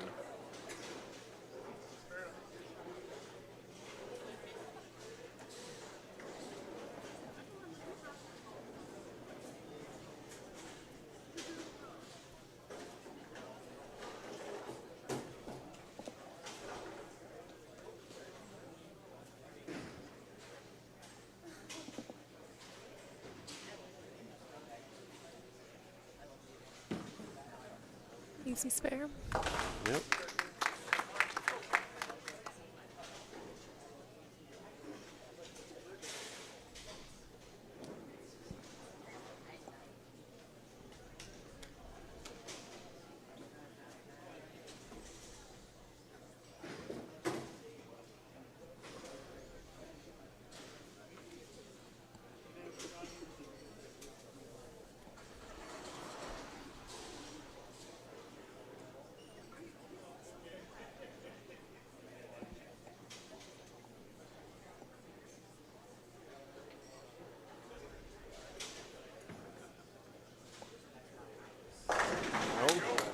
She liked that one. Okay, good strike there for Emily. Haley now up, looking for a double. Say another opportunity to jump right back in the match.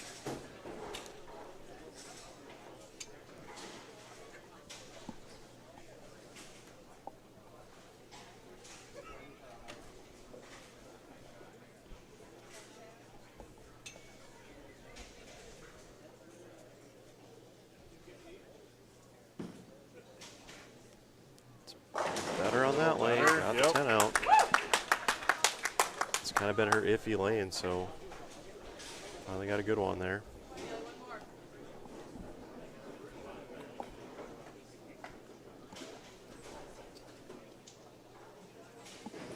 So Stephanie, if it was a case where somebody's moving into a match with you on TV, and let's say they had a good lane, would it be more of a you want them to finish on their bad lane, or would you want to finish on your good lane?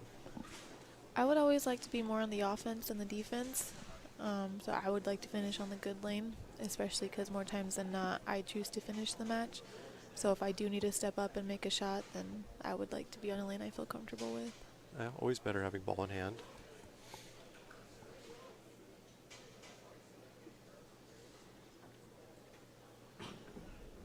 So right Pretty far close. Oh boy. Okay, 5 count. Church.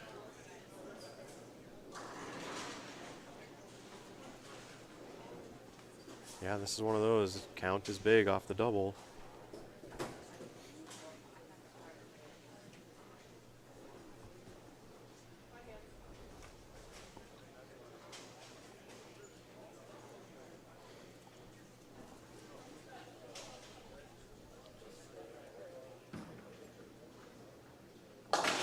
Okay, gets the 3. Nope. Chris Porter, thank you for tuning in. Stephanie, evidently it's your #1 fan. Hi, Chris.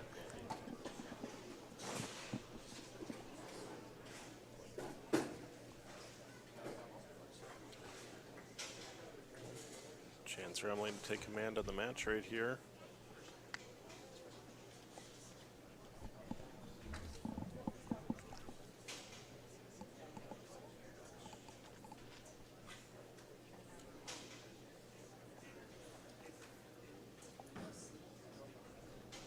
Pick up. Ooh, it touched Oh. it. That 10-pin moved.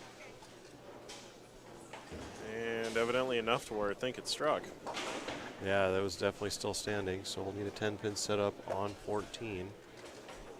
And a score correction.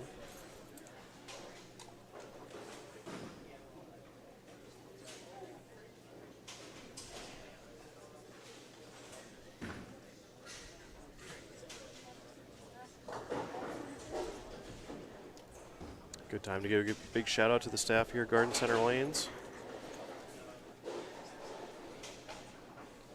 for our 7th consecutive year here at the Midwest Youth Championships.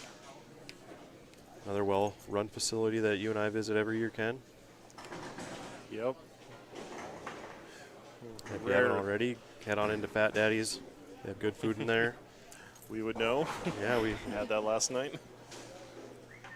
No, great facility here. Everyone does a awesome job. So you don't see any issues short of things like that. Just well-run first-class tournament. Okay, respotted the 10 on the spare. No problem there. Yeah, and don't have to worry about that ball hooking either. So I envy anyone who can do what she's doing with the spare ball. Yep, dead straight.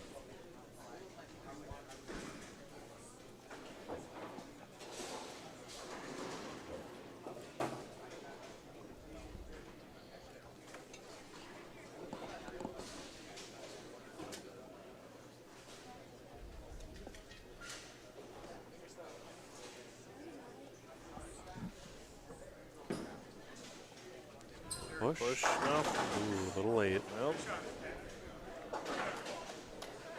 doing what Throwing a ball with surface, just hit in the pocket. doing what she needs to do right now, which is just keep it in play, give yourself stuff you can make. Pretty solid on spares so far.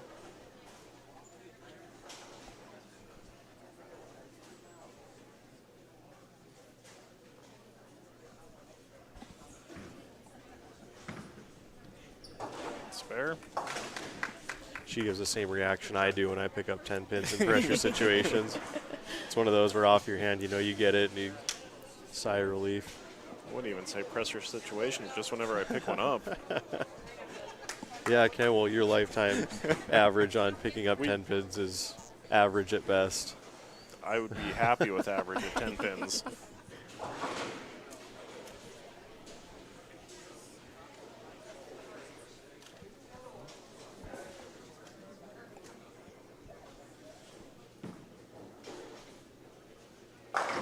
Great shot. Nice shot there. She need to make a move on 13, or was that just not the best shot the last time? See, and I thought her last shot on 13 was a hair left of where she's been playing, so. I also think it was a little bit inside, especially after that Brooklyn, the shot before. Yeah, this is such a tough pattern. You gotta trust it to the spot. As we said earlier, it's a 2-to-1 pattern, fairly flat in the middle. It's been a grind all weekend here.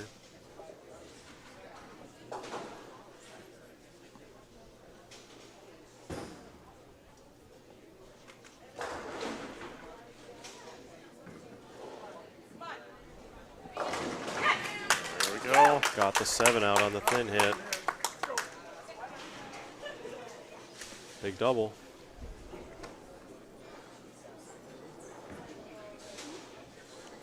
It's always good to answer the open with a double.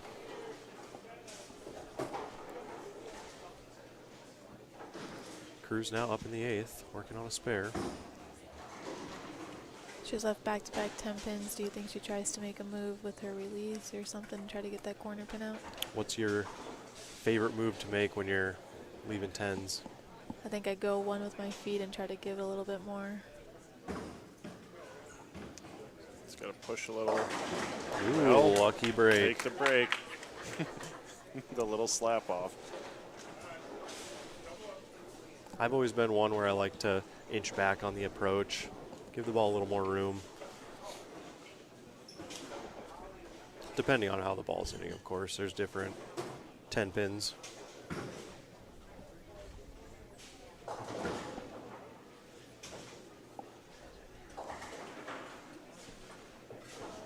Emily throwing a solid ace in ball. A little bit of surface.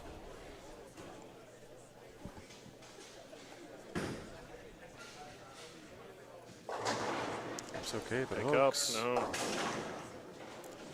Just never saw the lane. Well, that Opens the door wide open for Haley. Yeah, Haley's going to be able to step up in this match. She gets to finish first.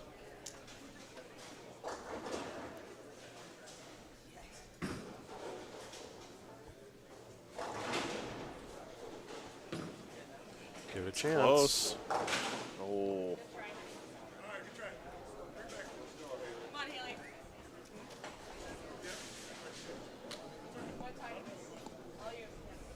Well, strike right here would make the 10th frame a lot easier. Striking a good spare in the 10th frame is a winner.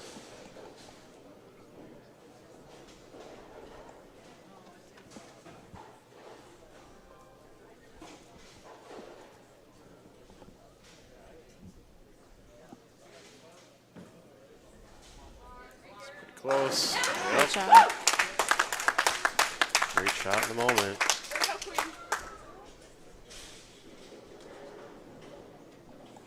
All right, Ken, what's the situation here? 16 pin fill will be a winner.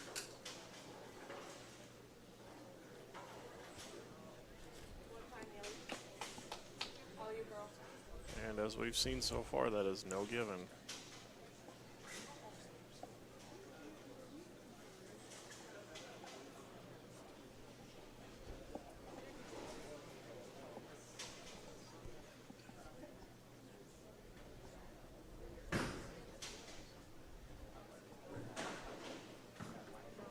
That's Push. got to push or get left.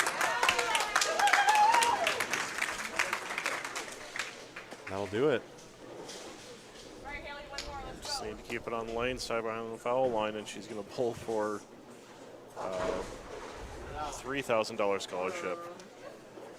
So our runner-up in this one will get. And I got to flip my sheet over again. And I believe it's a $1,500 scholarship. Yep. Okay. So that's still a heck of a good week. I'll get your count here.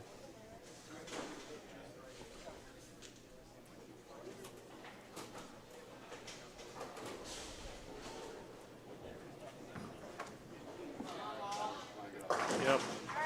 That's okay. That's enough.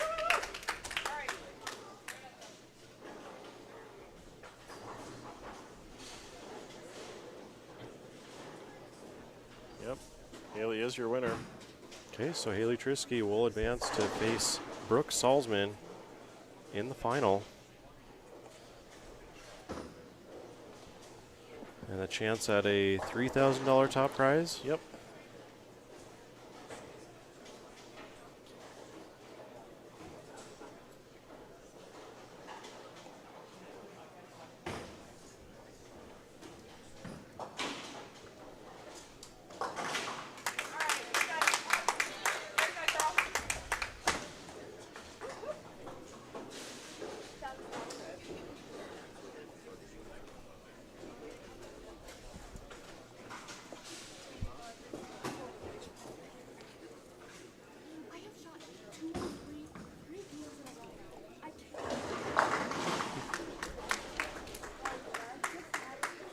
Unfortunately, they always fall the best when they don't matter. Right.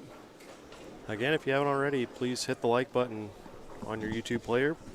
Subscribe if you haven't already. We do appreciate all the love and support, and thank you for tuning in today. Again, I'm Darren Cini alongside Ken Fletcher and PWBA champion Stephanie Zabala. We are about to enter into the championship match of the girls' open division. And we'd like to thank the sponsors of the event: Garden Center Lanes, Fat Daddy's Bar and Grill, the local area USBC, Bremer Bank, Broadway Ballroom and Event Center, Viking Coca-Cola, 900 Global, and Apparel EFX. Congratulations, Haley Trisky, moving on to the final. Waiting on the applause for Emily Cruz, third place, $1,500 Well, you heard Nevin, $1,500 scholarship for Emily Cruz. A good weekend for her. And that'll bring in Brooke Salzman for the championship match. Let's get to know Brooke. Brooke is 17 out of Inver Grove Heights, Minnesota. Averages 204, high game 289, high series 749. She has 6 MJBT titles and was the MJBT Player of the Year in 21-22. Tied for 7th at Junior Gold this year and got selected to Junior Team USA for 2023. 9th at Teen Masters and most outstanding player in high school bowling in 2021. So impressive resume for Brooke. And you'll see her on Team USA next season. So do the Team USA seasons run from January to December? Yeah. And then you go to camp in, is there a Typically in July. in July for that season? For that season, yeah. And then how does Team USA work? Is it a case of like you have all the people who are on there and then you get selected for certain events, that kind of thing? Yeah, so there's typically anywhere from like 3 to 5 events throughout the year, and in order to get selected to those events, you have to be on team. And then Brian O'Keefe and crew will make the selections based on the season that the girls are having, who he thinks is best. It used to be a rule where if you won team trials, you were automatically going somewhere. Yep. So sometimes that's predetermined. But yeah, for the most part, you got to be on team if you want to go somewhere. So. And then there is the opportunity of, or the instance to where you could be on team and not go to any of those? Yes. Yes. Yeah, currently there's 12 girls on team. 2 girls went to Alabama for the World Games, and then 2 girls are going to Brazil. The next stop is in Peru, and there's 4 going to that one. Or Sure. sorry, there's 6 going to Peru and 4 going to Australia. So wasn't it Shannon O'Keefe and Julia Bond? Julia Bond. And they were in Alabama? They were in Alabama. And I did see that Chris Prather was going to Brazil. Along with AJ Johnson, Shannon O'Keefe, and Brianna Cote. Very nice. So selections will be coming out soon for the 6 going to Peru. And that's Okay. really just based on, everyone's schedule, and you pick from who's available. So I know Shannon O'Keefe will not be available for that because she's going to be coaching McKendree, so And then takes her out of that running. you're hoping to get selected to go to those? Mm-hmm. I mean, winning the Tour Championship has to help matters. I would hope so, but we never know.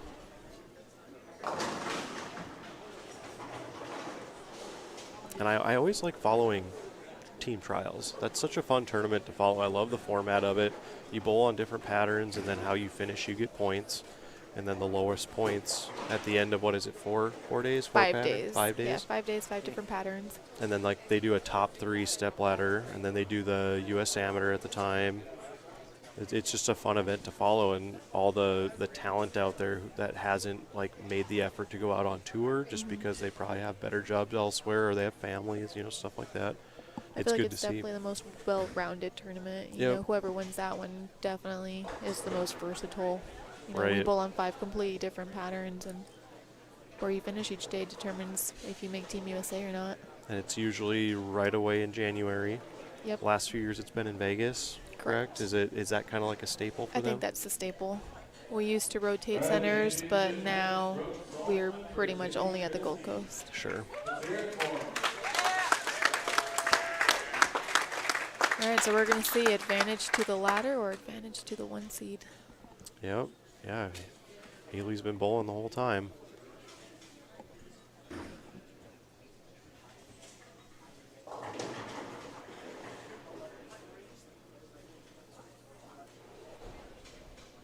Again, a $3,000 scholarship on the line here.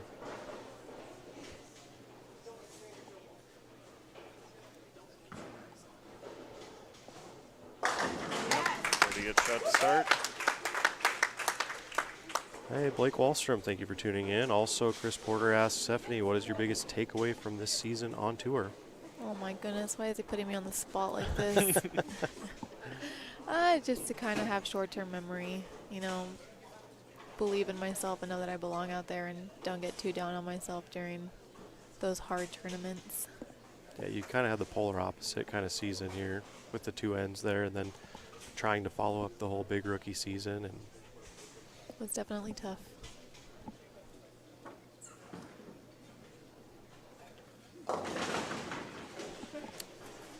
So 2:10 out of the gate here for Brooke. Suppose it would help to put some scores on the screen. How about that?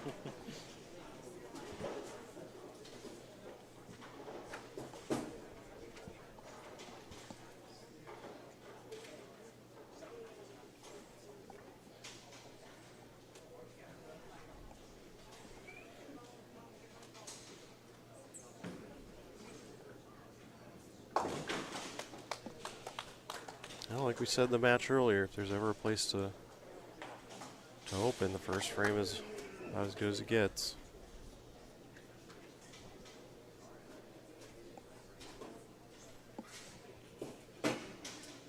So do you think this is a result of being the top seed and trying to get your feet under you? Yeah, and you know, with only getting 2 shots on each lane, that's really not enough to tell you exactly where you need to be. So she probably really liked that shot off her hand. I thought it was pretty close to where it should be and just didn't make the turn back. Push a little there. A little bit of an overcorrection there. Well, at least a makeable this time. Yep. And we have to remember how long that she has been sitting, too, as the top seed. Right. We always talk about that, too, with the boys' top 2 seeds. Last time they bowled was about 11:30, and they're not going to bowl until closer to 3. Yeah, I mean, that's a long time to be sitting. You know, I mean, the good news is for these kids, careful. You know, they, not too hard to get the bodies loosened up and ready to go. Enjoy it while you can. Amen to that.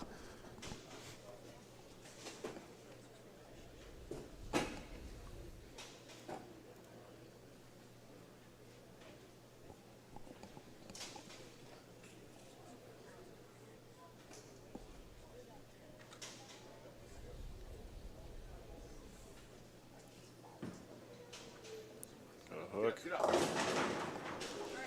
Okay.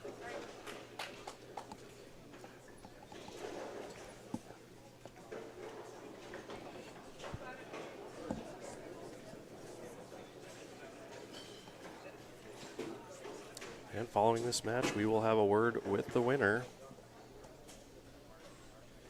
And then we'll get ready for the Handicap Division Finals up next.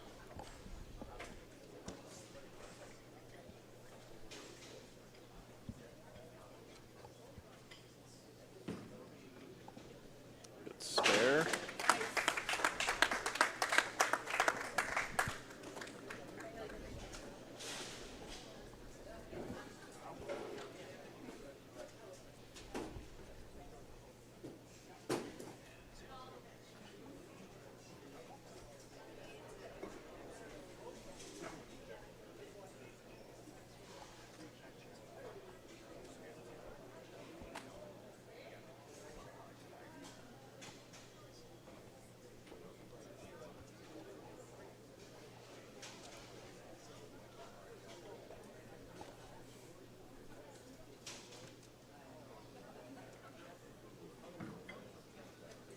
Pick up.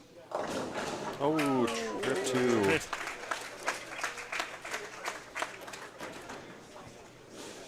Take the breaks when you can get them.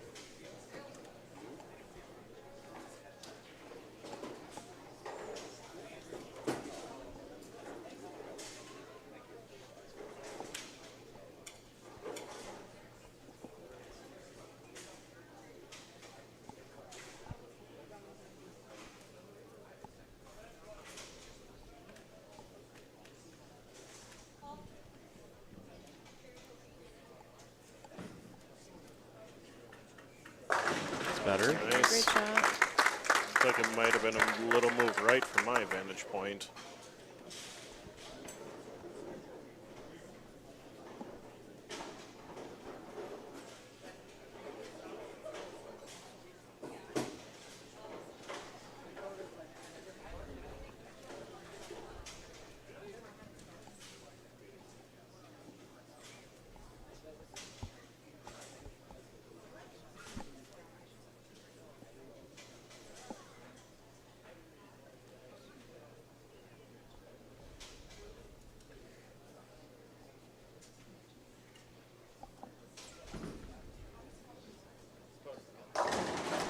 Good double. There we go.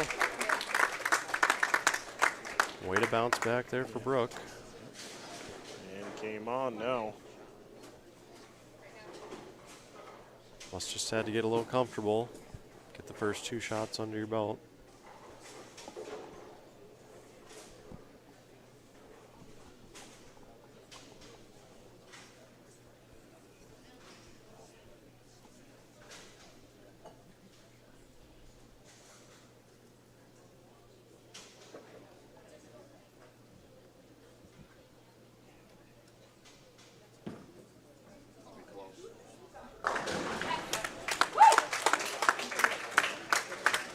It could have almost been the same hit again, but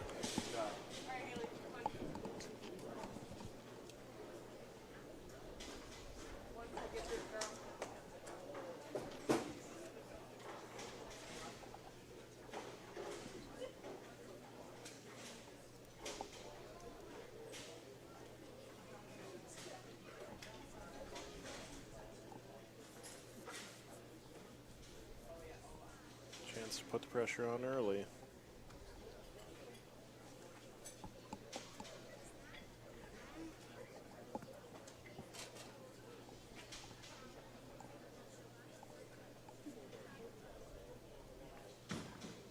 Push. Got to push again. Ooh, thought that was going to be the Dark Moss push. We're gonna have to trademark that. Yeah. By the way, I did like your Instagram story, the caption, this photo from the show. So if you haven't already, go on over to Stephanie's Instagram. I'm getting a lot of good answers on that Really? one. Yeah.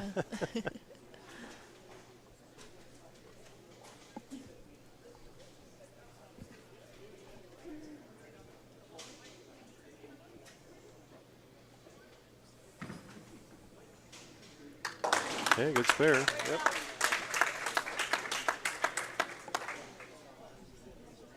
The common factor for all these players have been pretty good spare shooting.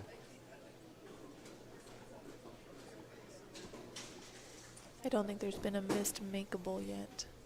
Stephanie. I know. Stephanie. You said the guest never is the black cloud. I can say that. Well, if nobody misses anything, we're all okay. But if they do, I'll go take my lunch break. Pretty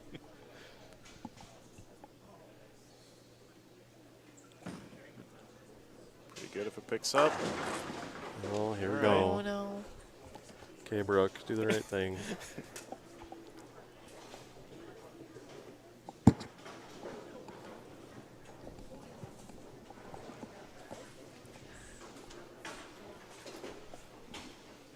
Too bad we don't have the booth cam on right now. All right.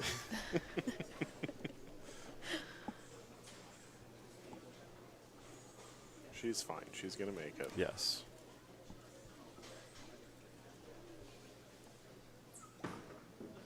See? You're okay. Thank you, Brooke. I was definitely probably more nervous than she was shooting that.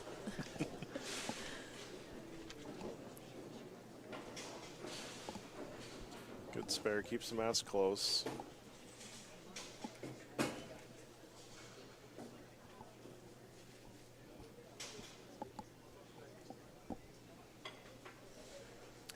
All right, Brooke now up in the 6th, working on a spare. 11-pin match.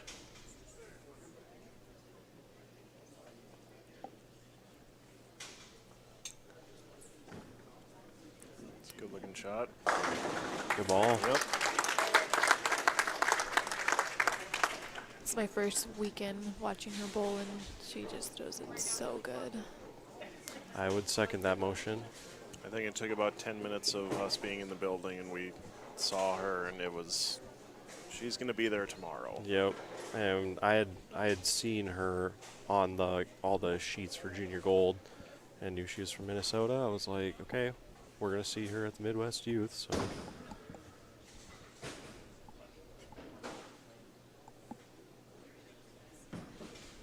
Oh, it's a little inside. ooh. Pretty good shot again. There. It's the old There. wrap 10 twister pins.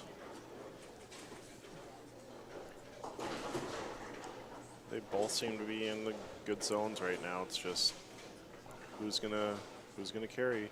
Yep.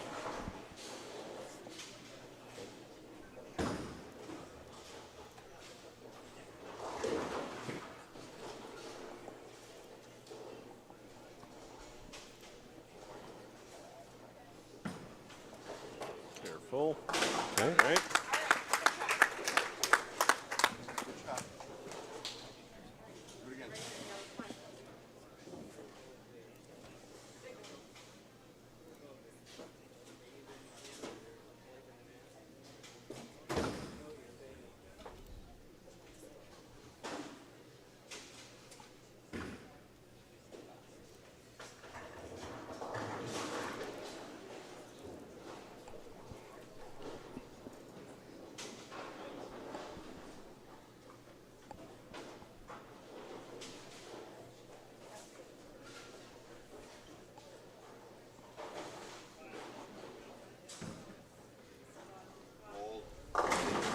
Ooh.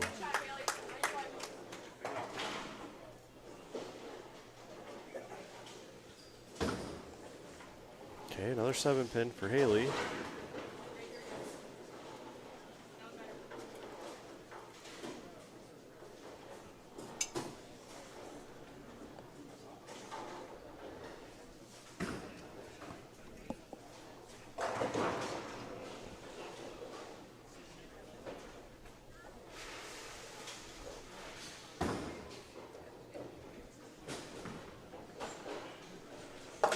Spare again. Okay, a big opportunity for Brooke.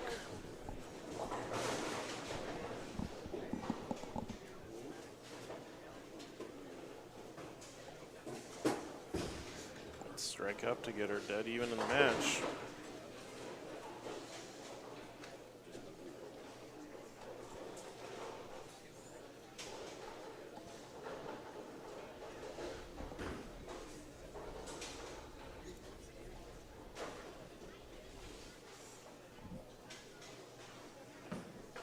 Oh, that's wide. Well, Well, there's a good 7. it's an acceptable 7, I would say. Too many times you see that shot and you see the 10 with it.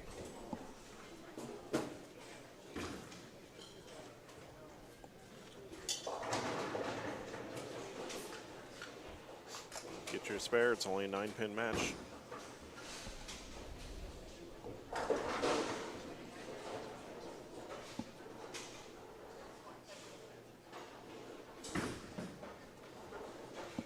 Hold, good spare. Okay.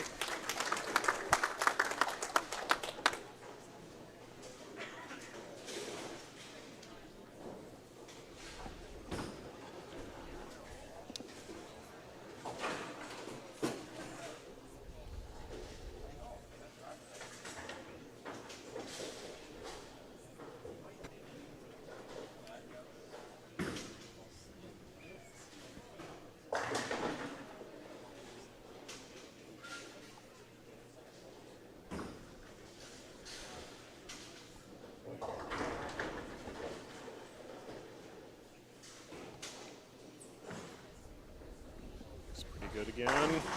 Oh my my gosh. goodness. Jeez almighty. Wow.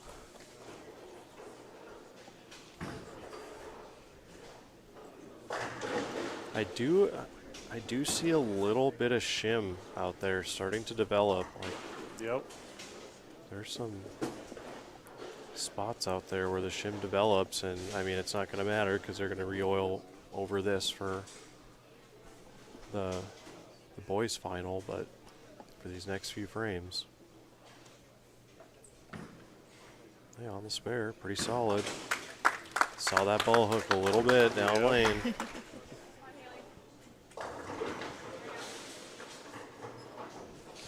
About the opportunity there for Haley to take control.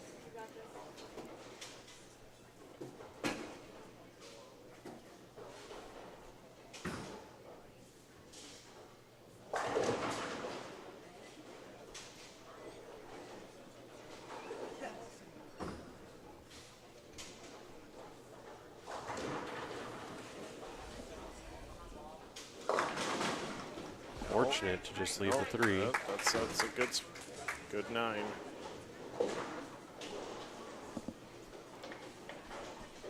Still keeps things tight, though. Yeah, just looking at a 9-pin match.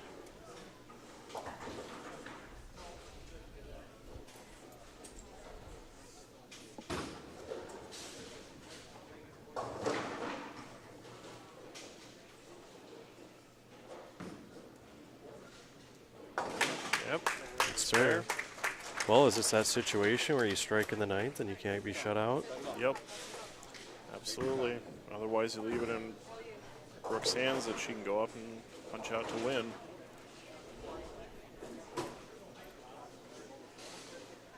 Again, that last shot by Brooke on this lane, you did see some shim in the middle part of the lane.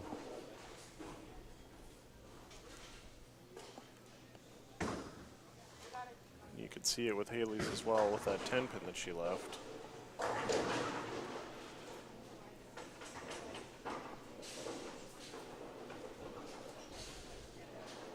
Okay, big shot.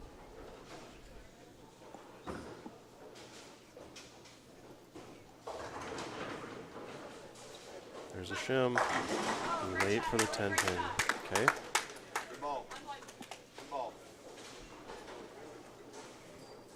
Spare, she still leads, but leaves the door open for Brooke to go out and steal it.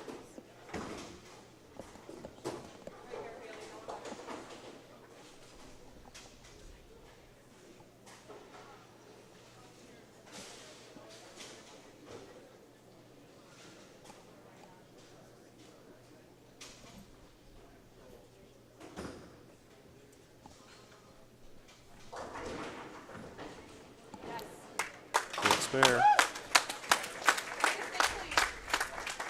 All right, Brooke's got an opportunity.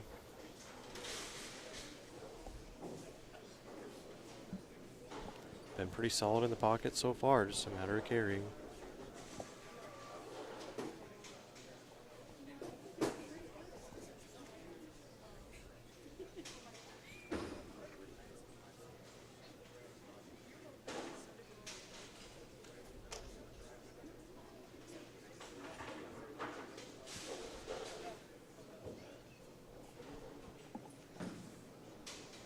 Push.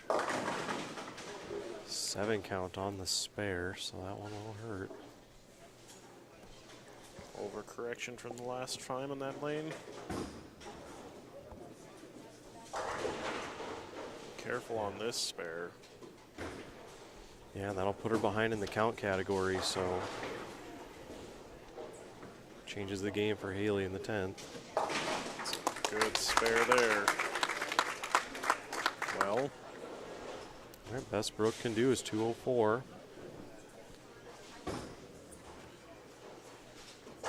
Haley still has 215 left. Got to put up a double here.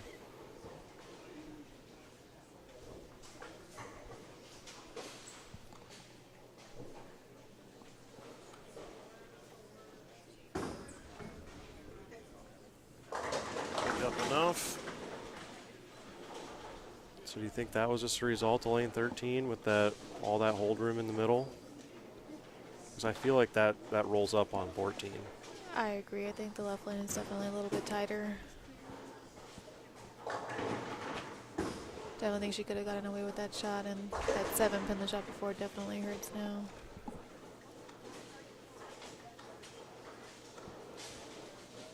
Still get your spare.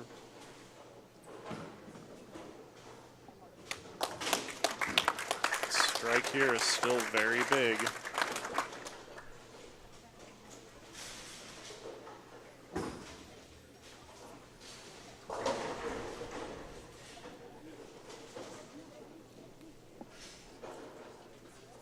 If she doesn't strike, Haley won't even need a mark.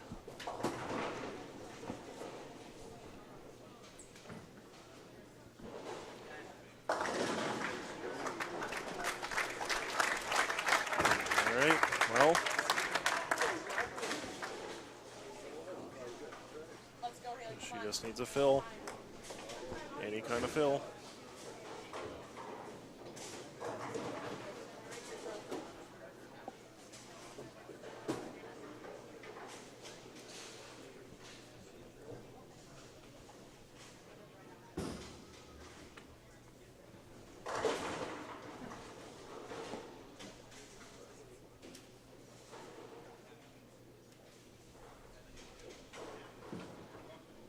It's pretty close. Oh no. Wait a minute. She needs it. She has to have it.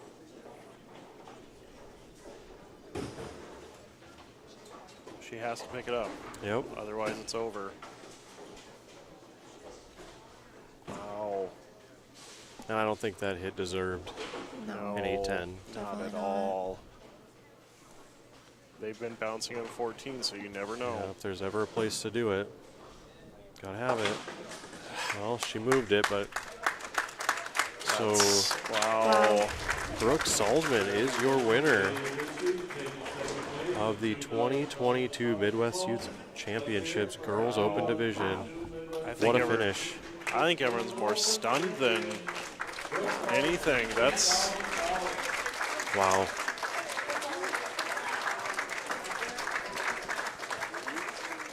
that. Wow. I don't know what to say. Okay, well, we'll get a word with Brooke when we get a chance, and then they'll steal away Stephanie for a picture. But congratulations to Brooke. What a finish to that match. Holy cow.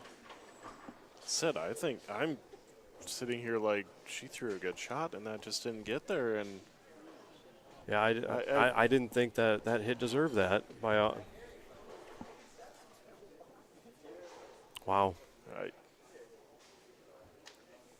that's an unfortunate way to lose for as Yeah. well as she bowled. It's pretty quiet in here right now. That's unfortunate. But she'll take home $2,000 for the second place finish. Brooke will win the $3,000 scholarship. And we will get a word with Brooke momentarily once they complete the picture.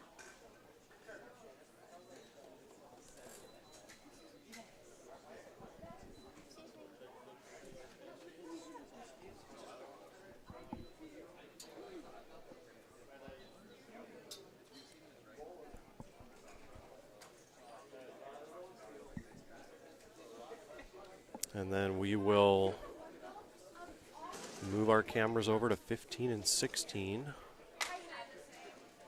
for the handicap division finals here momentarily.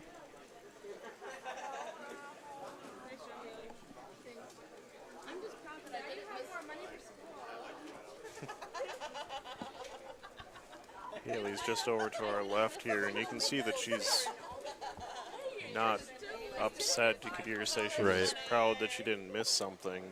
Yep. Still a great tournament for her. She won 2 matches to get there. Or, 2 matches to get there. Yep. Great tournament. $2,000 is nothing to hang your head about. Not at all. Have fun.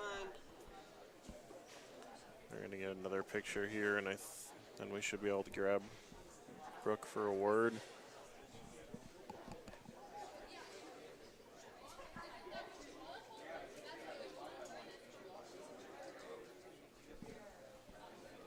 Wow, all 3 of them won $3,000.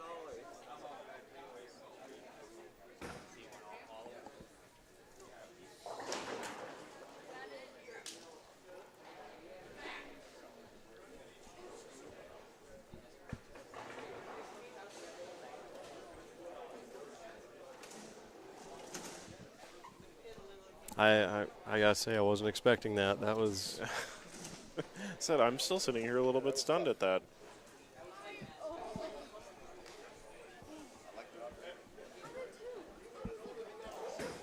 yeah. We just heard her dad say I liked it off your hand, and Yep. I agree. That shot did not deserve an 8-10. That's one of those that, like you said, she has to be proud of how she threw it, and you take the bad breaks with the good breaks, and That was a bad work at the absolute worst possible time. Hopefully Nevin will send her this way when she's done.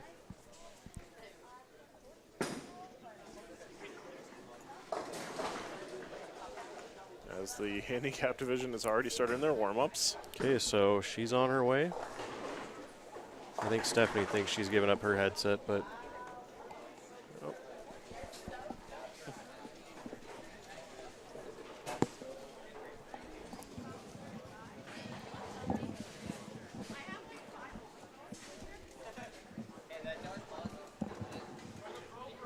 okay, Brooke, can you hear me? Oh, kind of. These are kind of big. Yeah. All right, welcoming in to the booth, Brooke Salzman, the winner of the girls' open division. Congratulations. Thank you. What went through your mind in that 10th frame? Well, I knew it wasn't over, but I really wanted to strike out, you know, just to force more. But, I mean, it's bowling. Anything can happen. Everything matters. Yeah, impressive. And how'd the whole weekend go for you? Well, so I bowled 2 shifts, the 9 a.m. and the 4 on Saturday. The 9 didn't go very well. I kind of struggled finding a line. And then towards the end of the 9, I kind of figured out, like, I should just practice for the 4. And then for the 4, it went pretty well. I found a way different line than what I was trying, and it worked out. Yeah, and you qualified as a #1 seed, which got you the automatic bye into the championship match. Yeah. So very impressive bowling. And Stephanie, you have any questions? Oh, I can't hear you. There you go. I heard one of your friends down here saying that you're pretty much undefeated in this tournament. Does that give you extra confidence? Yeah, it kind of helped. I mean, I had some pretty good tournaments before this, so it kind of helped give me a confidence boost. Is this your last one, or you got a couple more years? I have next year, I think. Yeah. Okay. All right, well, good luck to you then. Yeah, and I see you made Team USA this year with the good finish at Junior Gold and everything else, so good luck with that. Thank you. Congratulations. Thank you. Brooke Salzman, winner of the girls' open division here at the Midwest Youth Championships. Congratulations to her. And now we will move on over to the handicap division final. And we got to move over our cameras, so 1 second.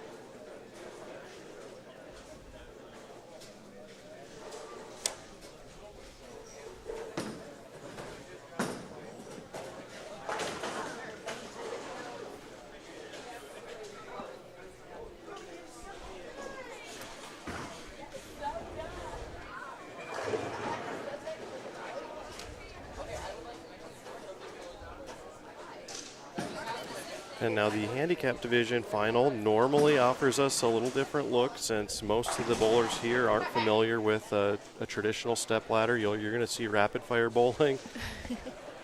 This first match looks like a little bit of a David and Goliath type match. Got our final prize list, and yeah, Brooke Salzman with the $3,000 win. Haley Trisky for $2,000, Emily Cruz $1,500, Trista Rama and $1,000 scholarship, and then Anna Callan finished in 5th, $600. So not bad at all.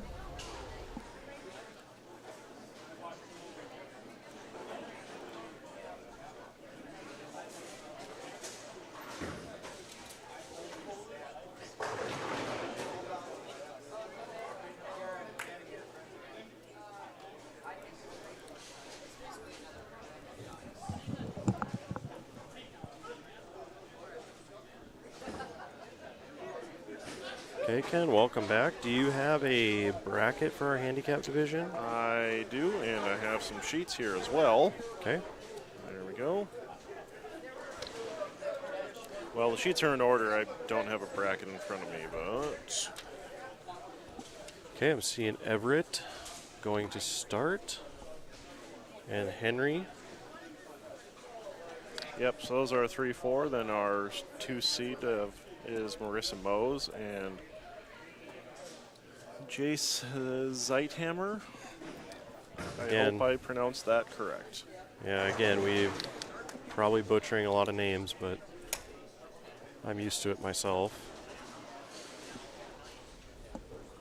Okay, let's get our scores up on the screen, and then we'll be underway. Again, this is Handicap Division Finals are normally a rapid-fire thing. Some kids are familiar with a traditional stepladder format. Some just want to bowl. It looks This like little kid's adorable, guys. Well, I mean, I wasn't even bowling at his age. and Everett Cullio. I don't know if that's how you say his last name, but he averages 114, high game of 196. He doesn't know his Hyde series at the moment. Qualified for the 2022 Junior Gold. His favorite subject is math and likes to play soccer and baseball. So let's see here. It looks like Everett gets 84. Is that what that says? Yep, And then 84. Henry gets 56. Correct, yep. Okay. And then you can see that on the screen. And our payout is what for the handicap division? And that's on the back of this. So the I hate saying the loser, but the person who does not win this match, they're going to get $750, which, you know, for kids their age, that's a huge head start already. And there's $1,000 for third, $1,500 for second, and $2,500 for first. And considering Everett is 9 years old, he's going to have a lot of Midwest Youth Championships to bowl. If he continues to want to bowl, absolutely. So here's Henry Vader. He's 13. He's out of Wisconsin. Averages 144, high game 277, high series 611. He has one JBST title, and he runs cross country and track. Started bowling 3 years ago. And it's picked it up pretty well, I would say, after those two. Good start. Throwing the infamous purple hammer. Not too sure what Everett's throwing.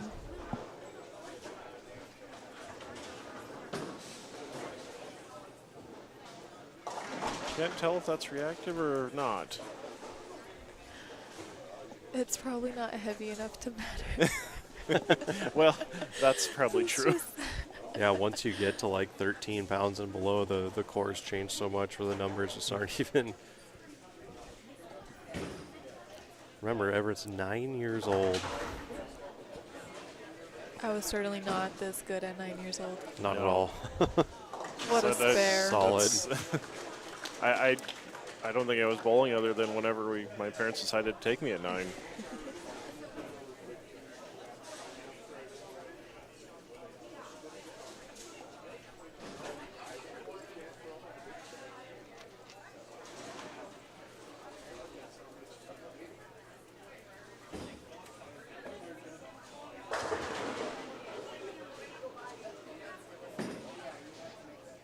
Give it to him. That's pretty good. Oh, great shot.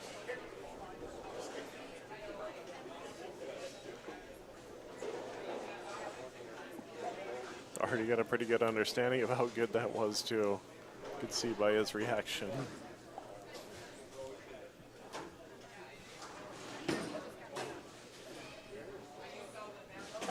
That's okay. It's something that you kind of have to get used to when the handicap division comes out. We're so used to calling scratch tournaments that, Yes. you know, we're not going to expect a 9-year-old to be making every single spare. Tell you what, he throws it pretty good for only started bowling 3 years ago. So an early double for Henry.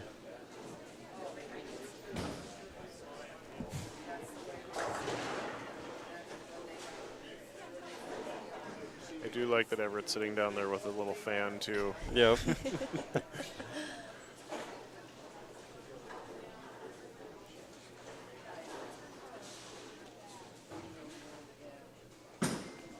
Oh, To Well, the left. I mean, that's okay. Good 7.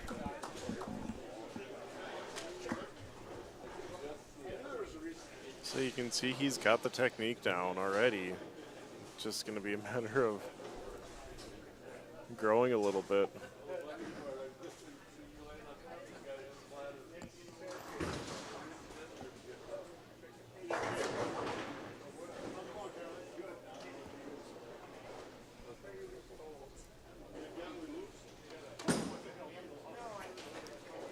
And there's a chop. That's unfortunate. Oh, the infamous chop. How many times have we done that over the years? Too many times. In pressure situations or in needing spare situations, and it's normally the 3-6-10 for me.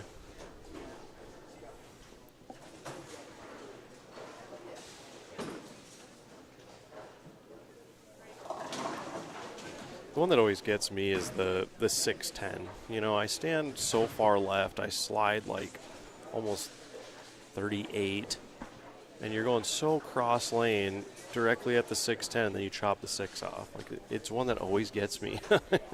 As up the back of the ball as I am for my spares, I just never understand.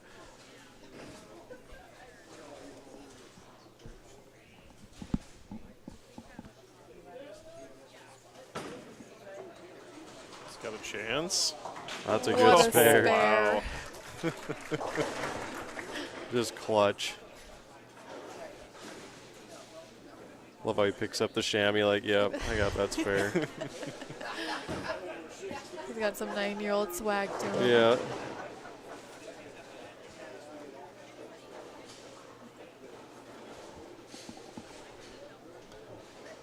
Yeah, you can tell that he's been bowling for a couple years already too, just by, well, pretty much everything in his game. Trip something. Oh, no. come on.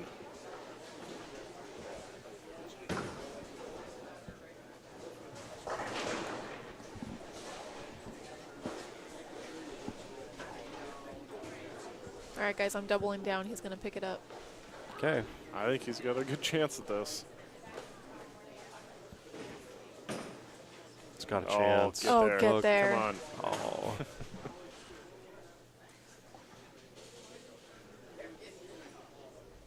The fact that he is that accurate at that age already, Right? that's so impressive.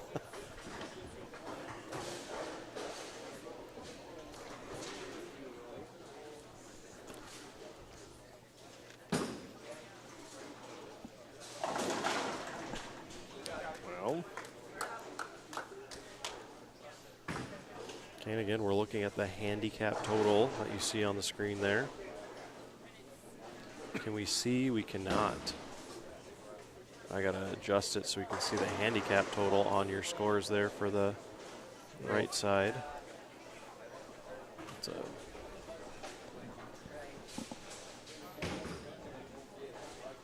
there we go. look a little bit. Good spare again.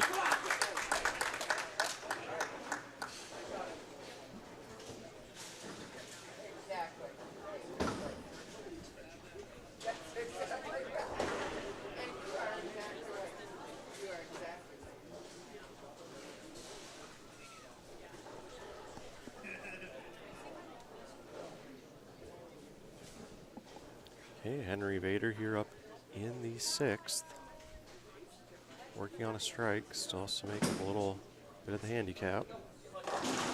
Nope, that's okay. Probably fortunate to get the 9 out there. Yes, absolutely.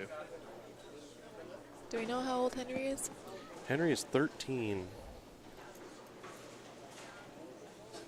The hard part about this age is like you go through your growth spurts, so then you gotta change the way you bowl in so many ways because you get so much taller and stronger. And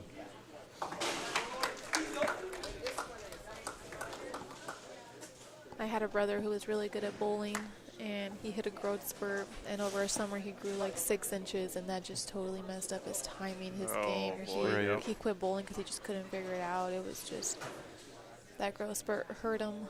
it's same with people who like go through a time in their life where they lose a ton of weight and then they're used to their arm swing going around them in a way, and now they can, you know, get the arm swing a lot closer to them. It's just same sort of deal. You know, physical changes are hard to deal with in bowling.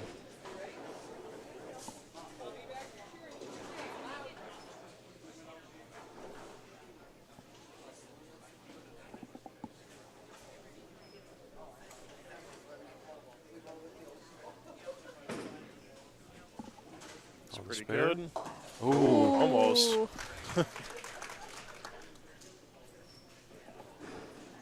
I love the walk back, though. Just ho-hum. So I think it's just about every year we see a younger kid like this, the bowling in the handicap stepladder, and they're just kind of, yep, whatever, cool. And Jace Roller, thank you for commenting in the chat room. Oh, I believe he's referring to his brother Jaden, past winner here in the handicap division. He was pretty short when he won here, and now he's pretty tall. Says he's going through the same thing. Yep, I can imagine. I've just always been short, so I don't have to worry about that. Oh, it's got a Oh, hang chance. on. Ah, Oh, takes the glasses off. yeah, that was close too. Oh, you hate to see it. It's a tough thing about bowling is only one person can win every time, you know?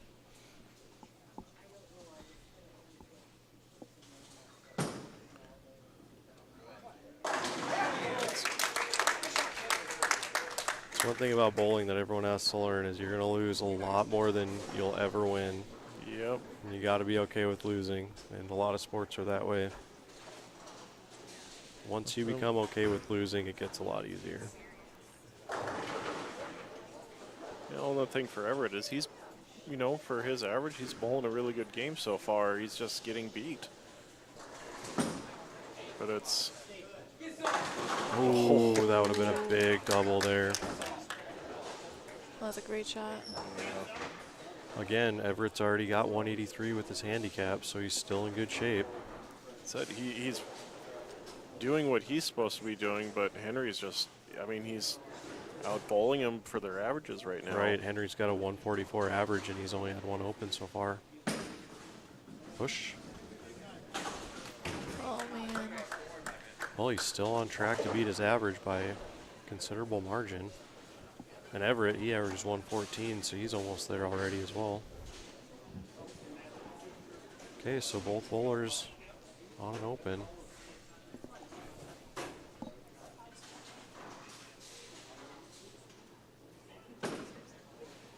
It's a good ball. Okay. Good 8. Makeable spare.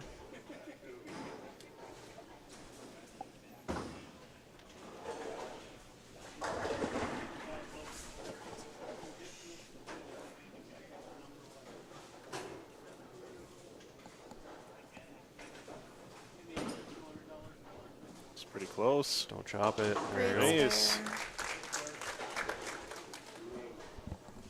I love how many guys are sticking around and watching this match and clapping for these kids. It's great.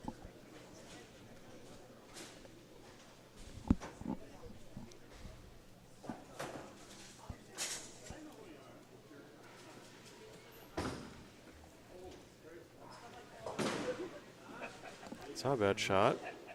Yep. Well, Unfortunate to not clip the head pin there.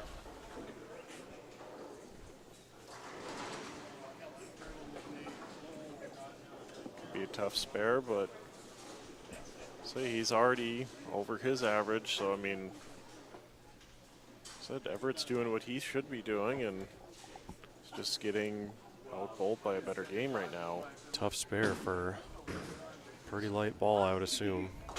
Yeah.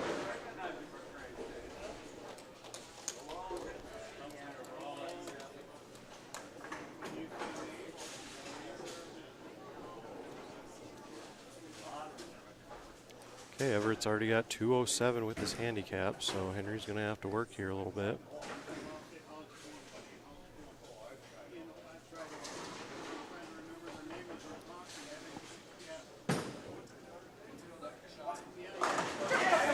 Good.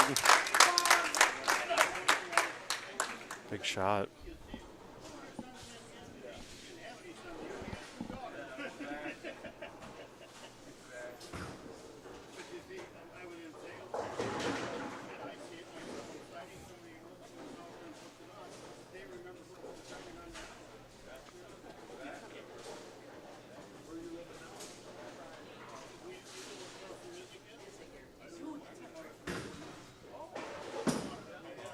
left.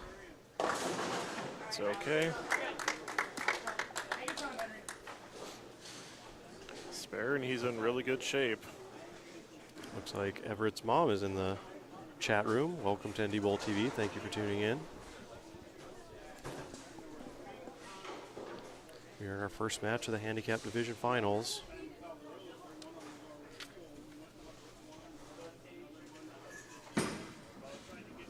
It's pretty good if it's 2. Yep.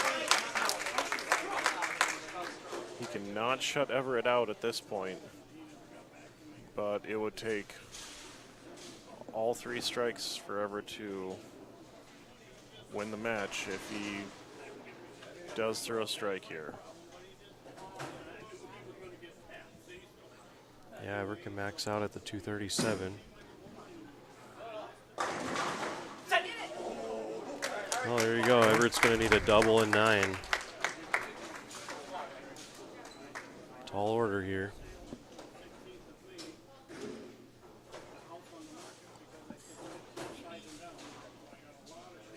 Double and 8.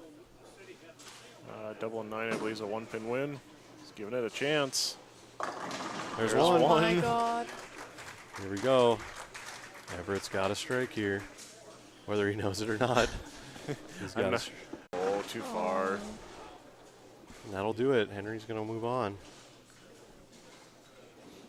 That's really good bowling in the first match by both of them.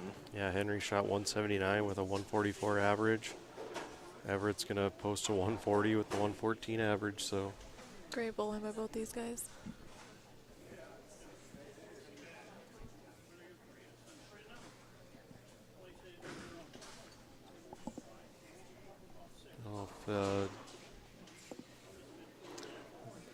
Ball stuck in back maybe, or yeah, gave him a 7. Did the 10 just inadvertently fall over? It did. Okay, so they're just probably trying to get it right for the books.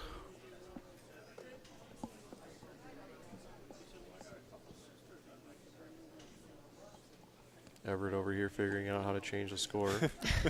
A lot smarter than me. 'Cause oh, that's great stuff. I wouldn't be able to do it.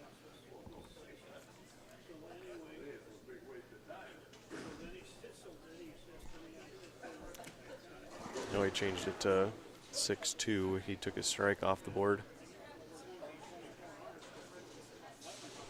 He's not sure what's happening, and Nevin, I think, is coming over here to try and help. Well, I feel like because he put a 6-2 up there, that it ended the game, and that's why the scores kind of advanced to where they are. Yeah. And now they have it right up there. It's just you guys can't see it on the screen. Yeah, and it doesn't matter for the final, Yeah. you know, who wins and whatnot, but Moving on to the semifinal, get some rest of those. Big round of applause for Everett Callio. Great bowling by Everett. that's very impressive for 9 years old. And to have $750 in a scholarship fund already, Yeah. I didn't have that when I was a senior in high school. No, probably not. And he's 9. That's awesome.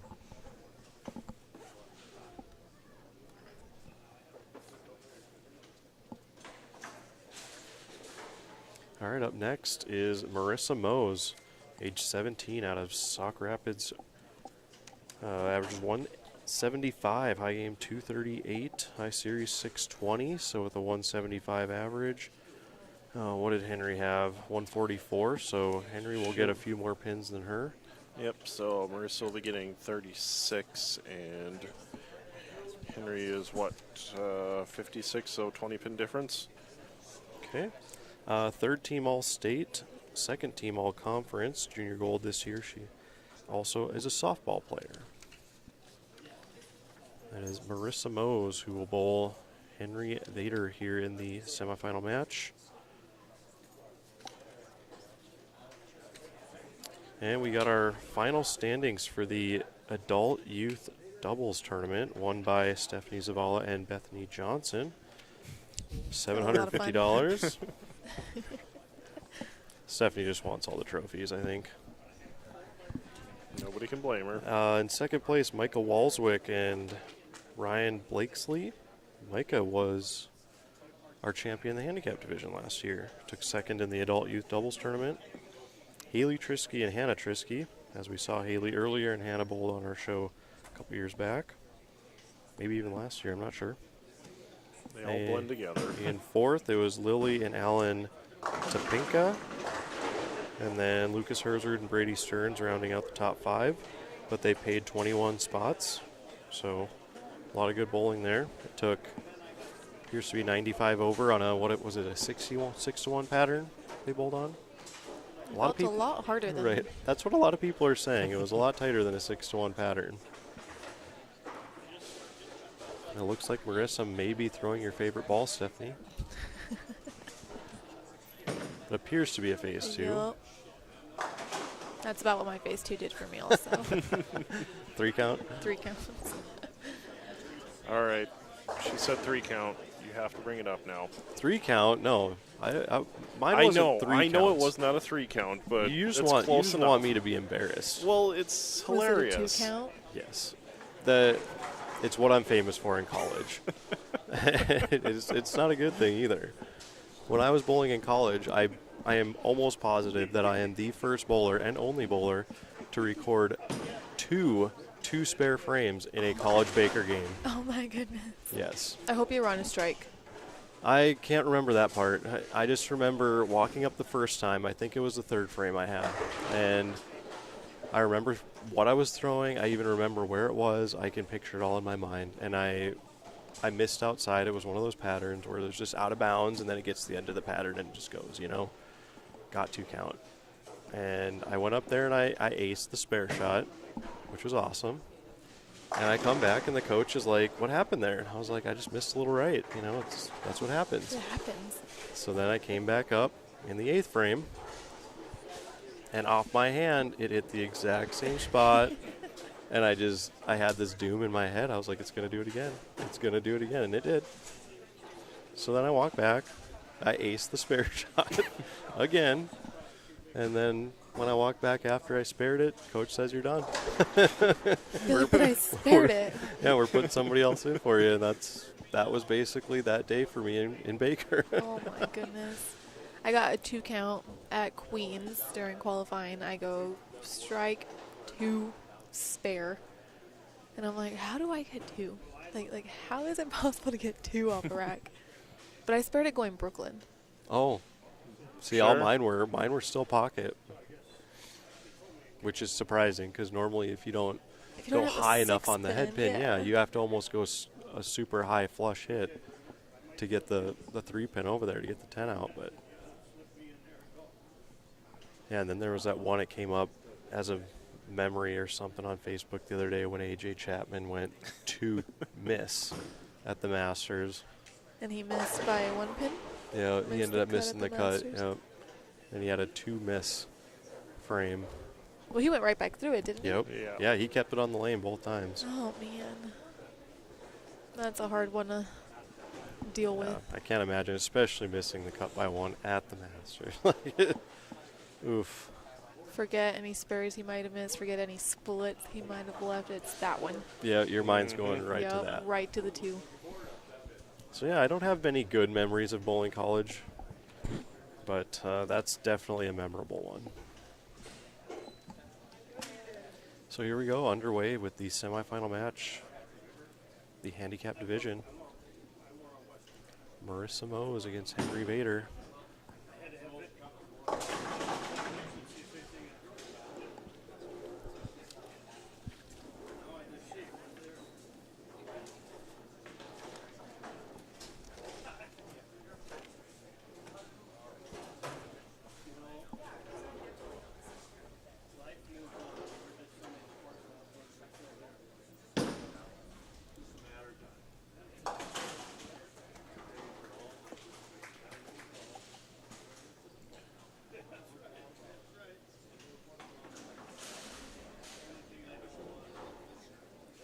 Megan, thank you for joining us in the chat room. Appreciate you tuning in.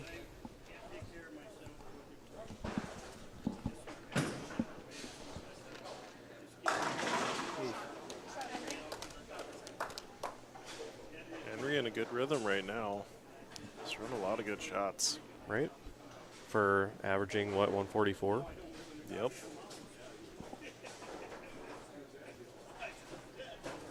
So 144 average, what would that be? Like 6 marks a game? I think about 6 Yeah. marks. Yeah, a about half game, the frames are marks.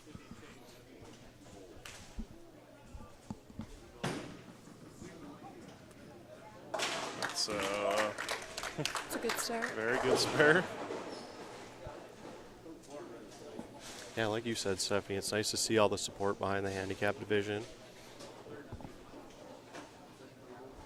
Henry's got a little fan club to my right over here. Including our number 2 seed in the boys division.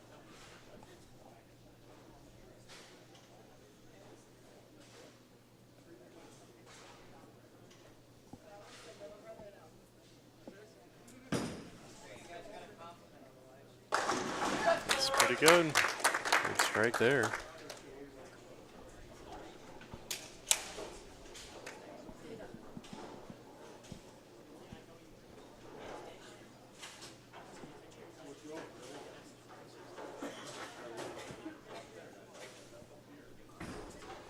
And if you're just tuning in, we are in the middle of our handicap division finals. The boys division final stepladder will be following the next match. Not sure if that was a good break or a bad break. Yeah, did that trip out the 3? Yeah.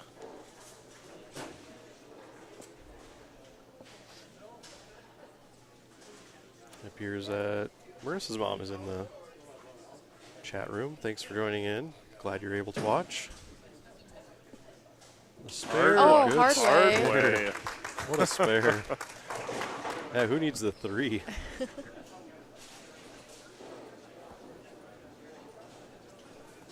So how would you have shot at the 3, 9, 10? Since you like to throw straight with the 9 or the 6 there. I would probably still go with my spare ball. Just pretend the 3 pin is there, attack it the same way. Pretend the 6 pin is there, sorry. But I know I'm probably the only one that would do that. Everyone else is probably hooking at it. I'm hooking at it, I can tell you that. Oh, good good shot. shot. But again, if it's one of those patterns with so much oil on the outside part of the lane, it's hard to get your ball to roll in the right spot to carry everything and then split the 9-10 perfectly. You know, it's just, that's a tough one.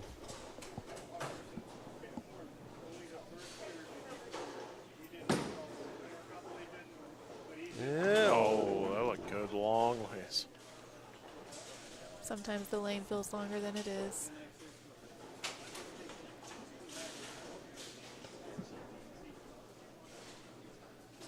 Yeah, have you ever sat back in the back of a bowling center and watched pins kind of hit the kickback and watch balls come through, and it goes so fast. Like, you don't realize how fast a ball is actually going down the lane until you stand back there and just watch pin action for a little bit.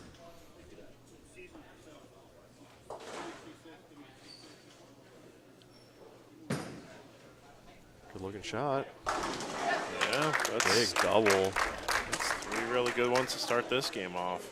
Henry is locked in. Henry, you might be bowling in the open division here next year. Got a pretty solid game.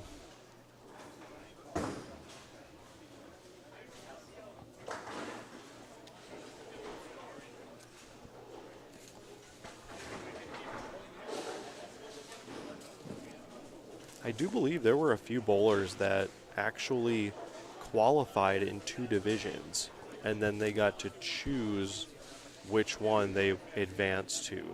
I If believe is that Marissa right? was one of them. Okay. And I would then assume because there are more entries in the handicap division, the payout was better, which is kind of what drove the decision. Possibly, you know, in a case like Marissa's, it could be she just wasn't sure she was going to be able to maybe compete with the top girls to get there. And I suppose considering in the carryover pins too. Yeah, but I feel like there was like 2 or 3 players that Nevin announced which one they decided to like opt into.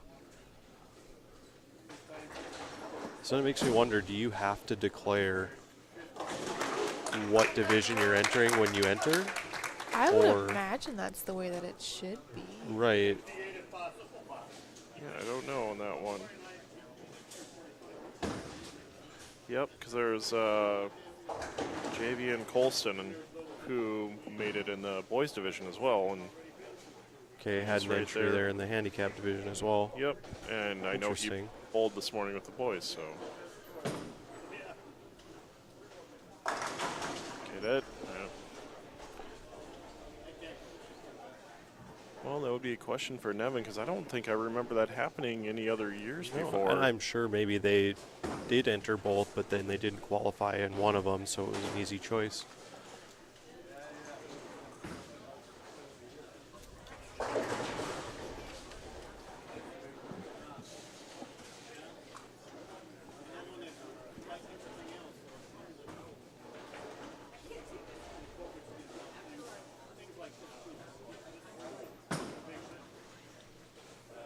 Oh, the Oh, Sparrow. jeez. Just hooked.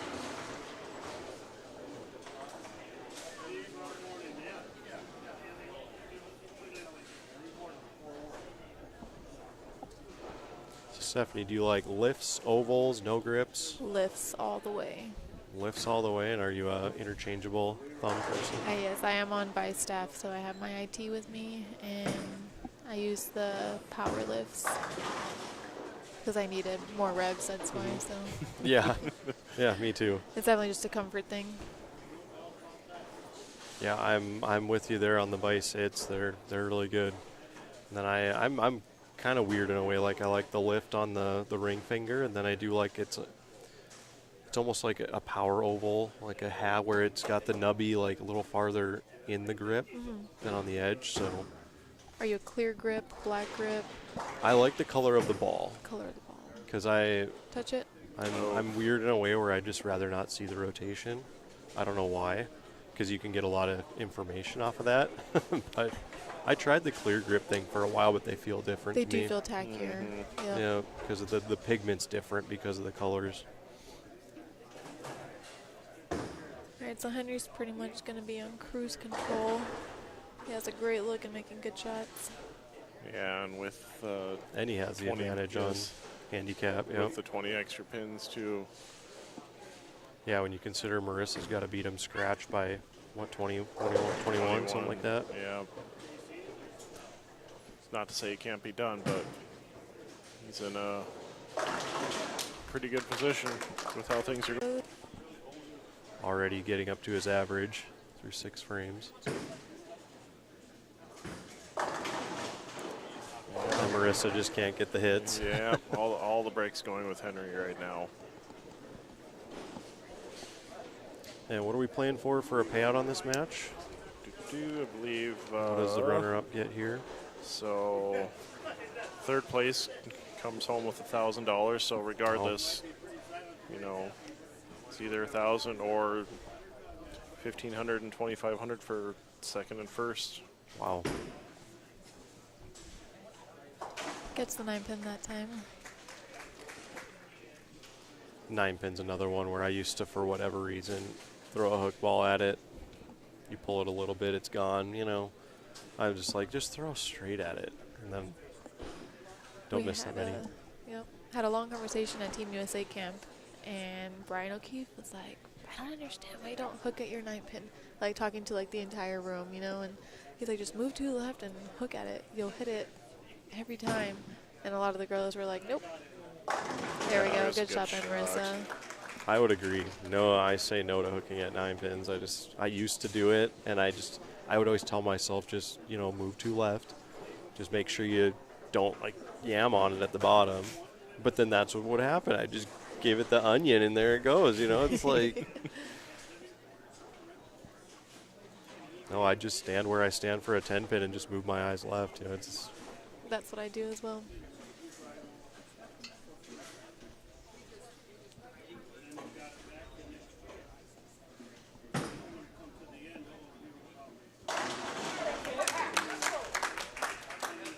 on a gravy train with biscuit wheels. I think he could hold his own in the open division next year. I think so too. The way he's going right now.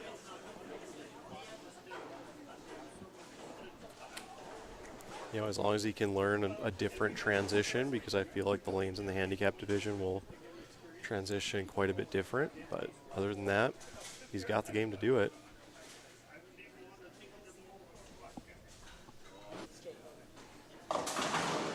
Well, that's okay. Yeah, considering he's already pushing 190 with his handicap, he's in pretty good shape. Oh, we're already to 200 with our handicap. He has this average in the 6th frame. That's impressive. Yeah.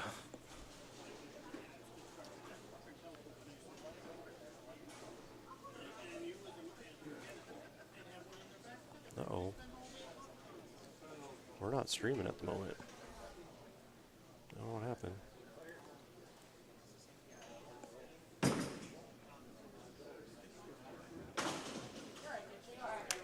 Interesting. Those of you in the chat, can you hear us? I don't know what my Wirecast is doing, but It's going in and out right now from what I'm seeing. right. If you're in chat, let me know.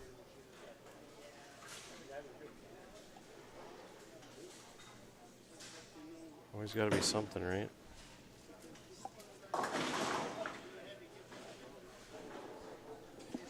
We can hear, so yeah. Just pulled it up on my phone. It still says we're live, so. Thumbs up, yep. Okay, appreciate everyone checking in. We'll not touch anything. Video's good. Huh. Must have just been a hiccup in the internet for a second. Yeah, we're back to green, so. All right, we'll continue. Good spare there by Marissa. It's good, yep.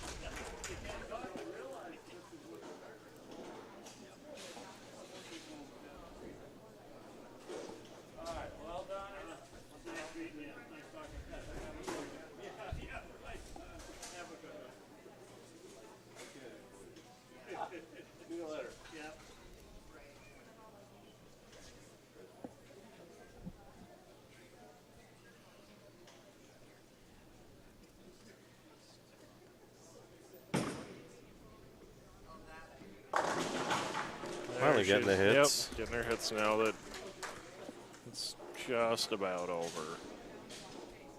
Mathematically not done.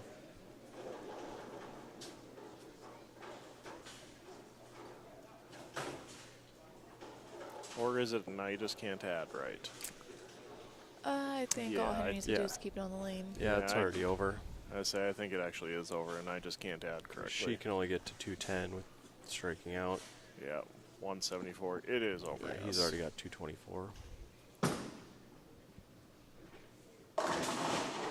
So Henry will move on to our championship match against Jace. We're just going to call him Jace because I don't can- know how to say his last name. If you're a family member in chat, you know how to say his name. You can try and say what I assume is Zeithammer. Zeithammer, maybe? We'll go with that. If it's not right, blame Ken. Well, Nevin will announce it here in a couple minutes when he's ready, when they're ready to go.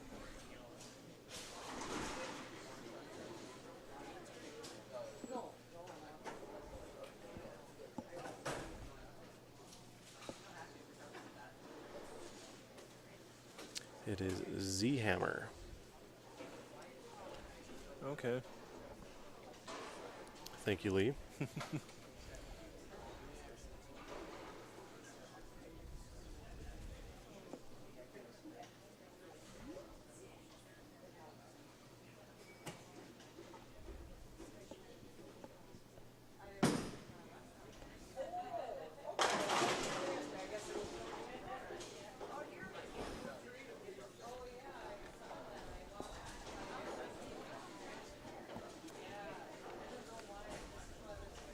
Do appreciate everyone in chat helping me out with that one. Z-Hammer will go up against the Hammer in Henry Vader here next match. He's Okay. He's putting on a clinic here. He's got 205 left scratch. Local Alexandria kid. Very nice. So he's very familiar with this building. Good spare. Great game for Henry. And another victory and on to the finals. I think we're making a ball change in the field ball. Not something we normally see in the handicap division, so No. that's impressive. No. A test ball. Running over an IQ tour, perhaps? Looked like it. I would say so. Now, Henry, this is a ball I can get behind.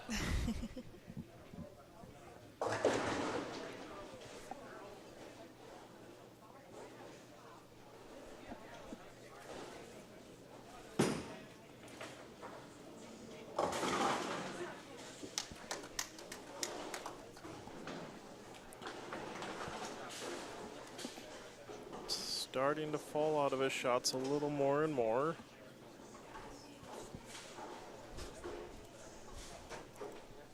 But that's a heck of a 202 thrown up there.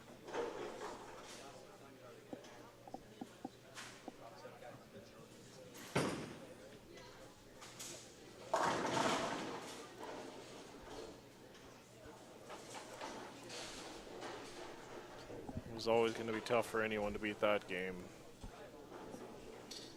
Yeah, 258 with handicap. Hard to beat. So we see some of the boys division stepladder final participants warming up down on 1 and 2. We'll have one more match here in the handicap division, and then we'll be on to the finale.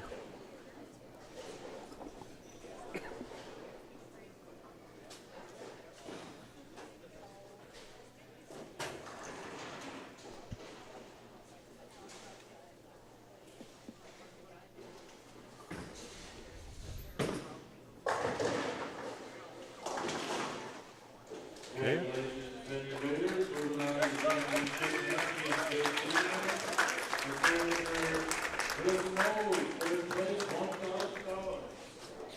Great weekend for Marissa.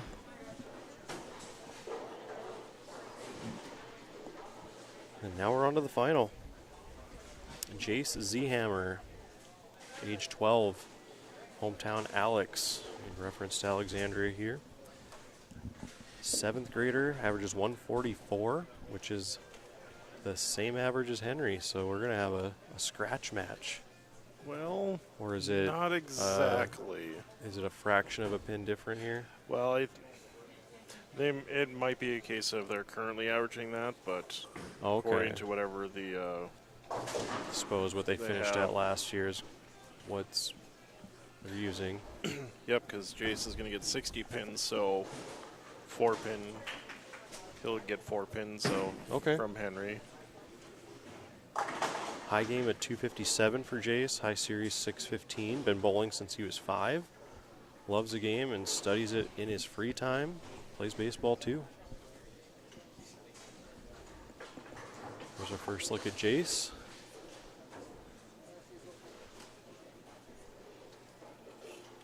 Throwing, I believe, an Axiom. Is that the blue one? Yes. The pearl's got a little more red into it. Something like that. Yes.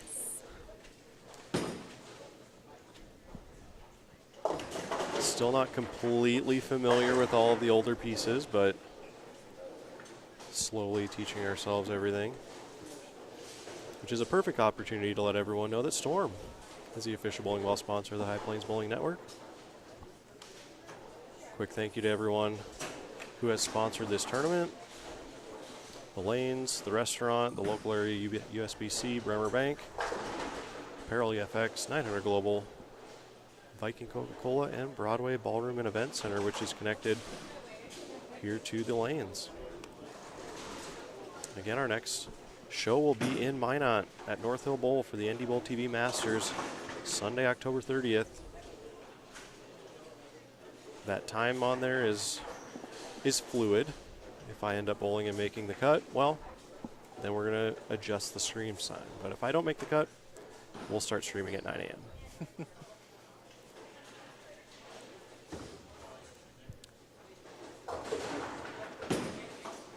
As always, you can stay connected to NDBowling.com.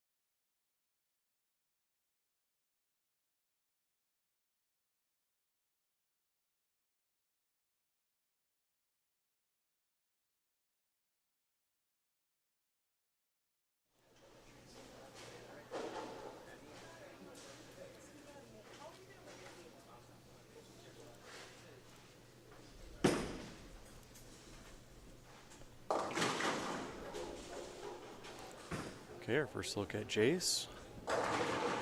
Wearing the nice 900 global shirt. Compliments of Apparel EFX. And who gets more on it at age 12 than either of us do? Yeah, right. Our rival Stephanie over here with Rev Rate. Oh, watch out. Well, first frame. But with the way Henry's bowling,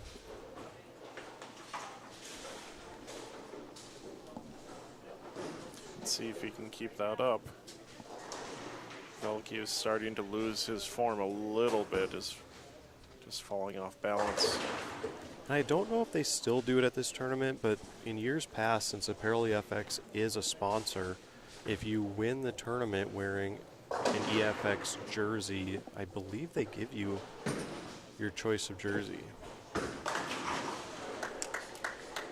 That'd be an extra bonus prize. That's pretty sweet. Yeah, that would be. But again, I know they've done that in the past. I don't know if that's the case this year.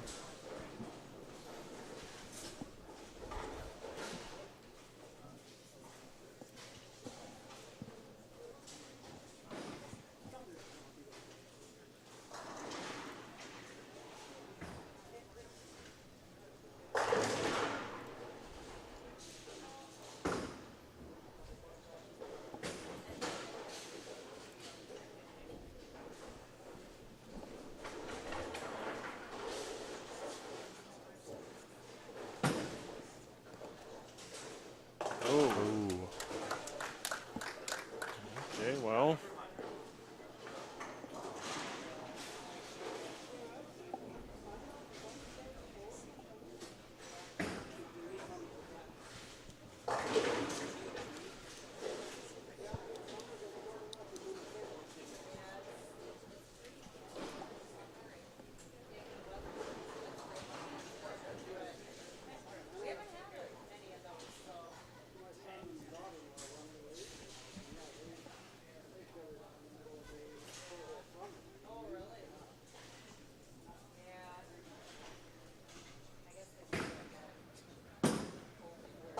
Got a A hook. little wide. Yeah, It's a lot of 8.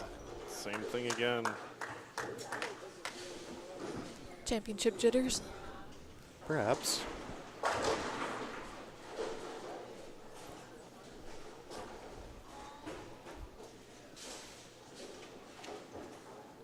Seems like we see it most every year, especially in the handicap division, is the whoever ends up running up the ladder tend to run out of steam, and you wonder if it's maybe they're just not used to bowling at that pace either.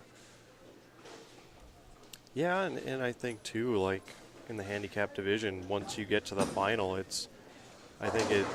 they get this realization that this is for a title, this is for something, when Could be. I don't think they think of it as much in the other matches. It's just bowling to them, and now And now there's a trophy involved, you know, like there's something more than $1 going into a smart account that you'll never see, and you know.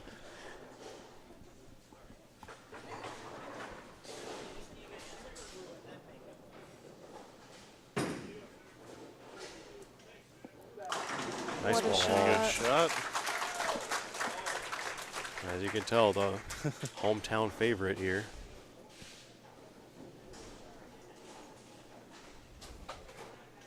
Got most of the staff behind the desk paying attention to this one.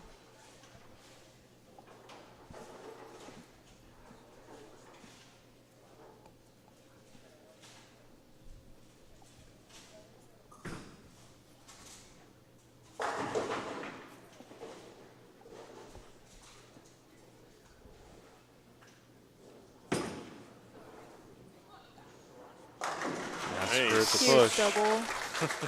I think we have another possibility going up to the boys division soon.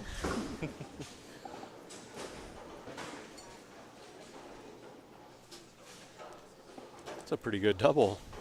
That was impressive. 2 solid shots.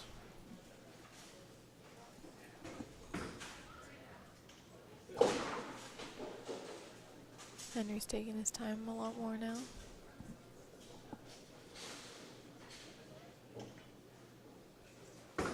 Yeah, maybe this is the Stephanie move. We need to slow this guy down. Let's do something different. Hit the reset button. Yep.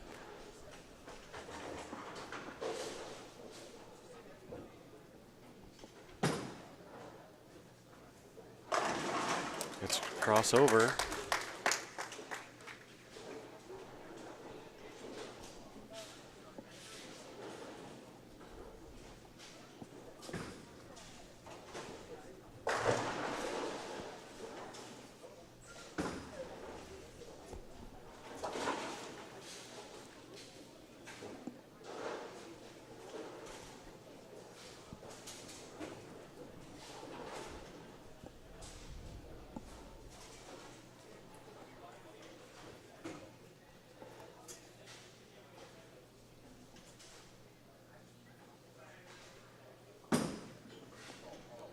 Okay. That was a good shot.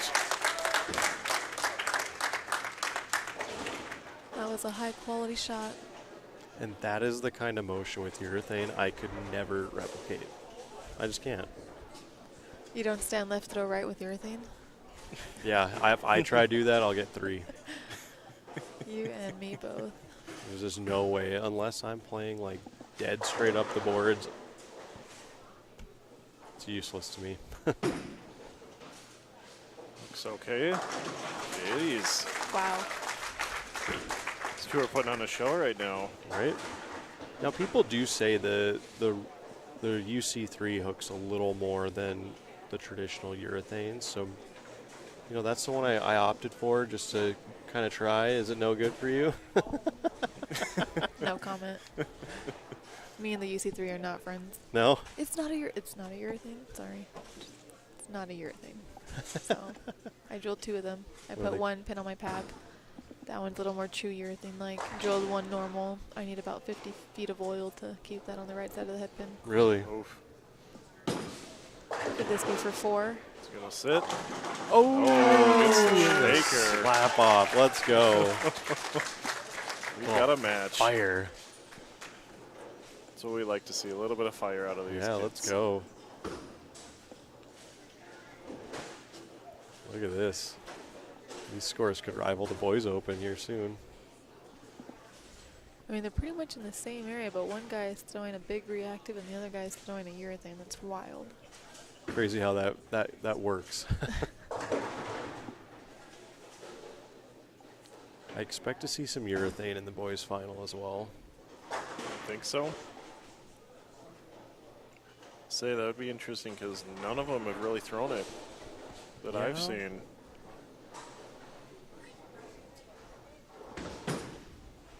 Good push. That's okay. Good 9.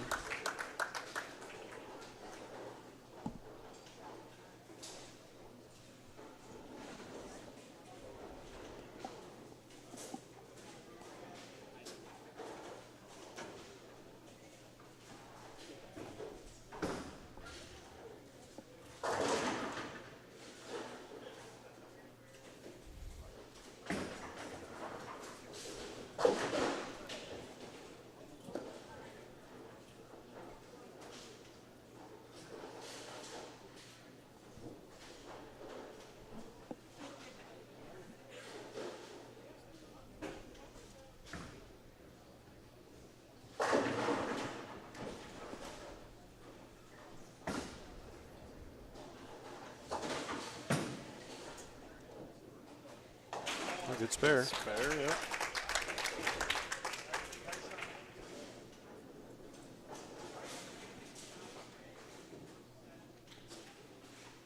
Yeah, that's we alluded to it earlier. You know, bowling for this kind of money at this age, like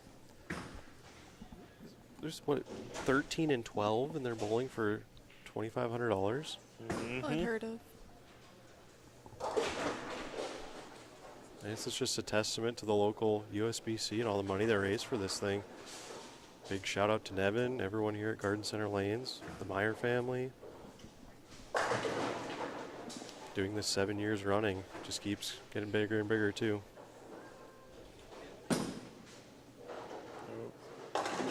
Gets the break. Keeps them in it.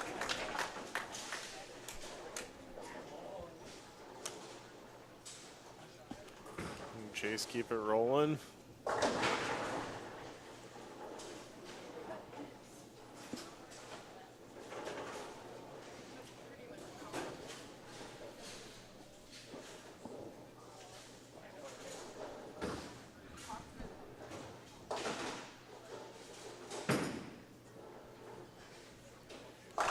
at that. Shot. Jace is bringing the heat. Oh my goodness. We might not see a 5-bagger in the boys division. Yeah, you're not kidding. There was nothing really lucky about those 5 so far. So do you feel like the urethane being thrown for all these games is helping him create hold room down lane? Without a doubt. Without a doubt. Because I just can't see with his ball speed the big resin ball being able to hold like that. Like Yeah. it's giving him a really good look having that urethane carry down. Yeah, I mean, Henry had 6 minutes of practice and then 2 games throwing that urethane. That's created just enough push down. Oh, I thought that was going Which to get there. that is probably also a product of urethane, you Yeah, know? I was like on that one, he missed a little bit in, caught that shim, and caught that push down from the urethane and never saw it. This could be a little bit of a tricky spare. Up through 7 frames, Jace is already going to be at his average. And Henry is not far behind him either.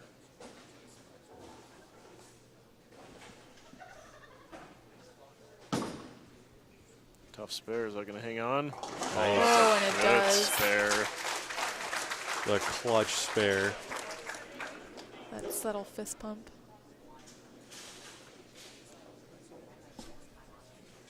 There's a lot of swag in the handicap division this year.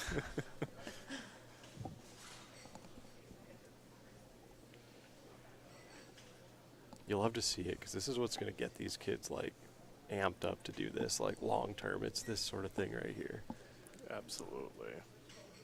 Jace has 250 some up there scratch still. We could see a game over 300. And we can, yes.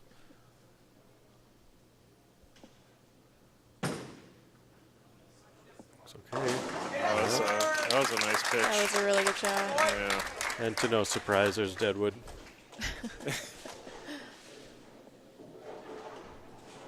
I always loved it on the old extra frame when they did the Deadwood clears in excruciating detail. I always think of that when I'm here because there's so many Deadwood clears. I've never seen pins bounce around like this house does. I think this year's even more than normal. Right. Yeah, and the higher speeds and bigger rev rates, you're just going to see more and more over the years.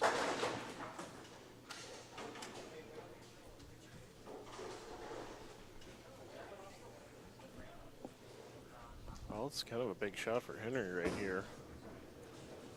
Now working on a double. Oh, it needs to Gotta cross. go left. Oh, Almost.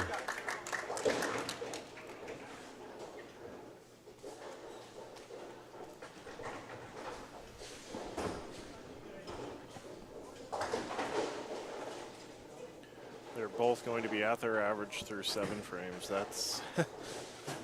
Don't think we expected that. Yeah, like you said, these scores could rival the Boys Open final here in a few minutes.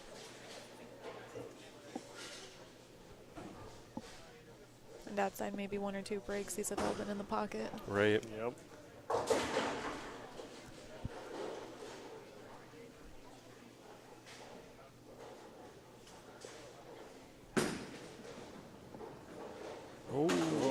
thought that would hook a little. Well, Jace can put the hammer down right here. Wasn't even intentional.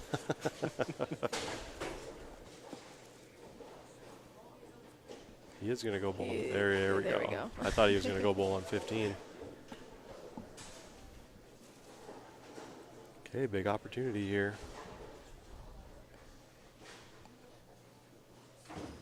What's left? Okay. It's a good break getting the 9 out of there. Yeah, I'd be happy with the 9 leaving there. That's all right. He's in good shape right now. I would have to say this is probably the most intense handicap final we've had in the 7 years. I think pretty easily so far. It's not too often you get fist pumps and slapping off shots. And 240s scratch. Potentially. Oh, needs the hook. Oh, where's the spare ball hook when you need it? Well, let's say Jace is still in obviously very good position. Already at 232 with his handicap. Henry's sitting over at 211 with his handicap. Yeah. 2 frames to go for each player.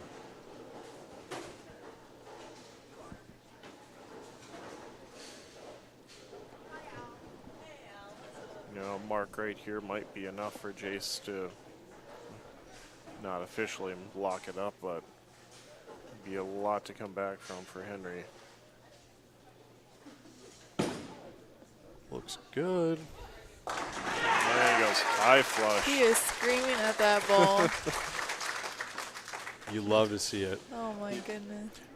What's great is that he knows his equipment. He knows that needs to push too. I love the energy. Like I said, this is what's going to make these kids get into bowling like long term. Henry's just up there staring at the scores, seeing what he needs to do. Pretty tall order because Henry's only got, what, 271 with his handicap left? He can get 60 left. Well, look at it this way. If he strikes out, Jace that needs some forces mark. 20 pin 20 fill pin fill, from yep. Jace. So, I mean, this is not done yet.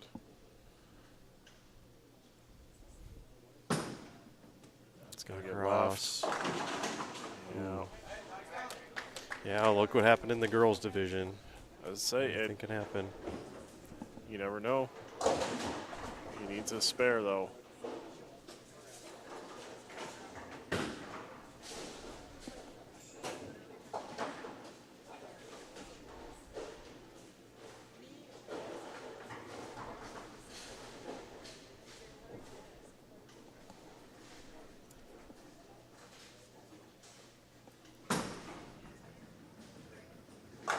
Spare.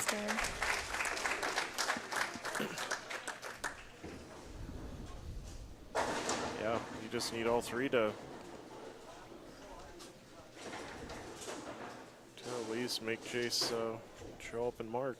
And now, you know, before we get started on this 10th frame, this is to all parents out there. If you have bowlers, youth bowlers, they can compete in this division. As long as you have a certified USBC average, make the trip to Alex next year. There is so much money to be won in this tournament at such a young age, and you can bowl this thing all the way until, I don't know what the rule is, like you Probably 18 by a certain. As 18 of or August 19 by a certain 1st, time, yeah. All right, That's the well, first hey, one. that keeps him in it.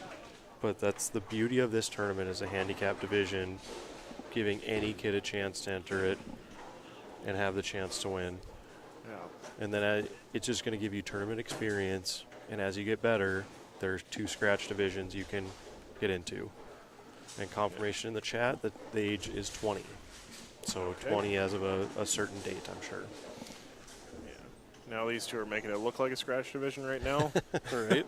But look at our first match with Everett, who was 9 years old. Yep. Average, what, 114? I think something like that. I mean, Yeah, I feel like there's that says enough right there. There's that a good chance we're going to see him in the boys' open division down the road. Yeah, even if, you know, you have a kid who's not a big-time bowler, have him come out. The amount of scholarship money they could win is crazy. What a big shot right here if that sits. Oh. Oh, that was pretty good. I call that the urethane 10. Just got it going a little too left to right, and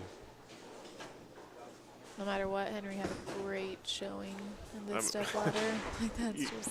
You Right. shoot Yeah. 50 over your average, and you aren't going to win potentially. That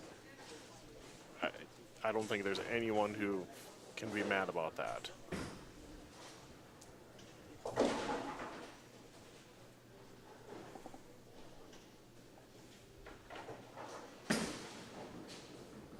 great showing by Henry. That's What a game. great. Now I'm curious about something real quick. What was Henry's high series? Henry's high series was 6'11". Did he beat that? He was very close. I think he had probably 580 in the step ladder. And I think that's on a 2-to-1 pattern, not a house shot. Insane. All right, so almost a victory lap here for Jace. Just keep it on the lane, get your pins. It Look might at this. say it might trip it out anyways. But I think that does it. that's going to be enough because he's at 198 plus the pins. That's enough. Yeah, and Lee said it there in chat. Even if the younger kids don't want to bowl the main tourney, there's always the adult youth doubles. There's something for everyone out here, even the parents. Yep. You know, I think they're always looking for adults. I'm going to get roped into bowling it next year. I just got told I'm bowling it next year.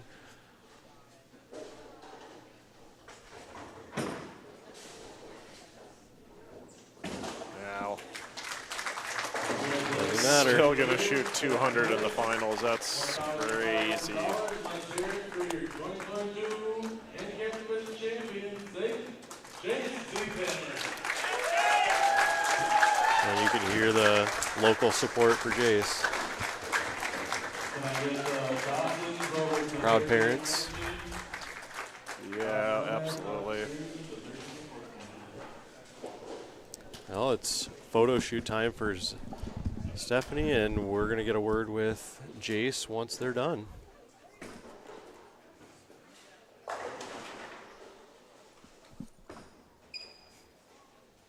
In the meantime, I think I'm going to move some cameras over and we'll get ready for the boys' final. Yep. Lee commenting in there that, yep, Nevin and their 6-year-old son bowled this year. Yep. So, I mean, that's enough right there. You know, Also, a shout out to Lee taking care of the house back home. You know, with the twins they had. Yep. And then Dylan, the 6-year-old. So, knowing Nevin is the bloodline of this tournament. All right, give us 1 minute. We'll be right back after we move some cameras, and then we'll talk to the winner, Jace.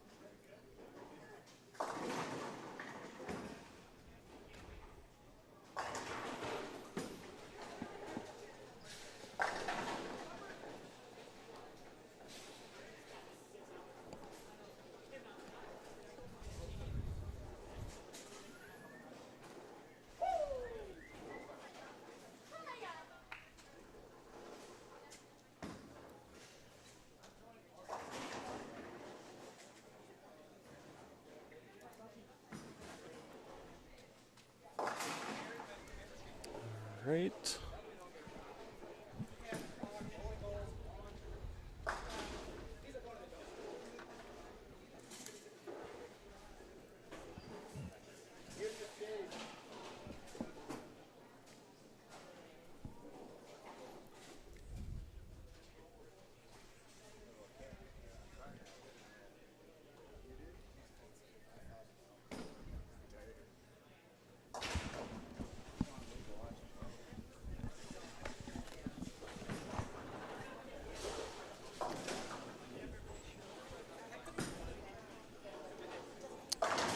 All right, Jace, can you hear me? I can. Awesome. Let's welcome into the booth. Winner of the handicap division final. How does it feel? Good. I'm happy. I mean, Yeah? I knew I already got second, so I wasn't real nervous. Sure. At least, but Okay, so taking home a $2,500 scholarship. That's a great start. Only 12 years old. We saw you throwing the Axiom out there. Is that one of your favorite balls? yeah, I like it. And I started with a different ball, and it wasn't reacting the way I wanted it to, so I switched to that one on Saturday, and that one played a lot better. Very nice. So how many qualifying rounds did you bowl? I bowled 2. You bowled 2. Did you bowl better in the second one? Friday, I bowled, and I think my high was only in the 140s. Sure. And then Saturday, I bowled, and all of my games were above average. Very nice. So that was probably a good start today since the pins carried over and everything else. Stephanie, you have any questions? Yeah, how long have you been bowling? Because you have an insane amount of confidence. 7 years, but I've been taking it real serious for probably 4. Well, keep it up. You're doing a lot of good things. I try. I bowl mostly every day. Very nice. Local favorite. You heard all the fan support here for you. Well, congratulations. A good start for a scholarship fund, and Thank you. I'm sure we'll see you again. Okay, thanks. Congrats. And there's your winner of the handicap division. Chase seemed pretty confident Right? there. I was like, holy cow. Taking this interview like a champ. Yeah, like, it's good. I wasn't nervous because I knew I got second. Yep. But like, okay. I could take a page out of his book for the next time I'm going for something, I guess. right? So here we go. On to the finale. The boys open finals. Our first match will be Dawson versus Dawson. Unrath versus Peterson. So Dawson in the pink has not stopped bowling. He has been down in the warm-up pair through the girls match, the handicap match. I'd say he is extremely loose and ready to go. Yeah, he's probably gassed too. But Right. what is he, 15? Yeah, I think we same. read. Yeah, so he's got the energy. At 15, I bowled as much as I could. So And at I 15, don't you know, blame him. he doesn't have to drive back to Bismarck. He can sleep the whole way. So I wish that was the case for me. I would love to sleep the whole way home. And again, we're bowling on fresh oil, so Dawson Peterson starting quite a bit left. As he's been all day. We got our final payout sheet here for the handicap division. Jace goes away with the $2,500 scholarship. Henry with $1,500. Marissa Mose $1,000. Everett $750. And just missing out on the stepladder was Tatum Lee. Gets a $600 scholarship. They paid out 20 spots, and the 20th position got $115. So pretty good prize fund in the handicap division. Again, if you have a youth bowler out there who takes bowling not even seriously, even if they're just decent bowlers, they have a league average, they like to do it for fun, come on out to the Midwest Youth Championships next year. You never know, maybe a little tournament bowling might be just what they need to get the itch to bowl, you know, to go long term. I will say that scholarship money goes a long way also. I mean, I got myself a laptop and a whole bunch of school supplies when I went away to college. And what was like your balance in like your smart account? Oh, I don't remember. I was not that much of a hotshot junior kid. I think maybe I had 10 grand, but I mean that 10 grand got me through some summer classes, got me through 4 years of school. So then, since you went to Sam Houston, was that the NCAA side of it? And then were you on scholarship there? Yes, I was on scholarships. I wasn't able to touch my USBC money until I guess when I was home for summer and I was taking summer classes. I can use it then. I could use it on like a reimbursement program. Like if I need to buy a textbook, I could use it that way. But during the like school year, I wasn't able to use scholarship money with the NCAA. And then the scholarship that you got, was it like a full ride scholarship? Was it for so many years? Was I it? eventually got up to a full ride. It was Okay. more on a percentage base, and Sure. I was very fortunate that Coach Hagan gave me what he gave me in my 4 years that I was So there. it's kind of performance based in a way. Performance based. You could get a lot of academic scholarships that are open. There's a scholarship for everything. There's a grant for everything. So take advantage of all of that. But yeah, I was very lucky to be on a scholarship for all 4 years. Yeah, that's good information for a lot of the ladies out there looking to bowl in college. And we're underway.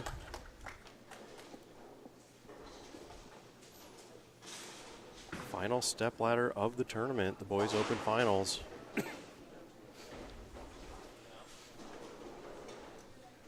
Dawson Peterson against Dawson Unrath.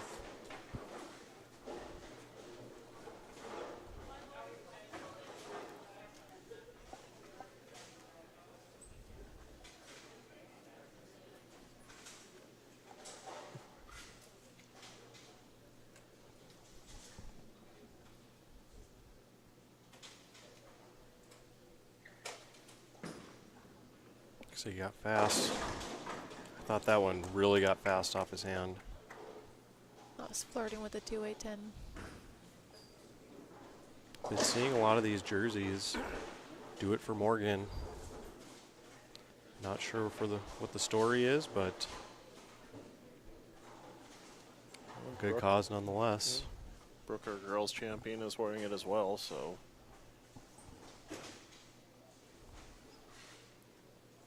Well, something to ask Dawson if he were to climb the ladder. Maybe somebody in chat will have the story behind that one. As we alluded to earlier, Dawson Unrath is kind of becoming a household name in the North Dakota ranks. And you can see why, even at age 15, say both of these kids, because I think Dawson Peterson, is he only 17? Or was he?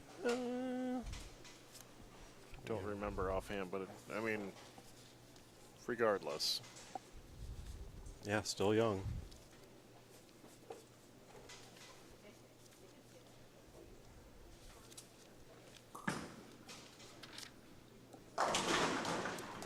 Yeah, it says here Dawson Peterson is 16, so he'll be around for a few more years. Yep. Same with Trey, who's our number 2 seed. He's 16. Yep. That's. I was happy to average 180 when I was 16. Yeah, you're not kidding.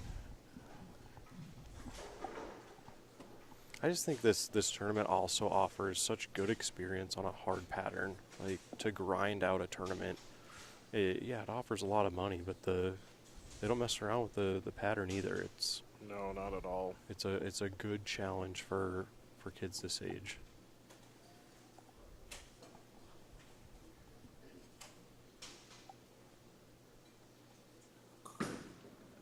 Looks like it's going to push a little. And a good late break. Yeah, normally like other scoring systems don't pick it up like that. This one's right on the money. I heard the scoring pace last year was substantially higher, so I do like that it's a variety of patterns and scoring pieces. It's not always. I believe the final, it was like 240 to something last year. It was pretty high. Yeah, there's been years where it's taking 230 average to, like during the finals, to have a chance.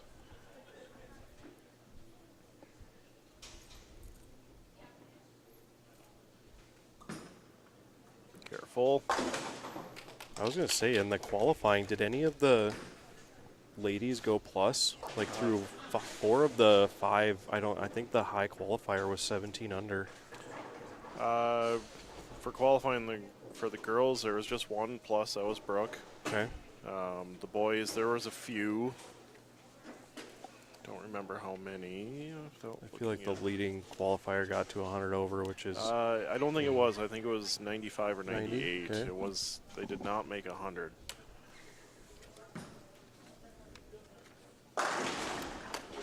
throws it so good. Where I was like, these could strap on it. Yeah, Gavin at 1292, so 92 over was the Okay. top of the boys. 92.81. Yeah, there were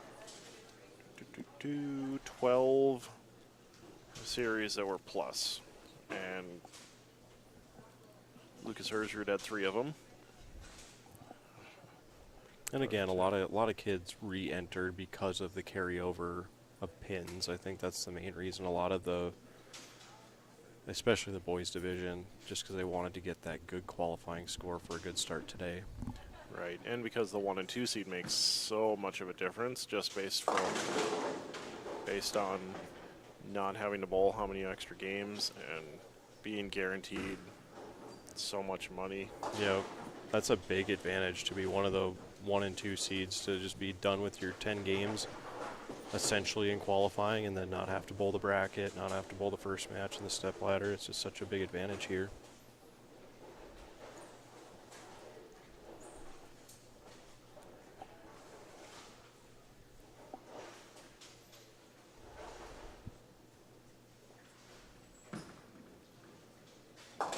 Spare. I like the tempo of his game. Very, very effortless at the bottom, but he gets so much power on the ball. It's nice to be young and have that flexibility to do that. And see, that's the one thing with Dawson Unrath's game is he's going to eventually grow into his body and start getting bigger, you know, and just more muscle, and just your game's going to change in so many ways. And he has a good enough game already where he just Right, he has a good even base. if he didn't. It's a really good base.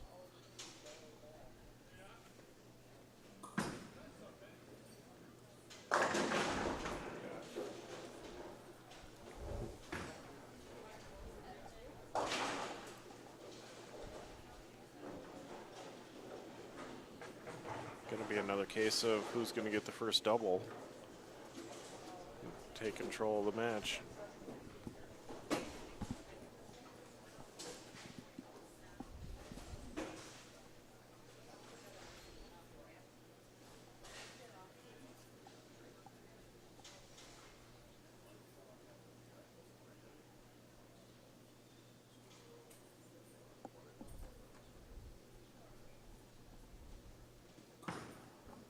No problem with the tempo.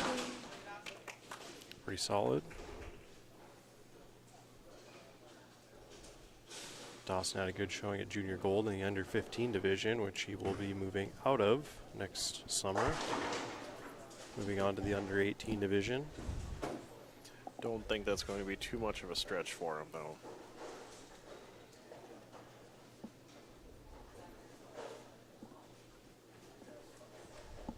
Yeah, I'm pretty sure he's going to be taking some of our money someday in North Dakota.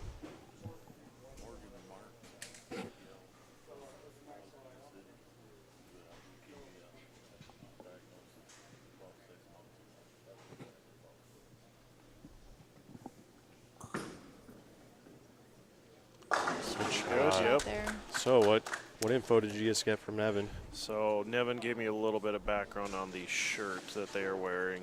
Okay, the Do It for Morgan shirt. Yep. And Morgan is a bowler from the cities who was diagnosed with leukemia about 6 months ago. Okay. So that's the background, a little bit of the background behind the shirts. Okay, and I wonder if they have some sort of, fundraising thing they can do, or if they have an account set up that we can tell people to go to. That's entirely possible. Good shot. Push a little, Ooh. yeah. Yeah, he knew that one. No, that's a spare I don't like throwing at either.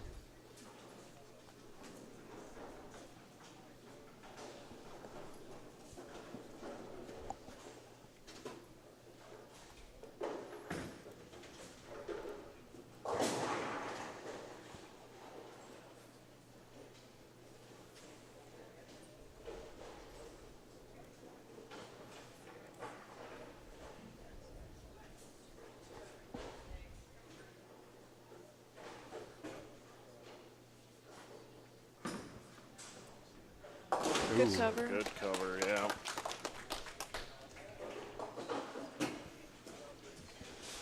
So the good thing for Dawson Peterson is he, at least on his spare shots, he doesn't have to worry about the ball hooking because it's getting it No. down the lane too quick. Stephanie, do you ever like monitor your ball speed when it's available? Yes. Yes, yes. I personally don't really feel it too much when it's like a little bit slower, a little bit quicker.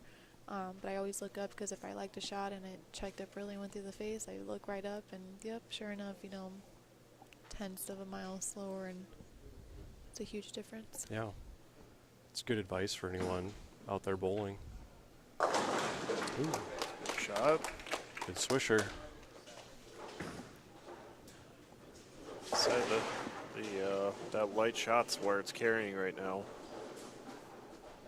Especially with how these guys can throw it. Well, close match so far. Yeah, we're still in the case, I think, of who's going to get that first double to take control.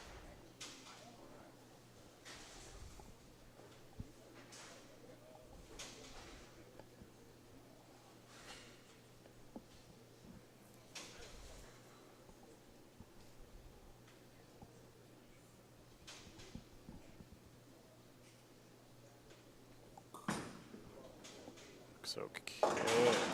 Ooh. Yikes.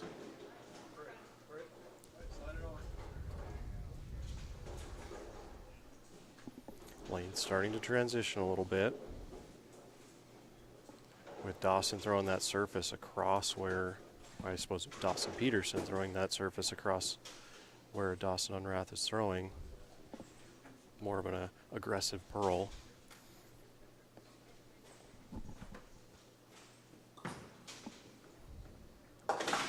Ooh. Gonna say you watch the splits right now because the way things keep bouncing.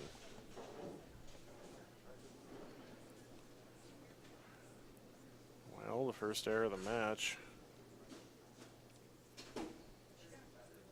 Again, this pattern is so hard on the fresh.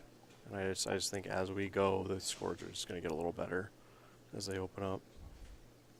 That was the trend in qualifying, and it's kind of been the trend this morning as well.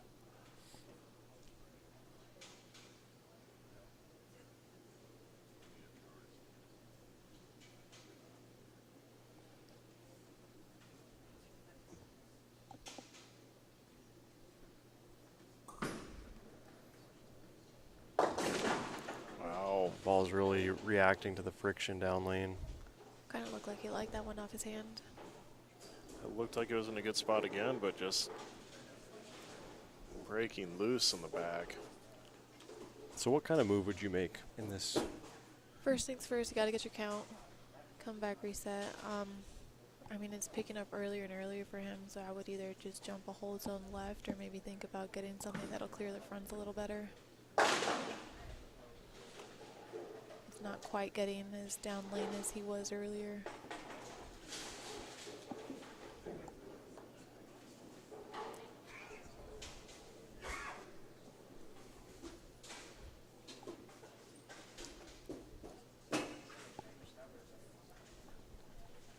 Chance for Dawson Peterson to take control.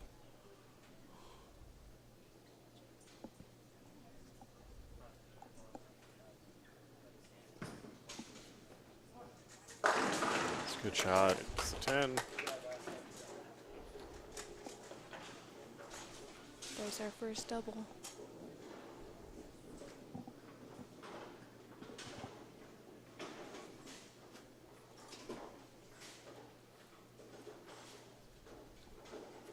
Is he throwing a raw? I believe that was a deviate ball. Oh, like the okay. collision, I believe. That's what it looked like.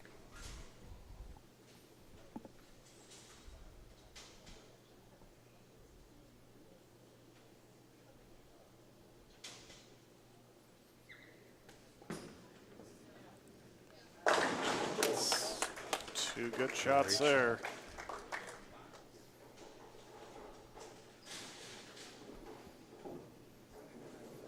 Well, Dawson Unrath on the ropes now.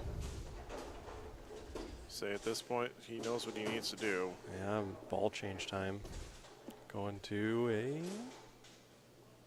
Not quite sure on that one. Hero, maybe? I'm not too familiar with the other brands. Looks like he's jumping right.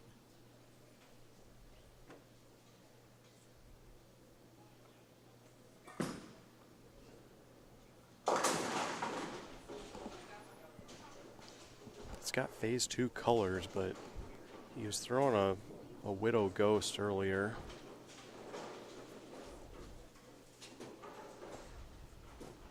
Can't quite tell on this one. No, it's hard to see from back here.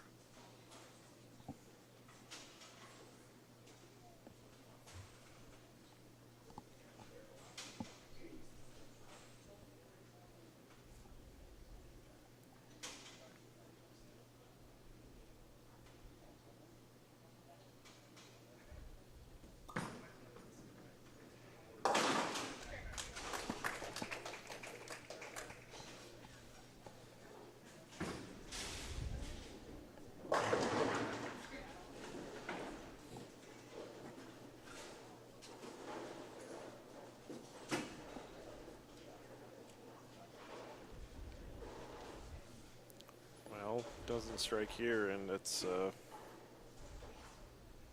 pretty likely over with. Got to come up with your best.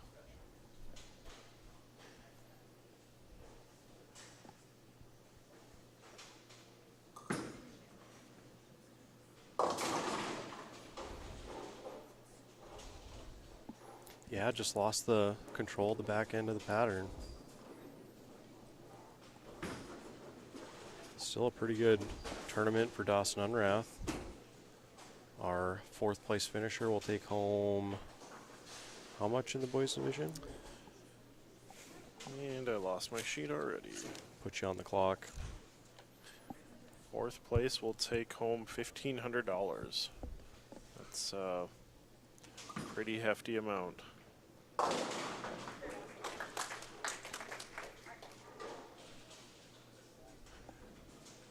Yeah, you have to feel that if he could have got through this match, that Dawson Unrath could have been pretty dangerous. So his qualifying scores, he got better as the day went on.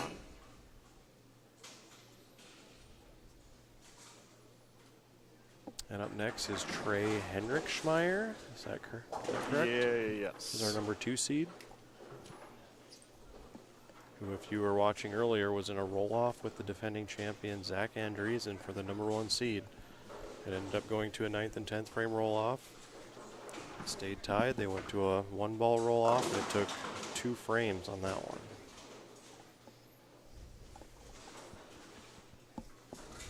Got that one way further right down lane than where you had been.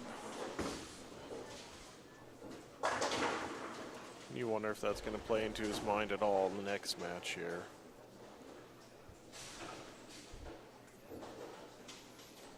So Dawson Unrath has 182 left. Peterson is already in the 180s. Yeah, if he gets 2 of these, it's mathematically done. Might have been a kind of a test ball too. Yeah, so that was a ball switch. Yeah, already shuts him out, so you might as well try some things here.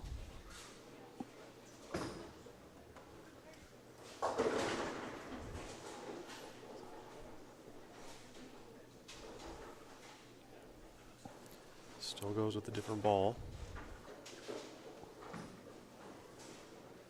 I think he ends up going back to that pink one he's throwing.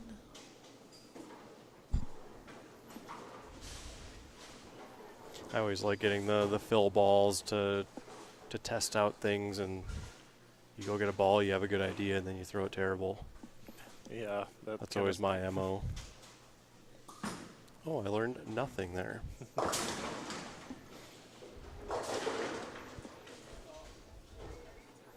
Well, just finishing up our first match. Dawson Peterson will advance to face the number 2 seed Trey Henrikschmeyer.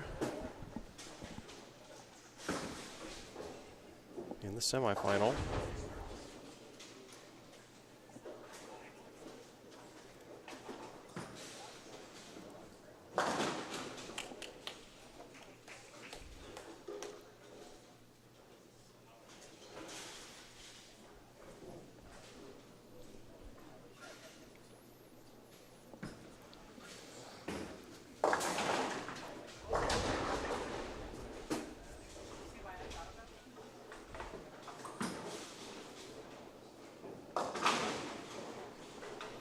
Congratulations, Dawson Peterson, moving on to the semifinals. Give it up for Dawson Upcraft. Yeah, great tournament.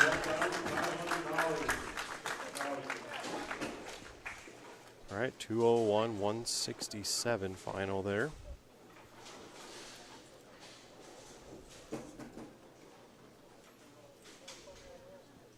Trey will get 2 on each lane, and then we'll be underway with our semifinal match. Winner will get to take on the defending champion, Zach Andreessen, in the final. A shot at a $5,000 top prize. Is that what they're doing here? Yep. Wow. Yep. Winner here is guaranteed $3,500. We're the winner of this match, that is. Yes, and then $2,500 for third. Yep.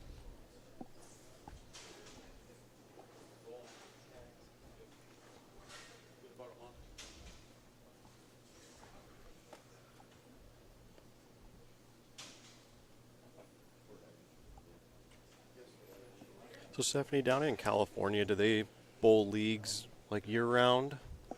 We do. The summer leagues tend to not have as long of a season week-wise, and there's just not that many people come out to bowl the summer leagues. Our giant leagues are in the fall and the winter. I was always curious about that because up here it's such weather driven, but in Southern California, I mean, you can't get better weather than that, No, you you know? really So can't. I always wondered how the bowling scene was down there, if it was seasonal like it is here.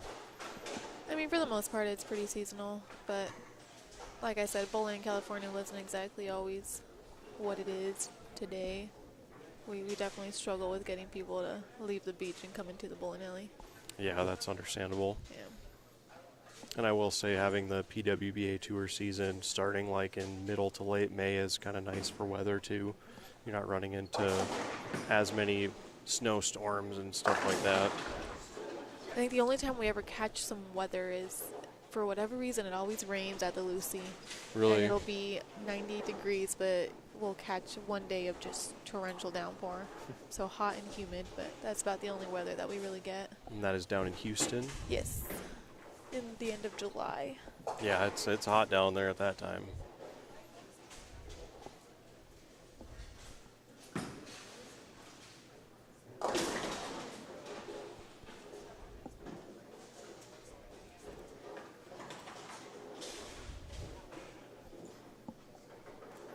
All right, let's do a poll question in the chat. Everyone seems kind of quiet today. Who will win?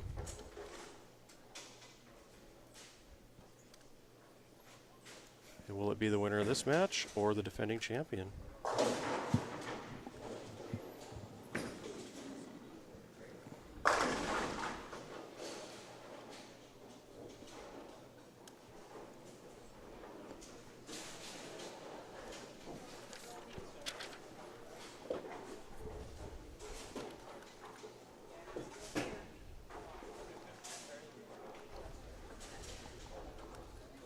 So Dawson is going to start on the left lane.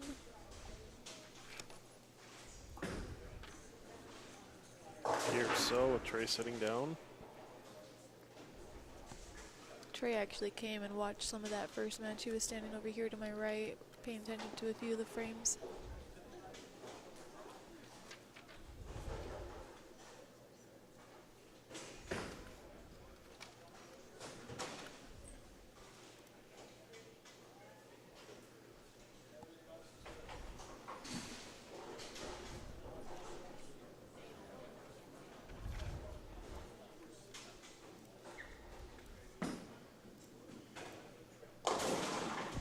Dawson does go back to that ball and immediately throws it out the window. All right, there's a poll that is live in the chat room. Do you think the winner of this match will win the final, or defending champion Zach Andreessen? Let us know.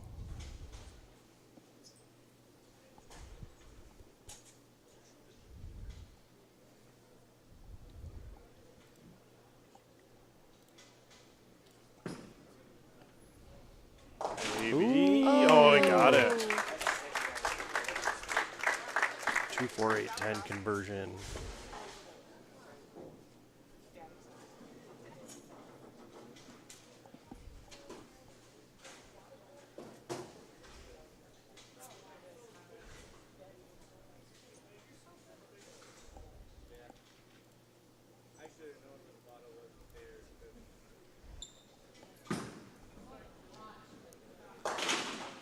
And that that's one.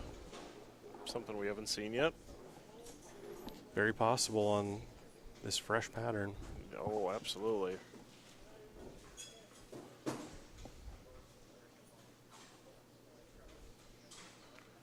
But the good news is that's still a makeable spare.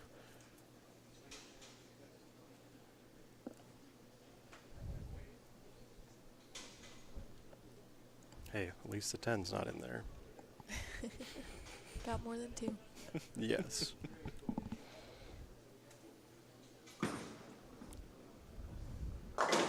Good spare. Just like a 9 spare. That's quite the start to this match. I don't think there's a bigger emotional roller coaster than watching your opponent split, thinking you're going to leg up, and then watching them make it. Right? That just toys with you. And then you walk up and throw a 3 count. Just get a 3 count. But hey, we're tied. At the end of the day, It's we're a tied. couple of 9 spares.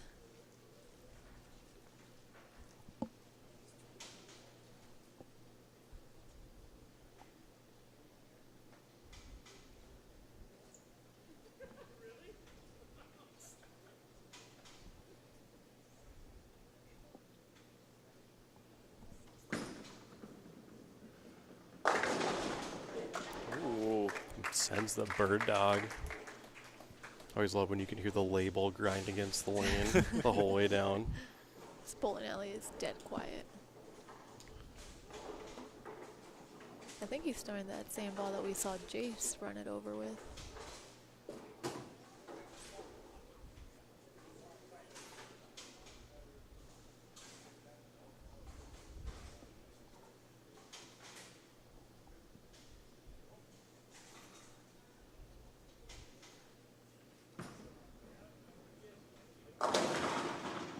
Ooh, A lot better. late kick to the 7.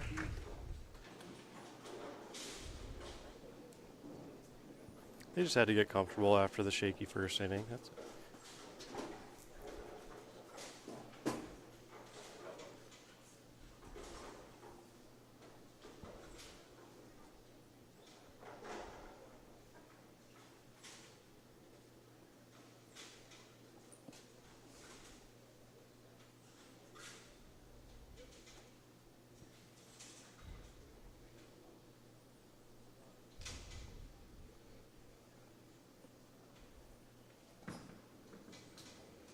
Ooh. Oof. Say that looked like it was left. And for anybody watching, if you want to know or see all the pictures, all the scores, everything else, Nevin has been doing a great job posting those to the Midwest Youth Championship Facebook page. So head on over to Facebook and join that page. You'll see all the pictures, all the winners, all the scores. Just waiting to see this bounce out. Just expecting it at one point. Oh, I mean, it's going to happen eventually. so just like in the girls' final, it seems like that left lane is shaping up to be the problem, like was for the girls. Seems like that it's that way every year. Yeah, it seems to be 13 has always been the issue.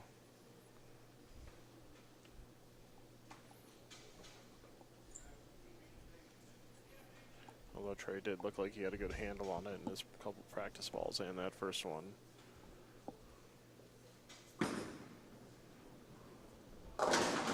Good shot there. Nice early double. Anytime you can send the 4 across the deck like that. I think he's gunning for that rematch after the roll-off. Yeah, he wasn't very happy after that. No. No, he wasn't. He was pretty upset after losing that roll off to Zach, so. And Zach's out to be the first repeat winner on the boys' side.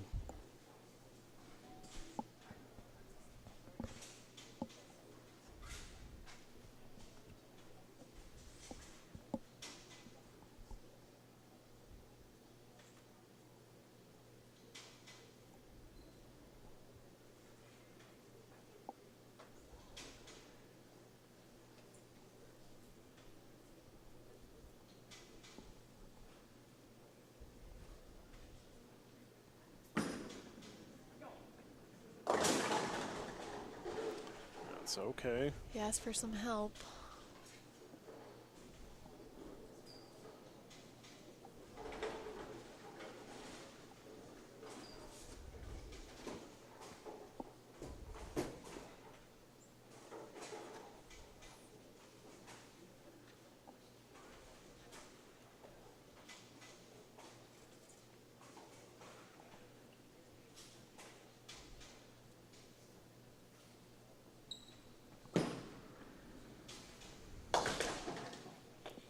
Okay, good spare.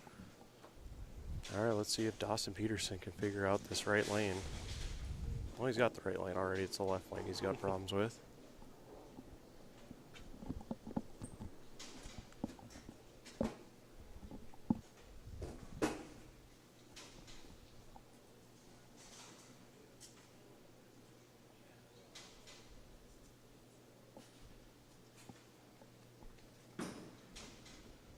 All right.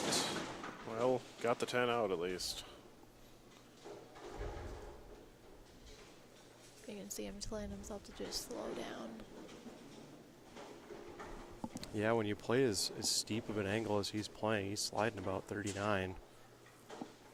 Gotta let the ball work. He's getting a little too quick. The ball has no time to read the lane.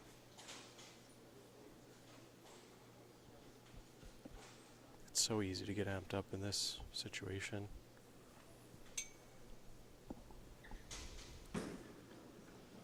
Okay, good Nice to spare. spare.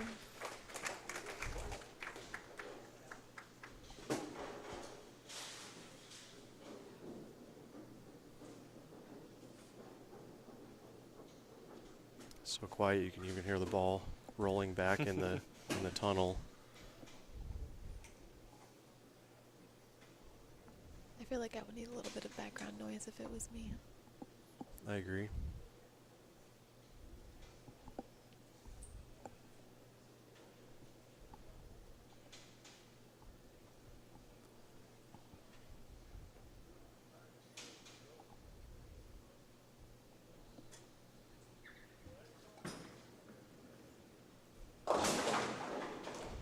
It's like Doesn't get the 10 out.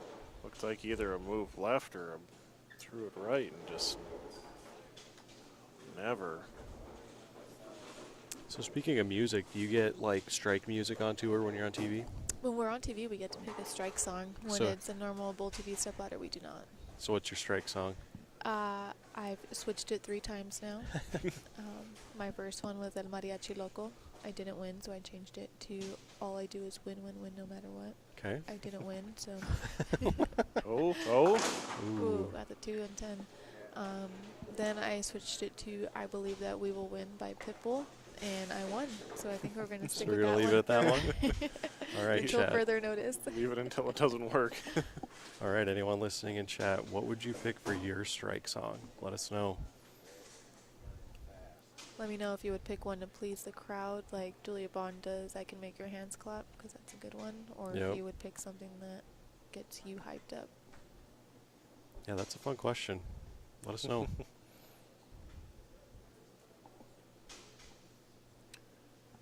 Trey able to pounce on that from Dawson. Great job. All right. Taking control here. Ken, what would be your strike song? I feel like I would just have to do something so ridiculous that everyone just, like, it gets a laugh out of everyone. I don't know Like what milkshake? it would be. Not milkshake. But something so out there that it's just like, what was that? We're gonna do some Disney song, get like Frozen or something playing. Yeah, my girls would love that. Yes, they would. Yep. We gotta. All I do is win, or a Ric Flair entrance theme. Well, that must be Darren Hansen. I was going to say that, recognize that name. Yeah, you gotta give me a woo every time you bowl. Well, Trey take advantage. Will it It's hook on the left close. lane? Yes. Yep, that was He's good. skipping his angle way tighter to the pocket, and it just looks so good right now. Yeah, every ball on 13, I just, is it gonna read the lane? Is it gonna pick up the right way down lane? Ball change? Yeah, it looks like it. That is It's a storm ball. it's a phase 2 then.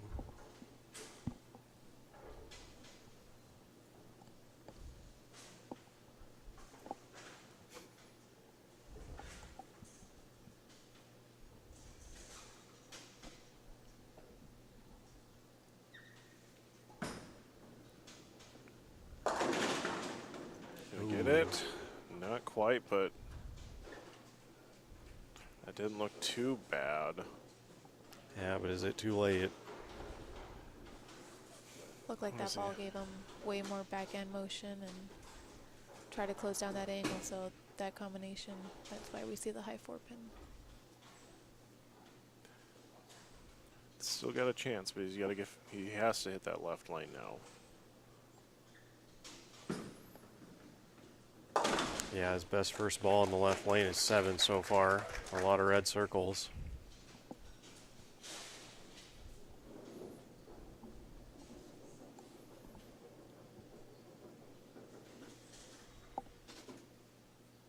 I've always had a problem when I get left and play steeper angles like this. I tend to want to throw it harder for whatever reason, and it's so counterintuitive to what you're trying to do. Your mind And just plays tricks on you. Yeah, I don't know if that's the case here, but it's so easy to overthrow the ball from left.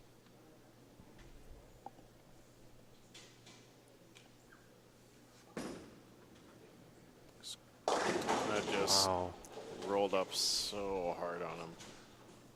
Looked like he tried to be really nice to that and it never projected right. Right, and since the last frame, what was he, 2-8-10 there? Yep. Yeah, when you got that two-way miss, that over-under reaction going on.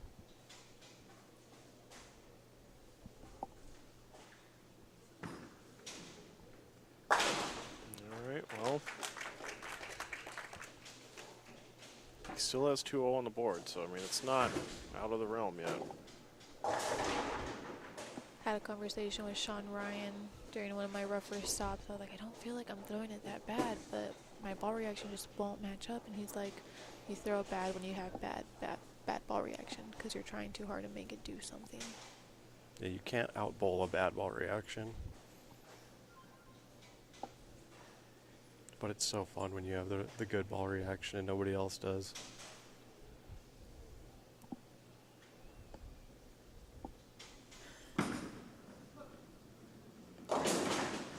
Well, it did to at least leave something that's not terrible. But it's the kind of shot that still leaves Dawson hanging around. Well, our poll, we got 55% of the chat thinks Zach Andriesen's going to win it.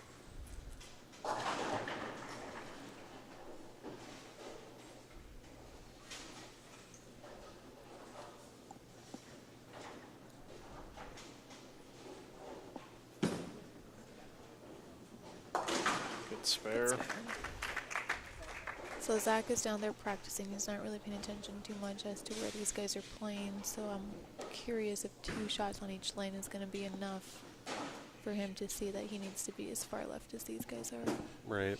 He had been over here for most of the first match and a half. Well, match and part of this one, so I think he's probably got Probably an has a good idea. idea.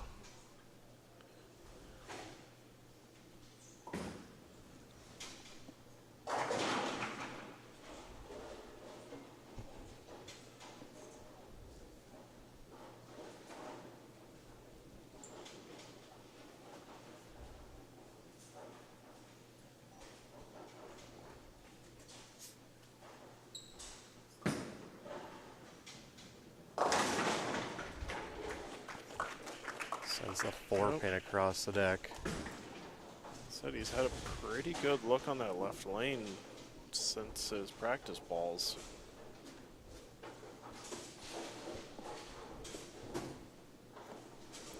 And yeah, it's now or never for Dawson.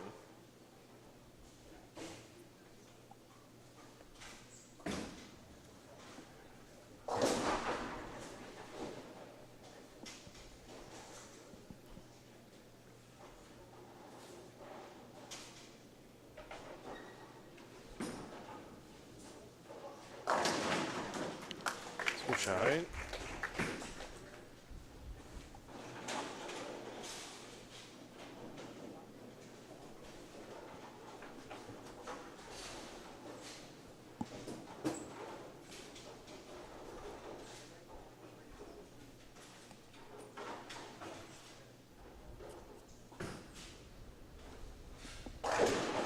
Okay, Dawson Peterson still has 2:02 left.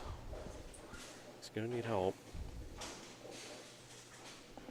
Yeah, you throw the double up there and he just maybe sneaks in a little bit in Trey's head.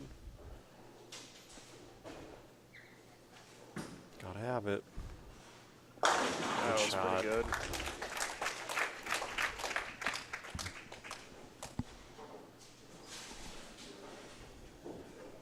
Well, it's essentially 1 mark and 2 frames for Trey.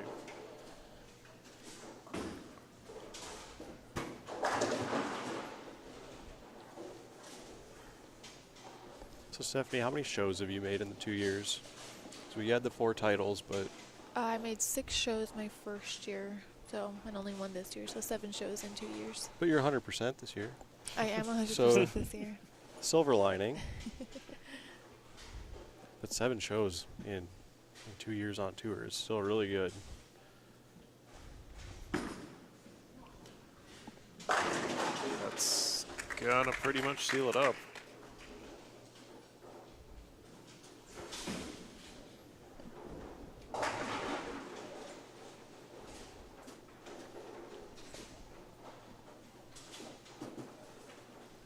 Needs 5 pins, 6 pins.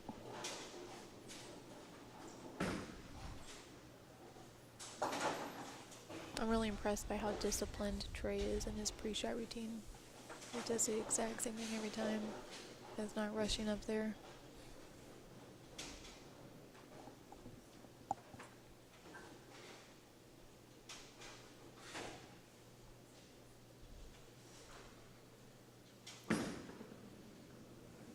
All right. Left off his hand, but that's enough. It's okay. That's enough. Yep. So Trey's going to get that rematch with Zach here in the final.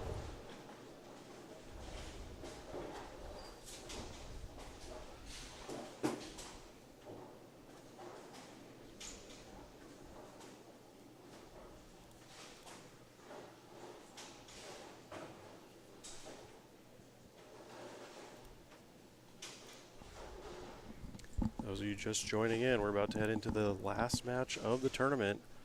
Share with everyone you know on social media. Hit the like button. And subscribe if you haven't already.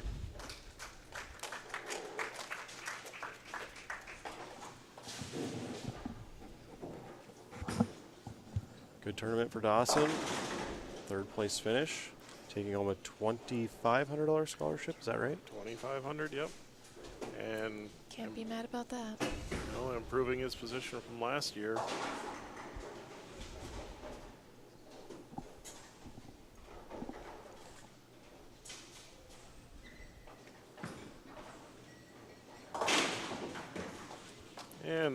What have we been missing this match? Staff around here at Garden Center Lane's getting their exercise today.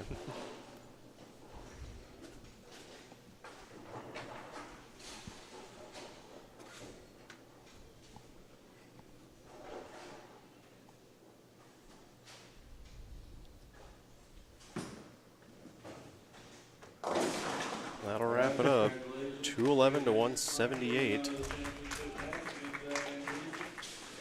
Now we're on to the final.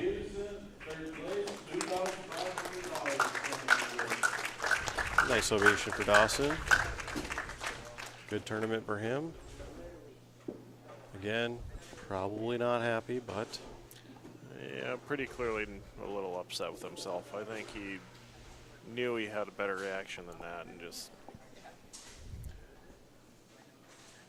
who knows. yeah, it's probably one of those things where you're probably upset in the moment, but give it an hour or two to cool off, and you're probably pretty happy with how you bowled overall. Go get some food and you forget about it real quickly. Yep, Kind of what you and I are going to do after we pack up and head out of here. probably.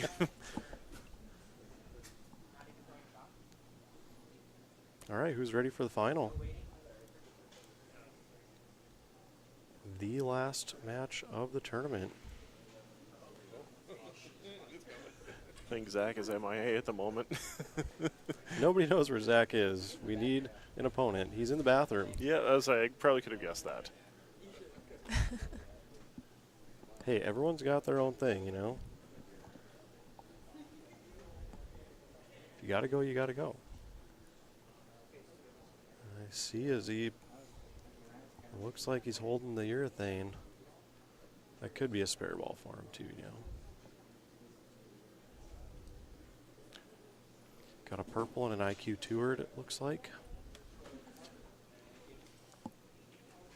Say, have not really seen very much for urethane this year, like we have in Right. past years. Yeah, in past years there was a lot.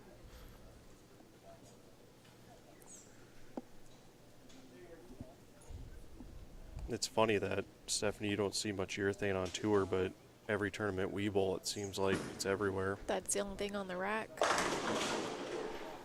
Did you see any of that at the Lucy? On the left side, I absolutely did.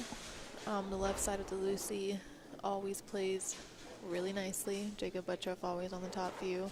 Simonelli had a great showing this year. On the right side, I think Chris Vi was the only guy that made it look good on the right side. I'm sure Darren Tang was trying to throw it too. He's Yeah, a urethane king too. Sure is.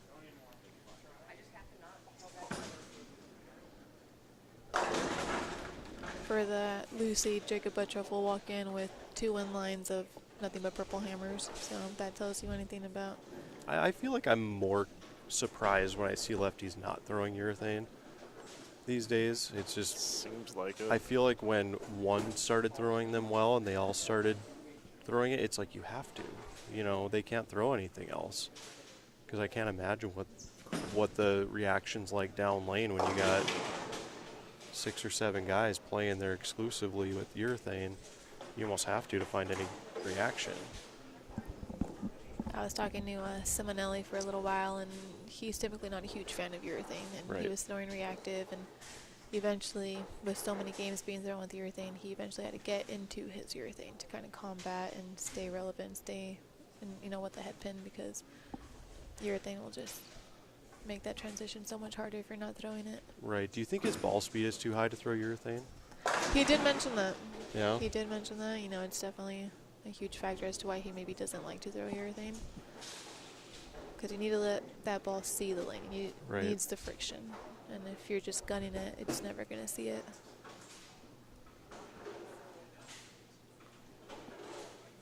Zach over here talking to another good bowler in the area, Red Chasso. Talking strategy. Looks like they might be talking where they want to finish, perhaps, because I don't think we've decided that yet.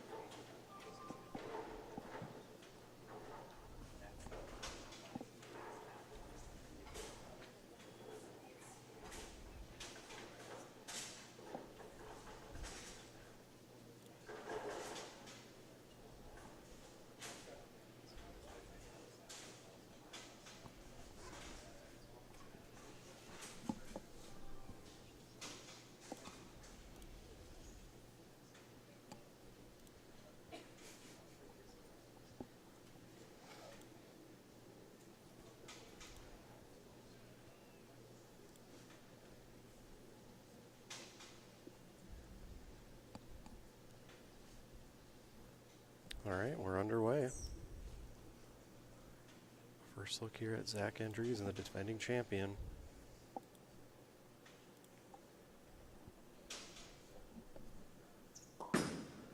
Going with the urethane from left. Looks like it has a fair amount of surface on it as well.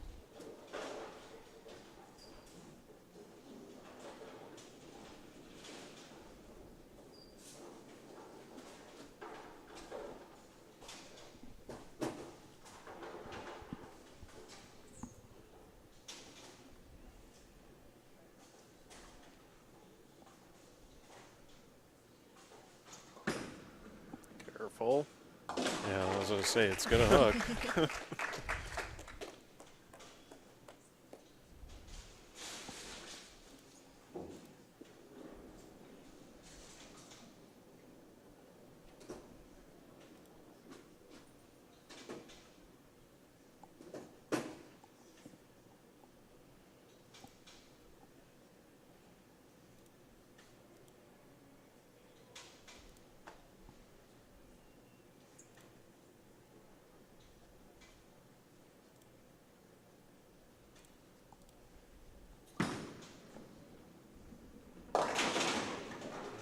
All right, well, out of trouble on that.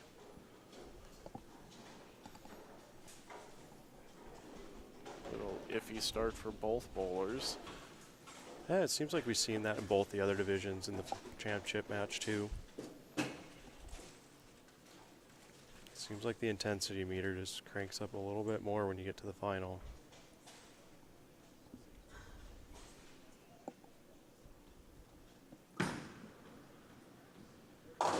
Good spare. We were talking last night with Travis Herzard, his family, and they were saying how Zach had bowled all those games in a week and a half at Junior Gold, and then I believe he bowled Teen Masters.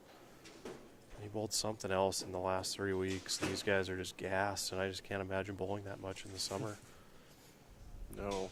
And we're both a case of we don't pick up a ball until a month before the season, which, oh, that's right about now. Yep.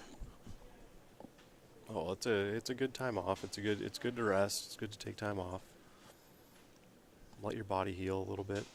Yeah, but I remember being at that age and all I wanted to do was bowl. Yep. That Gets shim that on one that. hold. that looked like a left move, but that just sat there nice. I noticed before that shot you pulled out the Storm Nova again and set that down on the rack. So I wonder if he's going to make that change on the right lane.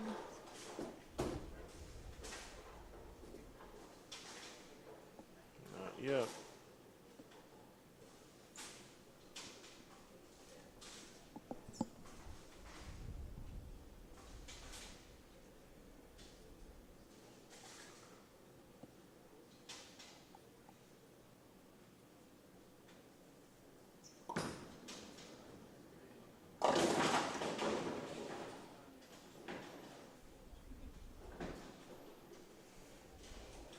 I always envy people that can get that kind of shape with urethane to match up your speed with the rev rate the right way to get it to shape like that. Well, the good thing for Zach is his ball speed isn't as high as a lot of two-handers you see.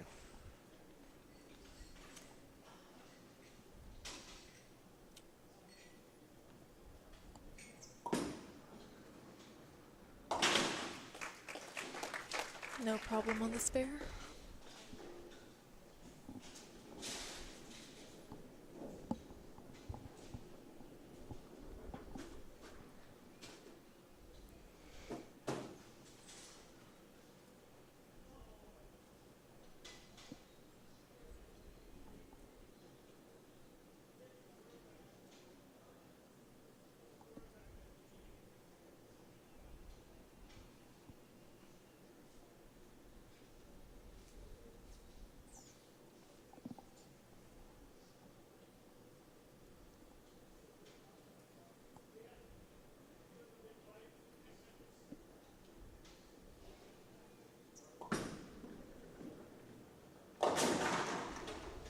Okay, still a little lazy on the back end there. It's so quiet in here, you can hear the guys in back talking. think we've commented on that before. Yep.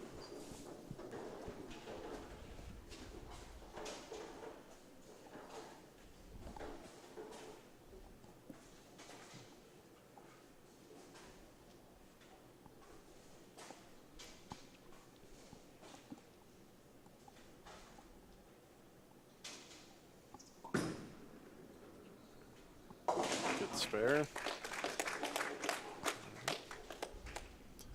See what Trey's gonna do. And can throw up that early double again and give Zach something to think about. Yeah, they're talking strategy over here. Do you think it'd be time for a move? I don't think so. And I'm glad that he's sticking with that axiom because he has really good luck with it.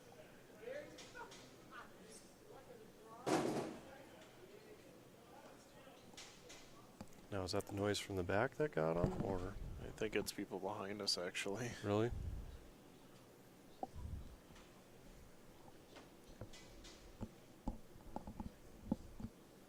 Yeah, like you said, it's one of those, it's too quiet.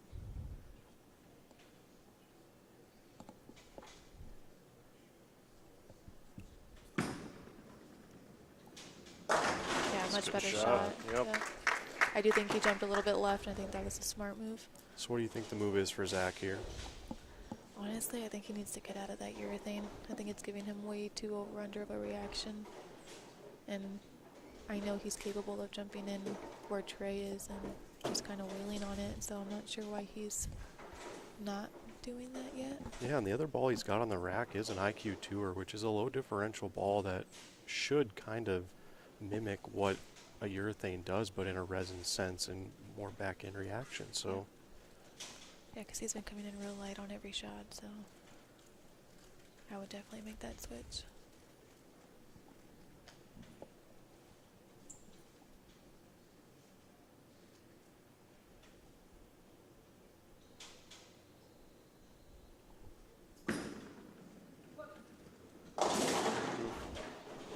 again, 13. Just hangs a little bit.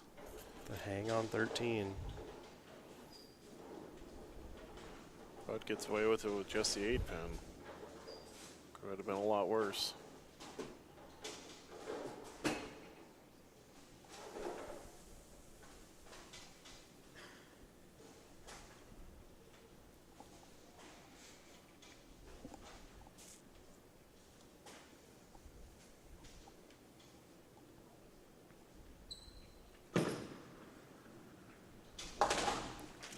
Okay, it's fair. Random side note, not that it matters, but if this was a TV show, both of these gentlemen would be getting fined for the shot clock. Yes, this is always our slower stepladder finals here at the Midwest Youth. Yeah. Oh, there's a ball change. He's got the IQ in his hands.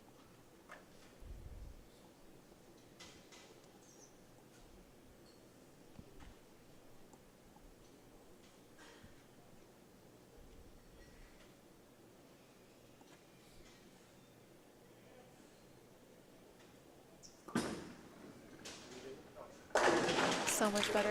Yep, it's a great change. John Cryer, thank you for joining in the chat room. It's good to see you this weekend. Hope you're doing well.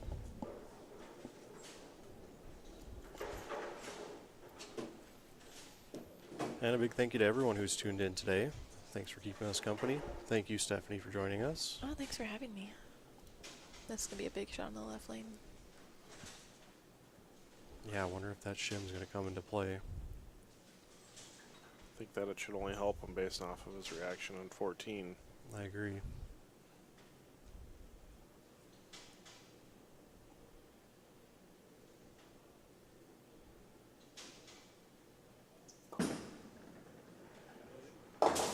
Wow. And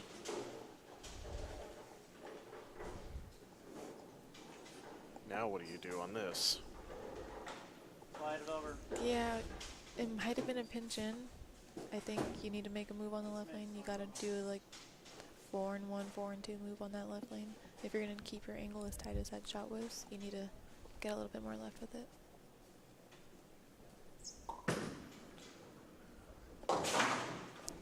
gets 3. Opportunity for Trey here. Oh, we said it. It's going to come down to the left lane. We've been talking about it all day. I feel like when Dawson Peterson was throwing that phase 2 on the left lane, it did the same sort of thing. Like the solid cover stock just wants to read the mids and go. Or whenever anyone threw like a pearl on the left lane, you saw that nice shim, and it was just about getting the ball to face up the right way to get the 10 out.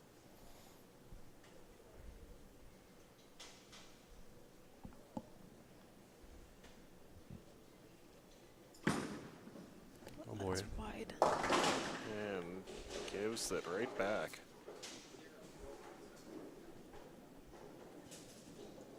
Very makeable. How do you shoot at this one? Left to right. Yeah? Yep. I always like to split the gap. I feel like if you're shooting at it left to right, you have that possibility, and then you could either left of the head pin or split the gap. But Hook a do little. it. Oh, not that much. Misses count. Yeah, that's my preferred way too. Just stand left and throw it straight, and then if you miss by a bunch left, you still have a chance. Still have a chance.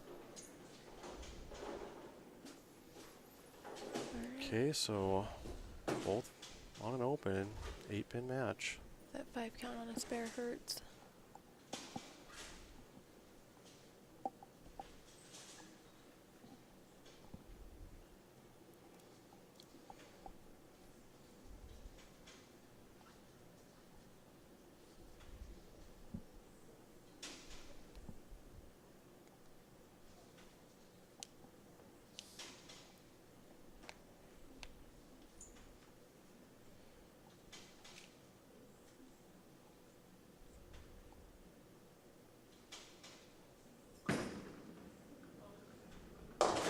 Oh, Just wow. never That- saw it. Wow. After the shot that Zach threw over there. Oh my. I never would have called that. I thought that was pretty close. Everything looked good on this side for me too, but jeez. All right, so let's play who can mark on the left lane.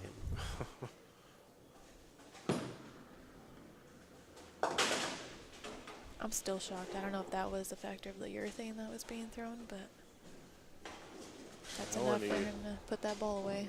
Yep. Yeah, and that was the axiom. He's kind of got this look of, I don't even know.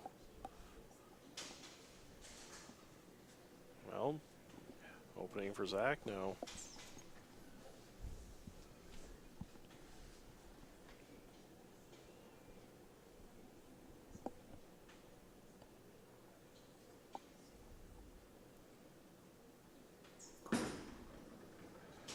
And Wow. this pair's turned ugly real quick. I'm looking at Trey right now, and he's just throwing his hands up like, I don't know. Yeah, now compare this to the handicap finals. Jace was mowing pins over. He's probably sitting back now like, why can't these guys strike? Oh, jeez. Well, that's one way that you take advantage. I have never seen that made that way.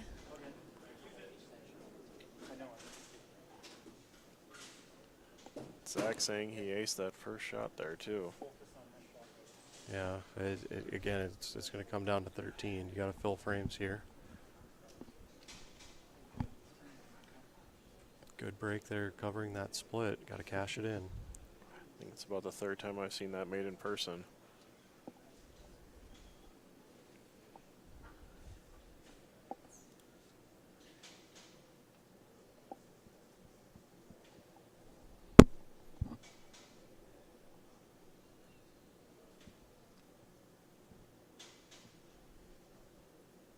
Got a hook.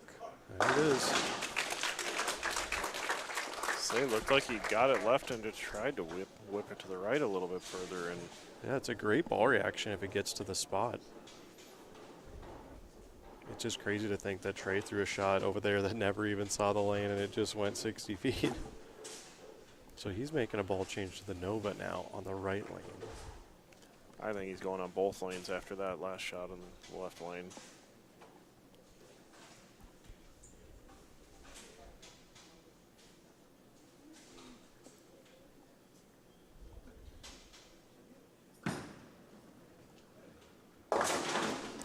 haven't saw it too much.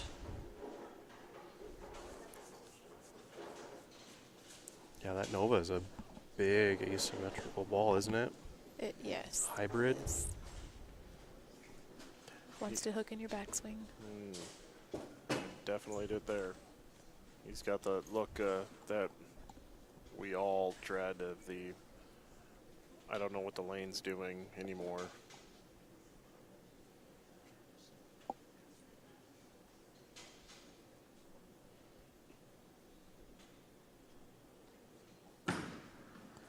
Needs to hook. Oh.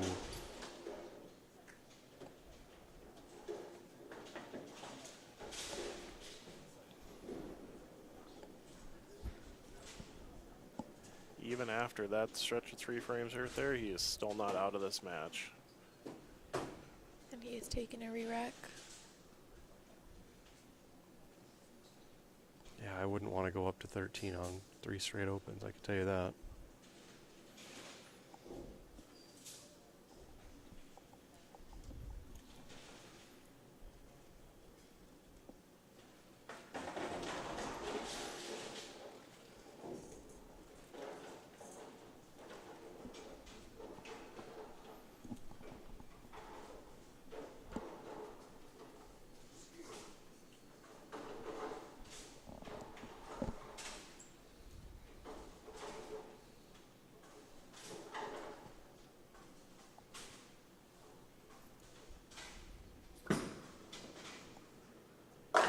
Great job. That was Yeah, good ball over there. From my angle, it looks like they're sliding the gutter cap. They're pretty close. close. Yeah.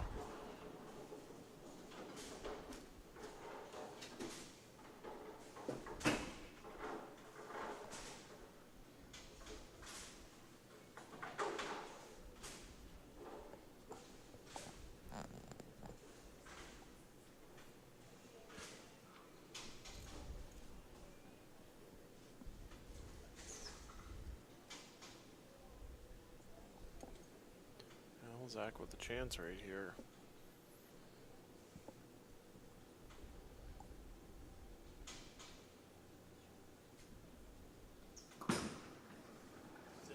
Oh, Gets the lucky run break. Brooklyn. Wow. That's the kind of break you need right now. Yeah, last 2 times on that lane, he's gotten breaks with the split and then with that one. He's going to have to finish on 14.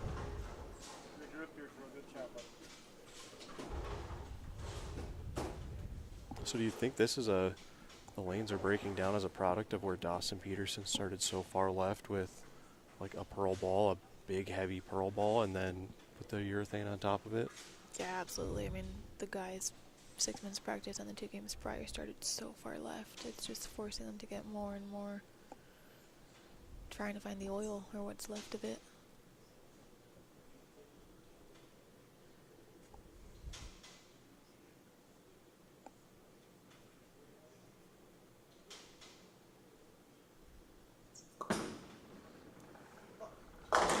Oh, Got it. with the bird dog. What a shot on 13. Looked like he went left and just got soft with it across the middle. Said when he threw it out to the right on the shot prior, came back.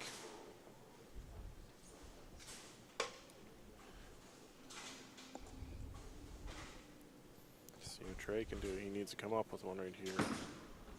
Doesn't like it.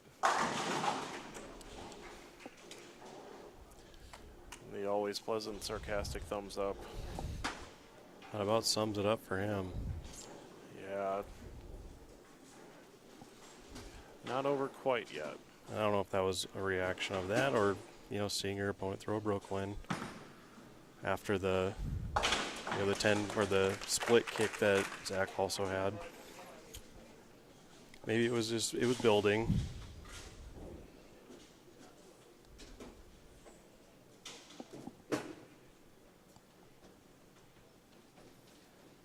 And yet another deadwood clear. Getting their steps in today.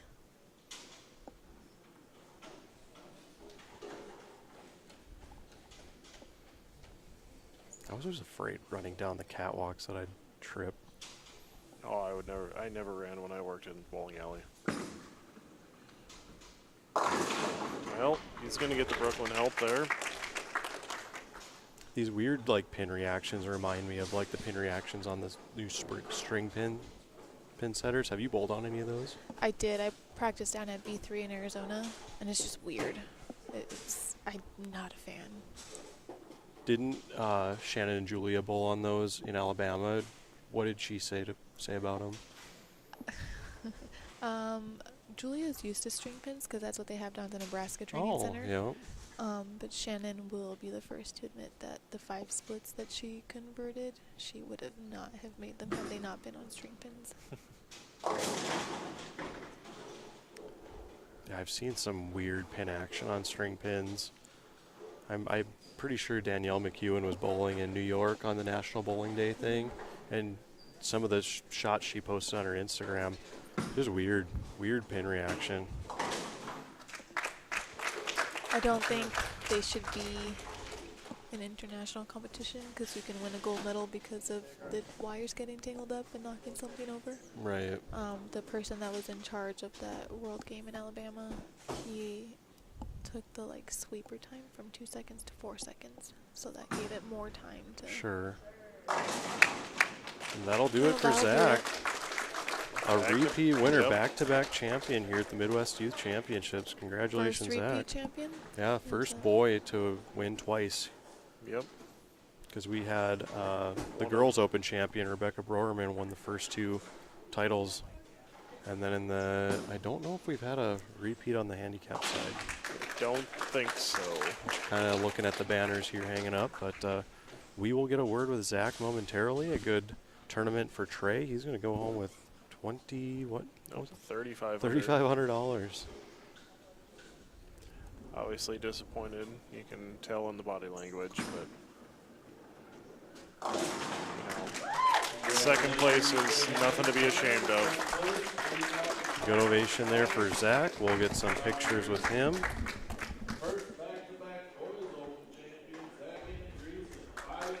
Congratulations, Zach. $5,000 winner. Insane. That kind of money is insane to be bowling for at 17. Yep, and to think of, add that on top of junior gold, what he won last year. Teen Masters this year. Yep. And he has another 3 years of this if he wanted.